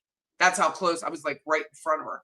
And I said, Joel, there's room over here, Joel. Why don't you come over here? And he was like, no, no, no, I'm fine. And I don't even know where she was. I have no idea. But she was in the back and I got to be up front and that probably jacked her up because she's the OG. But she is not the OG. You guys had some great questions. OG. I loved his questions too. I was so glad. I'm like, oh, he's asking everything we want to know. Well, he asked about files being, and they're still sealed. And George was like, well, I can't really comment on them because they're still sealed. Yeah, she went after, this is the thing. You're in a courthouse. This isn't a football game, right? In a stadium or something like that. You can't go after people that are under subpoena and harass them. You can't. You just can't. You're not allowed. And she did that, and she went after Harvey, and she chased him in the parking garage. I mean, what are you trying to accomplish? It's not making you, how would that make you feel better? To go after an 80-year-old man who clearly has to live, or not, with the fact that his entire family is blown apart. But chasing him down in the garage does not make you the better person. And it's certainly, I can't imagine. She hangs on Ruth Markel. She definitely does. I can't imagine that as graceful as the Markels have been, even though they stared Harvey down, which they're entitled to do. Yeah. I was glad to see that emotion from them. That they would want you to put yourself at risk for that, right? But she went at him and she talks about it. It's not on film, but she's either lying or she really did it in the parking garage, which is filmed because it's the courthouse parking garage. You're going after Harvey Adelson. So next trial, because there will be another one, will be a bunch of letters from all of us that were there sending to Sheriff Walter McNeil to be on the lookout for Aaron records, because you can't go after witnesses like that. You can't. There has to be decorum. That's how it works in a courthouse. You can't. So what did she say to Harvey? I don't know because I don't watch her videos. Jeez. But she bragged about it. Now she's taking them down. But the beauty of my subscribers, we have a community here, is that they will screenshot everything she posts. So she literally I got a text message from a gal out of Canada, said, Patty, she scrubbed her channel again. And like so many people have every video that she posts, that scrubbing it isn't going to change it. When you're clearly scratching your nose and sniffing a lot, if you know what I mean, walking down the streets of Tallahassee in the dark with your flat chest showing, then people are going to stay, you know, that's a thing. And they're going to keep that 8-minute video. But all of that will be sent to Sheriff Walter McNeil, if he's still a sheriff by then, which he still should be. I think he has another year. Yeah, like, just watch her. We're not asking that she be excluded from the courthouse. I am not her. But I do think for the sake of the trial that will be coming up, the witnesses cannot be harassed because that will cause a problem. And I don't want it to be, it's just like when you walk in, God, Jackie, you walk into the courthouse that morning, everyone is yelling and laughing and yucking it up. First of all, people work there. Like, have some common sense. And they're yucking it up, and then we all get admonished. Well, I don't want to get admonished because you all can't talk in a normal tone of voice. It's that same idea. I'm not going to get admonished. The video is gone, but people have the video, John. That's Well, my this point. is also real people's real lives. Like, Right. this is the worst thing the Markells have ever had to go through, and they're having to go through it again and again and again and again, and sit there and listen to the details and look at these pictures again. I mean, like, they have this wound in their heart that is literally, like, not healing. Can you think, because you're a of smart lady, can you think of any other trial case No, family that's that has ever had been like to go this? through 11 years of trials? 4 Not trials? No. two, No. and then a 5th, likely, more than likely. No. But it No. is not fair to Georgia. If you're on the side of the state, which I believe she even is, it's not fair to Georgia to go fuck with the defense witnesses. It's just not. It's going to make life harder for everyone if you go and verbally attack a witness or the friend of a witness. You just don't get anything out of it unless you're trying to get clicks, and you're not even getting clicks when you have to take it down, because then you realize, oh my God, people are telling you we've screenshot this and we have it forever. So she takes it down. Here's your one chance, fancy, don't let me down. I mean, she's just fry short of a Happy Meal. That's one way to describe it. You're going to go like, I'm twice her size easily. And she's coming at me in a courthouse. And then she has Rebecca to deal with. And then the Steinbeck brothers are like, what the fuck did we just go through? I mean, it's not saying it was right of her to go after you, but it's a totally other level to then turn to, like, I can understand, like, okay, like YouTube competition almost, but like, 1, you're in a courthouse, but 2, to literally turn to Harvey and try to, like, chase him down. Follow him into the courtroom. Into a parking garage. That's crazy. I know. It doesn't make any sense. It makes no sense. I saw him. It was like the first day and the second day. Jackie Fulford and he were walking across into the, and I thought, well, maybe I'll wait and see where he's driving. I'm like, Patty, you gotta go. You gotta go to work. You don't have time to wait and see where Harvey's driving to. I'm like, you have a job, so go do it. And I talked myself out of it. But I mean, she's the kind of person that would follow someone. That's so weird. Like, I mean, these are just, I think it's easy to kind of distance yourself and, like, sort of detach from it when you're covering it, because you're like, it's not real. It's on TV. Like, you know what I mean? Like, you can kind of detach yourself from it, but then to actually take it one step further and, like, to not understand that this is people's real lives, like, lives are forever changed by this. Like, even Donna's, her life was on the line. She is now basically on death row. She's not on death row, thank God. Yeah, she's gonna die in prison. You get a valet. People bring you your food, your laundry's done, the whole thing. Mm-hmm. But so I'm glad that wasn't even an option for her.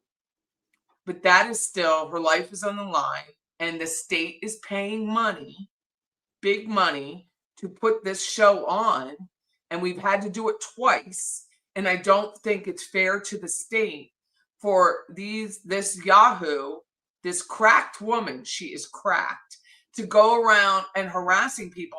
And I'm not a party to the contract, right? So I'm not a party to this trial. I am just an observer. Yeah, same as her. Bother you other than I was there. Yeah, that's too bad. And then but she's bothering people like Harvey's friends. I mean, Susan Brotman is clearly guilty of not telling the truth. She is. Yeah, the lady who was there. Trixie from the Honeymooners. I don't know who she was. I've not figured it out. But she is a friend of Harvey. She sat with Harvey. She sat with lady. Brotman. Yeah, the other with the strawberry blonde hair. Oh, the one that Lou, pro lawyer, made him kiss. Yeah, but she does not have. I mean, that's why there's no emotion in the courtroom. You don't have a right to do that. Well, you can't help who you're friends with either. Like I've been friends with people that have turned out to like, you know, doing shit that I didn't know about. It's not like these people were egging Donna on. Oh my gosh. I messaged June on Instagram, but I'm like, what kind of shoes did you wear? Please tell me what. I know. Somebody went like with me and they were like, she's wearing whatever Van Cleef. I said, no, she's not. She's wearing a I'm tired, so I'm not gonna remember. But I said she's wearing a knockoff Van Cleef. Like she wore Dior slingbacks though. She told me. Yeah, they were beautiful. I The know, shoes were the show. The shoes were the show. I know, and they didn't show them. We didn't. I saw them. They had bows on the back. I asked her what they were. They were beautiful. I wonder if I could find She's them. so sweet. I love June. I love June. And she's still like, you can tell she's still like broken over. Oh yeah. It breaks my heart because she didn't, I mean, she was like making a life with him, like regardless of it. We all know what an asshole Charlie is, but we also weren't in love with him. No. Too. You know, we knew him only as an asshole, as a murderer. Like, I've dated my fair share of guys that all my friends would be like, what the fuck are you doing? Like, what's wrong with you? I don't see them on here when you first look, but they had these sweet little bows at the back of the sling back. They were really beautiful. Cute. They were really she's so cute. And she's so She sweet. is cute and she looks beautiful. And she does the back of her hair. Yes, Wendy. she does the back of her hair, and that dress was fit. Yes. There wasn't a lump. There wasn't it was fit. She needs a bellhop though to carry in all of her luggage. When she was late again, and the judge made that crack, I was like, maybe she's lost. Like, I love him so much. We couldn't really hear who they called at first, and I'm like, oh my god! I said, guys, I bet you it's June. I said, please let it be June. She's got to come in fashionably late. She's got to show her outfit. It is a sacred place for justice. And you know, I mean, you've watched Everett. We've all watched him now several times, twice. And I've seen him in other court hearings, like other cases. There's no emotion in his courtroom. Like, it is not the place. You go and somewhere else. You're not supposed to do any of that. It's supposed to be like a, sterile environment where you're just listening to the facts of the case and,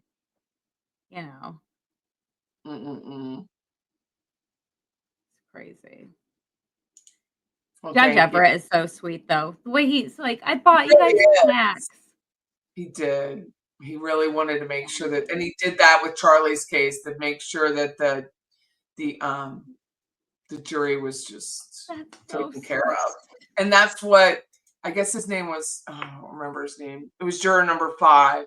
He said, the one who changed his future to go for law. And he said that he treated us like a prince, to make sure everything was taken care of. Because they don't get that anymore. They don't get all that. Tanika's like, I hope she's in therapy. Adelson's did a number on her. I don't know what's wrong with her, but clearly she lacks attention in her Californian townhome.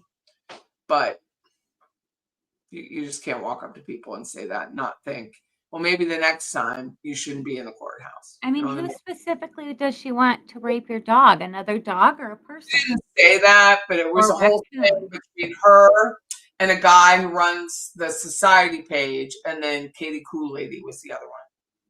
And Katie Cool Lady is a crime victim leech. She hangs on to crime victims.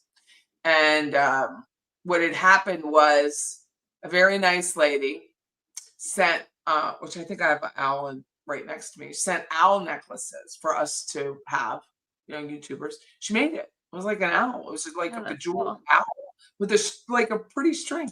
So I said, I will give them, we're doing something. I'll give it like to True Lifestyles and Katie Cool Lady and whoever. And I had one. And I let them pick the color, blah. She wants me to put my banner up. Hold on. I'll help explain it. So she goes, I give it to True Lifestyles. Her name is Susan. And Susan is supposed to hand it off to Katie. So what had happened was they didn't like me to begin with, which is fine. I'm new and I lived here. So it was different. I'm stepping on their toes. And that's how they take it. And that's how so they weird. That's a year and a half, right? So I hand off this owl. So I hear that the owl, she did it on video, that she took the owl like this, the necklace, and threw it in the trash. Like on camera. I was After like, somebody made it. Yep. I was like, you don't have to do that. And I literally lost my shit. I was new at this, so my emotions were already really high. And so for like weeks I railed on it. Like I was so upset. And then I was just like, how do you do that? Like, how are you just that mean to people you don't even know?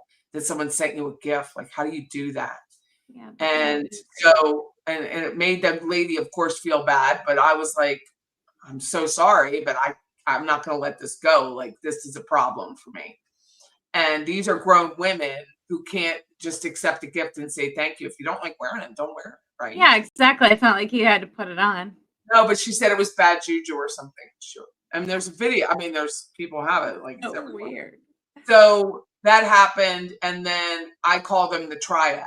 So it's this guy who's the society page. It's not even worth saying his name. Katie Cool Lady, who's the crime victim leech. And she's another one. So she would sit on the defense side of the trial and be like, I'm analyzing the jurors. I want to know what they're doing. And she would like badmouth the jurors and give them nicknames. And I'm like, well, that's not going to go well. So yeah, it's not really a smart thing to do. And in fact, I forget which trial it was. It was a big case that someone did that and they got dressed down for doing it. They were like the fat juror with the pink shirt on, can't do that.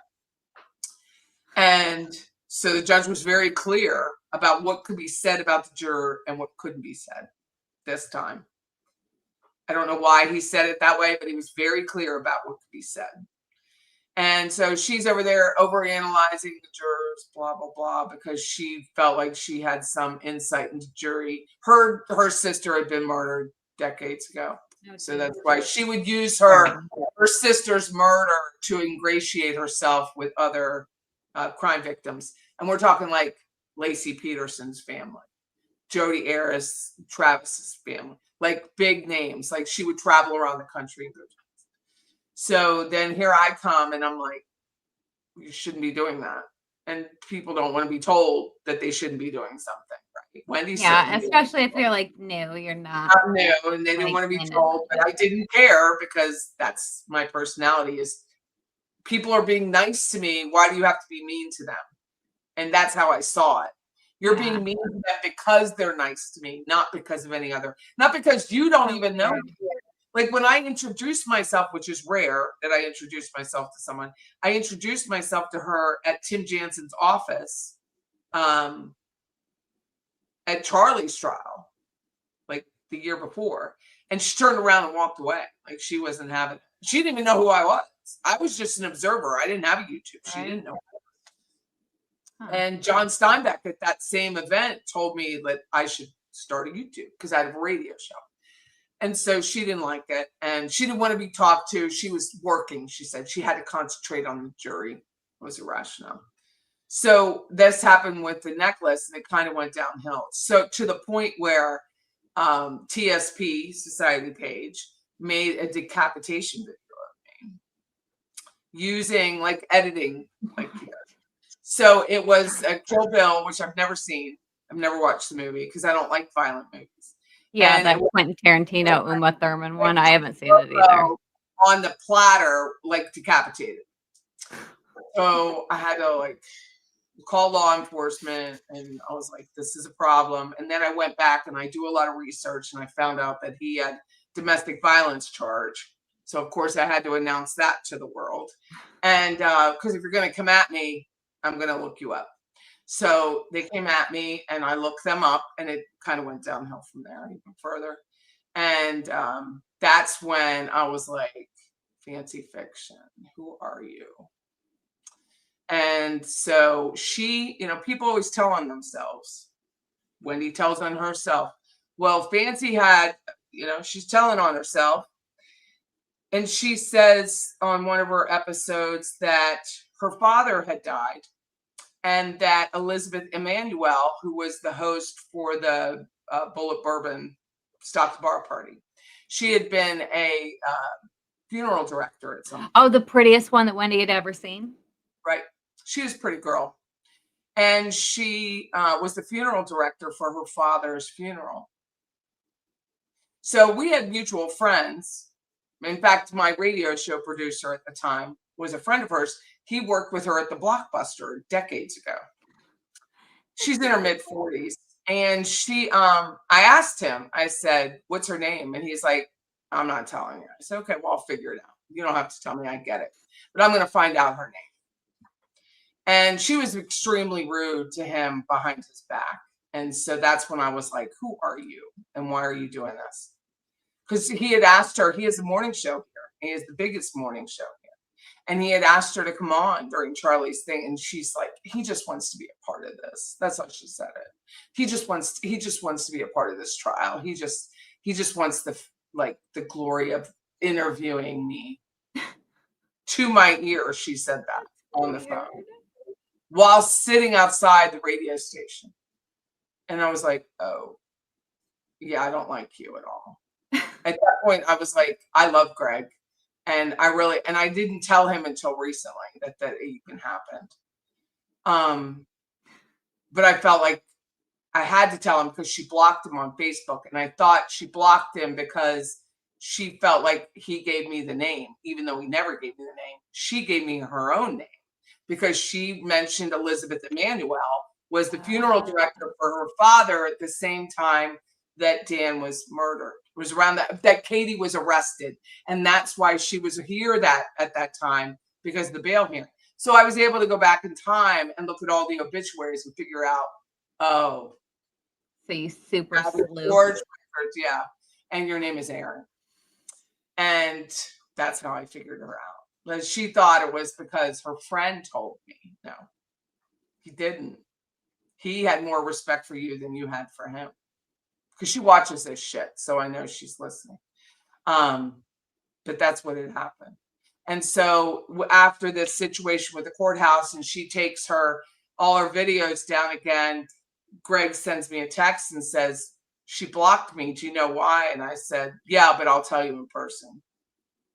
And so I told him in person, and I just felt so bad because he'd known her for like 30 years.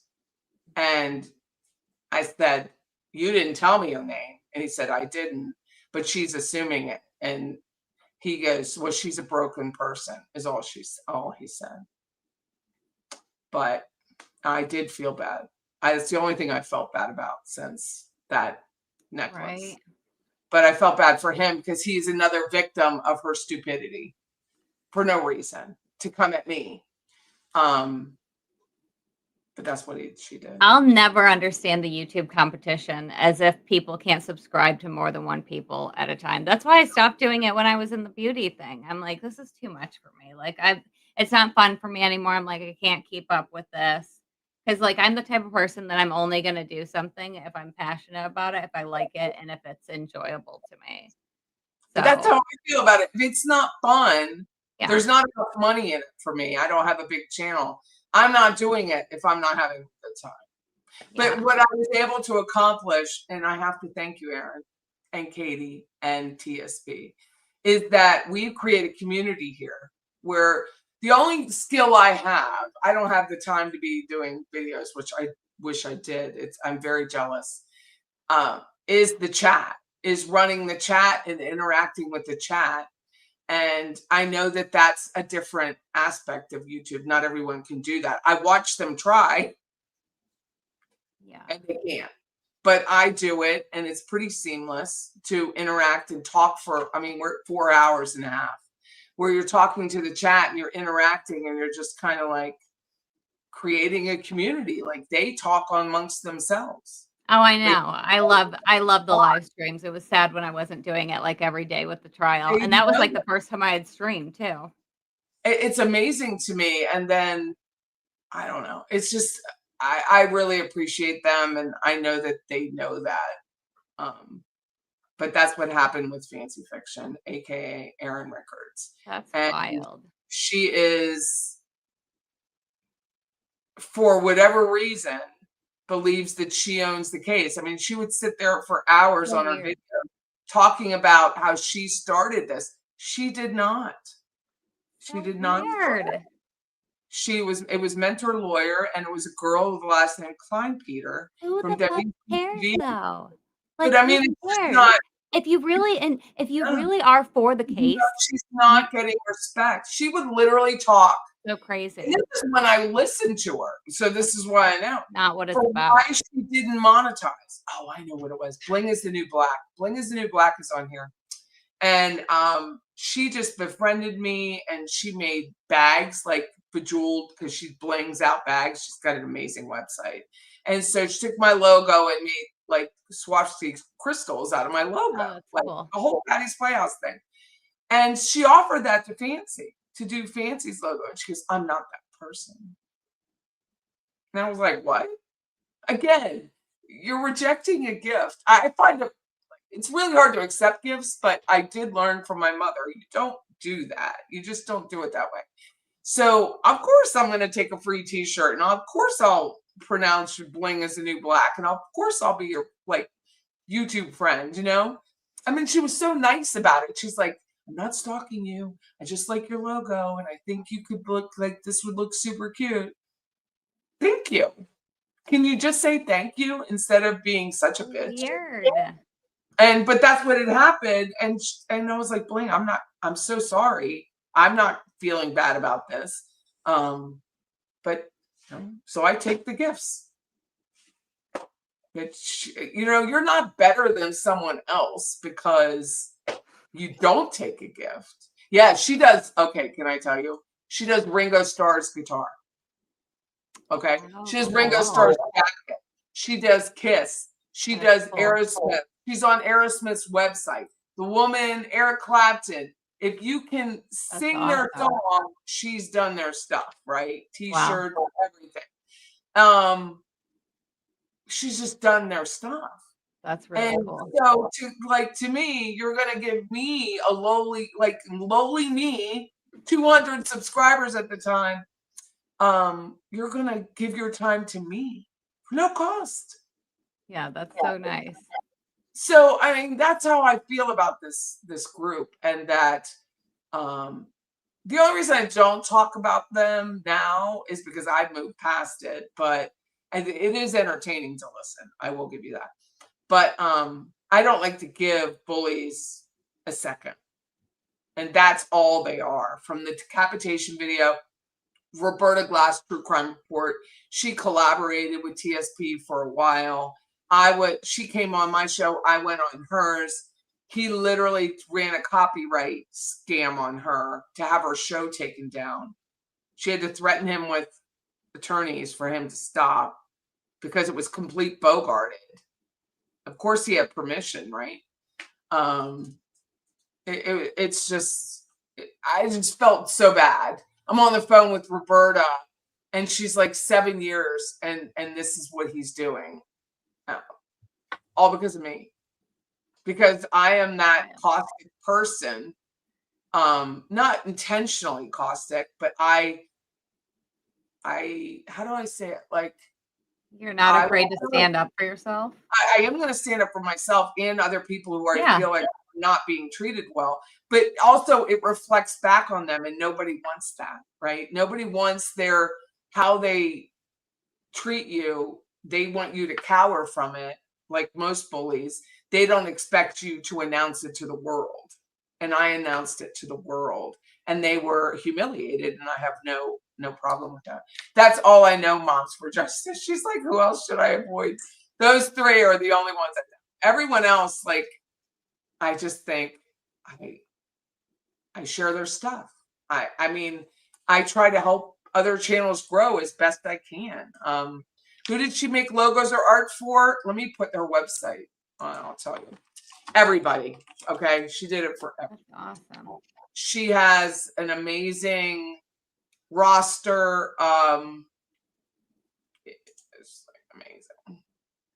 Well, it's like in my brain, if you're really for the case, because this is not about views, this is not about money, this is about, keeping certain cases alive and informing people. And that's why I focus so much on this case, because for me, and I feel like I pick up on stuff pretty fast. This was so confusing for me to wrap my head around with all the different players and so many. There's so many different, there's literal hundreds of hours between the trials and the interviews and everything. And I'm like, for me, it just helps, me see everything, kind of like putting everything back to back and making these compilation videos. I was able to understand it better. And I was really just making these initially for my sister-in-law and sending them. I was putting them on YouTube because I couldn't text her videos that were as long as what I was making for her, just to explain the case to her. And then one day I'm like, well, maybe other people will, oh, that's awesome. Yeah, that's I'm like, maybe other people appreciate it. That's really cool. That's just Ringo. Oh, cool. And Steven Tyler, if you go on the Aerosmith's website, she has a tab on there. That is awesome. That's her. That's so Blaine, cool. her daughter, and Steven Tyler. That is so time consuming to freaking bedazzle something. I bedazzled a cell phone once, and it took me like so Do you long have that I'm. that does it, like a heat press printer that does it at a No, high- I was just doing it like.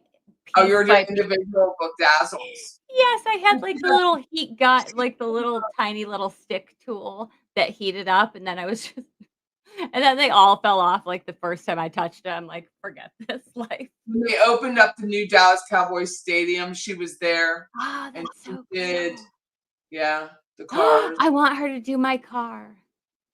I have a little Ford Thunderbird that I like the 2004 one that my husband had custom fins put on it to make it look like a 57, and it's painted like turquoise green. Who's that black woman that lost her mind? I can't remember. Who's the black woman that lost her mind? She has the she had a talk show, and she has the Wendy Williams. Yeah. Wendy Williams. The Wendy Williams video. Wendy Williams loved Wonder Woman. I'm gonna see if I can find it.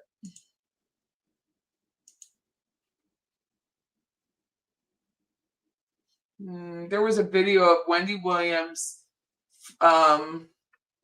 receiving a. It's not like that. Or Wendy Williams. It was like a mug or like a Stanley Cup. No, it was a mug done in Wonder Woman, and she blings smart. She's very smart, and she sent her the mug because she knew she loved it.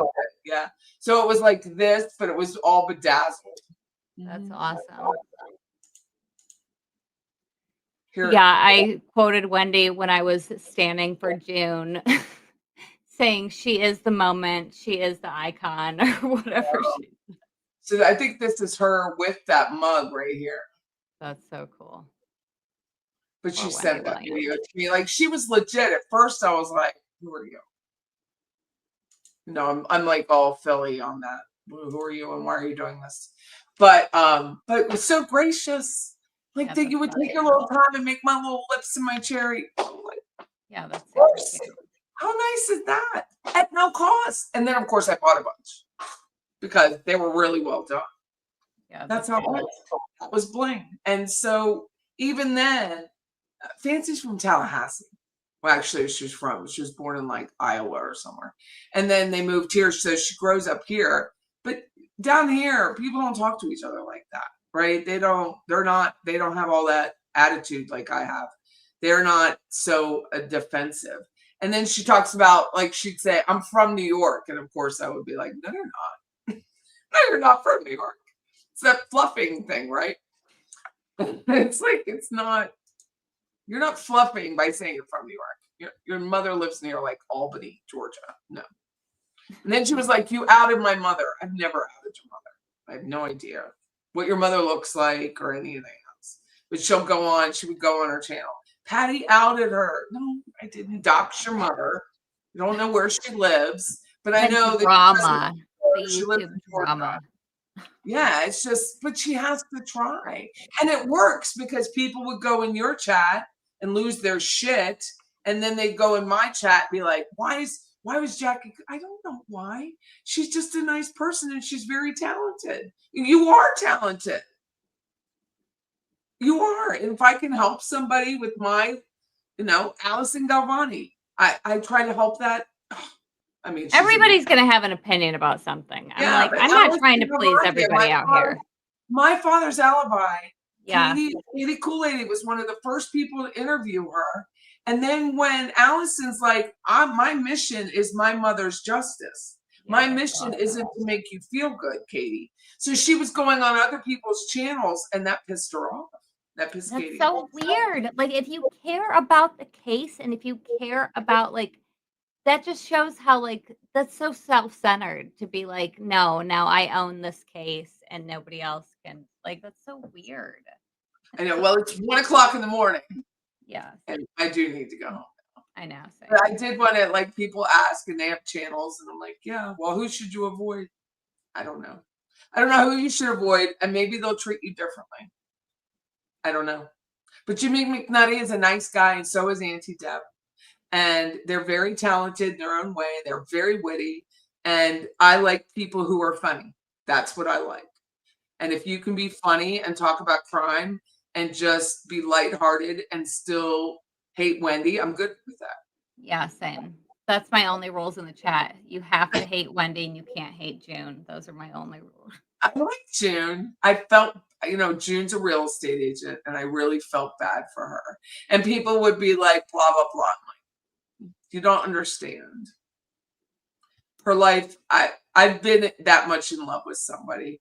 Yeah. And it's really, really hard. And even though she knows who he is and what he's done, your heart says something different than your head. The best part, which I think is that, and we'll have to go. But when she walks past him at his trial and says, happy birthday, I was like, she just fucking do that. She just literally walked past him while he's on trial for first degree murder. It was like, happy birthday. Like, she's so oblivious. She's so cute. It was so cute. Like, how? I love her. She remembered his birthday. Is that not? No, she's humiliated. She gets lost in the courthouse. She's like 20 minutes late. We're all waiting. Jury's got to take a piss. And she's like, happy birthday. And just kind of and hours of analysis afterwards about, did she really just say that? Yeah, she did. I was there. So cute. Just so innocent and naive. Yeah. And just really, people like she loved the money. Yeah, she loves the lifestyle for sure. And she's doing it herself now. So the shoes are still hers. She still has the shoes. She still has the condo, which, let's face it, she says it didn't have it. She didn't get that money for free on that condo, which isn't even the most exciting condo in the world. It's just a room. It's like an apartment that happens to be called a condo. It's not a sexy condo. It's not like the lore of the continuum. But she literally walked past. Happy birthday! I was like, I adore her. I do too. I mean, it's just she's living her life, and she is also caught up in this mess for 11 years. I know. That's what I said because I asked her if she would. You know, I'm like, I would love to interview you sometimes. I said, but also, I completely understand if you don't want to. I said because I can't imagine one choice that I made over a decade ago following me like this. I said, so do not feel obligated. I said, you can tell me to fuck off if you want to. Like, I totally respect your privacy and respect whatever decision you make. I said, I just want you to know that I'm a fan and I would love to have you on if you ever. She's like, well, if I want to do an interview, I'll definitely call you. But I think that's amazing too that she hasn't monetized it. She could have easily monetized that attitude. It's not a negative attitude. I don't want to say ditz, but that personality that she has, that because she's not that dumb. She's just not. She may not know how to get around the courthouse, but she isn't because she's surviving Charlie Adelson, and I think it takes some guts in the end to show up every time. They fly her up here. She has to get up at 4 o'clock in the morning. Fabulous. They fly her up here to sit around, and then they fly her home. Hair done in the front and the back. Right? Hair done is in the back. Dressed to the nines, carrying the biggest bag. She's not headed to prison. So she's doing the right thing. Yep. She loves Charlie. She probably knows a little bit more than she wants to. But happy birthday. This is adorable. It was adorable, but yet Charlie was like smiling when she walked past. Like he was so into it. I know. And then she's up there and her phone rings and she's like fiddling with it. And Charlie's just like, that's my little Junie bug. I know, it's true. It's true. But he was mean to her too. I know. He was so mean to her. I hope she remembers those times when he was just really cruel to her. I know. And like pushed her, and he's perfect except for the murder thing. Yes. Except for the fact that he cheats on me and he's a murderer. But other than that, he's a great person. He's really not that attractive, Jew. Oh, no. She could do so much. He is not that attractive. Like she loved. God saved her. God spared her. She doesn't have the kid. She doesn't have the dog, but God spared her. And I know she was sad about that, but. Oh, June said that was her alarm. And that was her alarm going off to remind her to go back to the courthouse. So cute. Oh. I mean, she's someone's daughter, and I'm like, I'm old enough to be your mom, so I get like, oh, please don't be mean to her. I do feel like that. It's just the girl happened to fall in love with the guy. It's not her fault. A dick. That's putting it lightly. I wonder how she felt when she saw him chewing them Wendy's and being so feral. I wonder how she thought. She'd probably be like, I wonder if she noticed that he was animalistic, or she just was happy to see him happy. She probably was. Bless her heart. She's so pure. I love her. She really is. For someone who lives in South Florida. No, and he was so excited. Remember when he was talking to Donna and he was so excited to about the Miami Dolphins? Yeah, sixth round. She got to the 6th round, and not a lot of people get there. And then Donna had to pretend to be impressed. Oh yeah. Great. She's awful. Donna pretended to be impressed. You did that perfectly. Oh, I hope we could do this again for 5 hours. Yeah, I had fun. It is fun. I know, my 10-year-old standing here. I might be fast asleep. Aw. Thank you so much, you guys, of Wesley and Victoria. I know you're asleep. Like, Wesley's not, because he's West Coast. He has a home in Napa that is stunning. Stunning. I think he's an architect. Oh, that's awesome. But yeah, so well, thank you for having me on. Yes. What time do you have to wake up with all those children? Don't they go to school? No, I homeschool them. Hey, you're gonna say that. You homeschool those kids? Mm-hmm. Yeah, I only have the 3 home now, so it's like pretty much like I have no kids. I homeschooled one child for 1 year. And I literally said, you can either, you got to figure out your life. Like, you're 4th grade. This cannot happen again. But I was working night shift as a nurse and trying to do it. It was really hard. See, that's different. I'm home. So you homeschool. I knew as soon as I said it, I was like, she has to homeschool. Because otherwise she would be like, car run. Yeah, no, not about that life. Yeah, Rich Auntie says, cool. Well, thank you again, Jackie. This was Thank you. I had fun. It really was. I'm glad you did. Love your backdrop. Love the whole thing. You're Thank you. fantastic. Take care. All right. Bye, hon.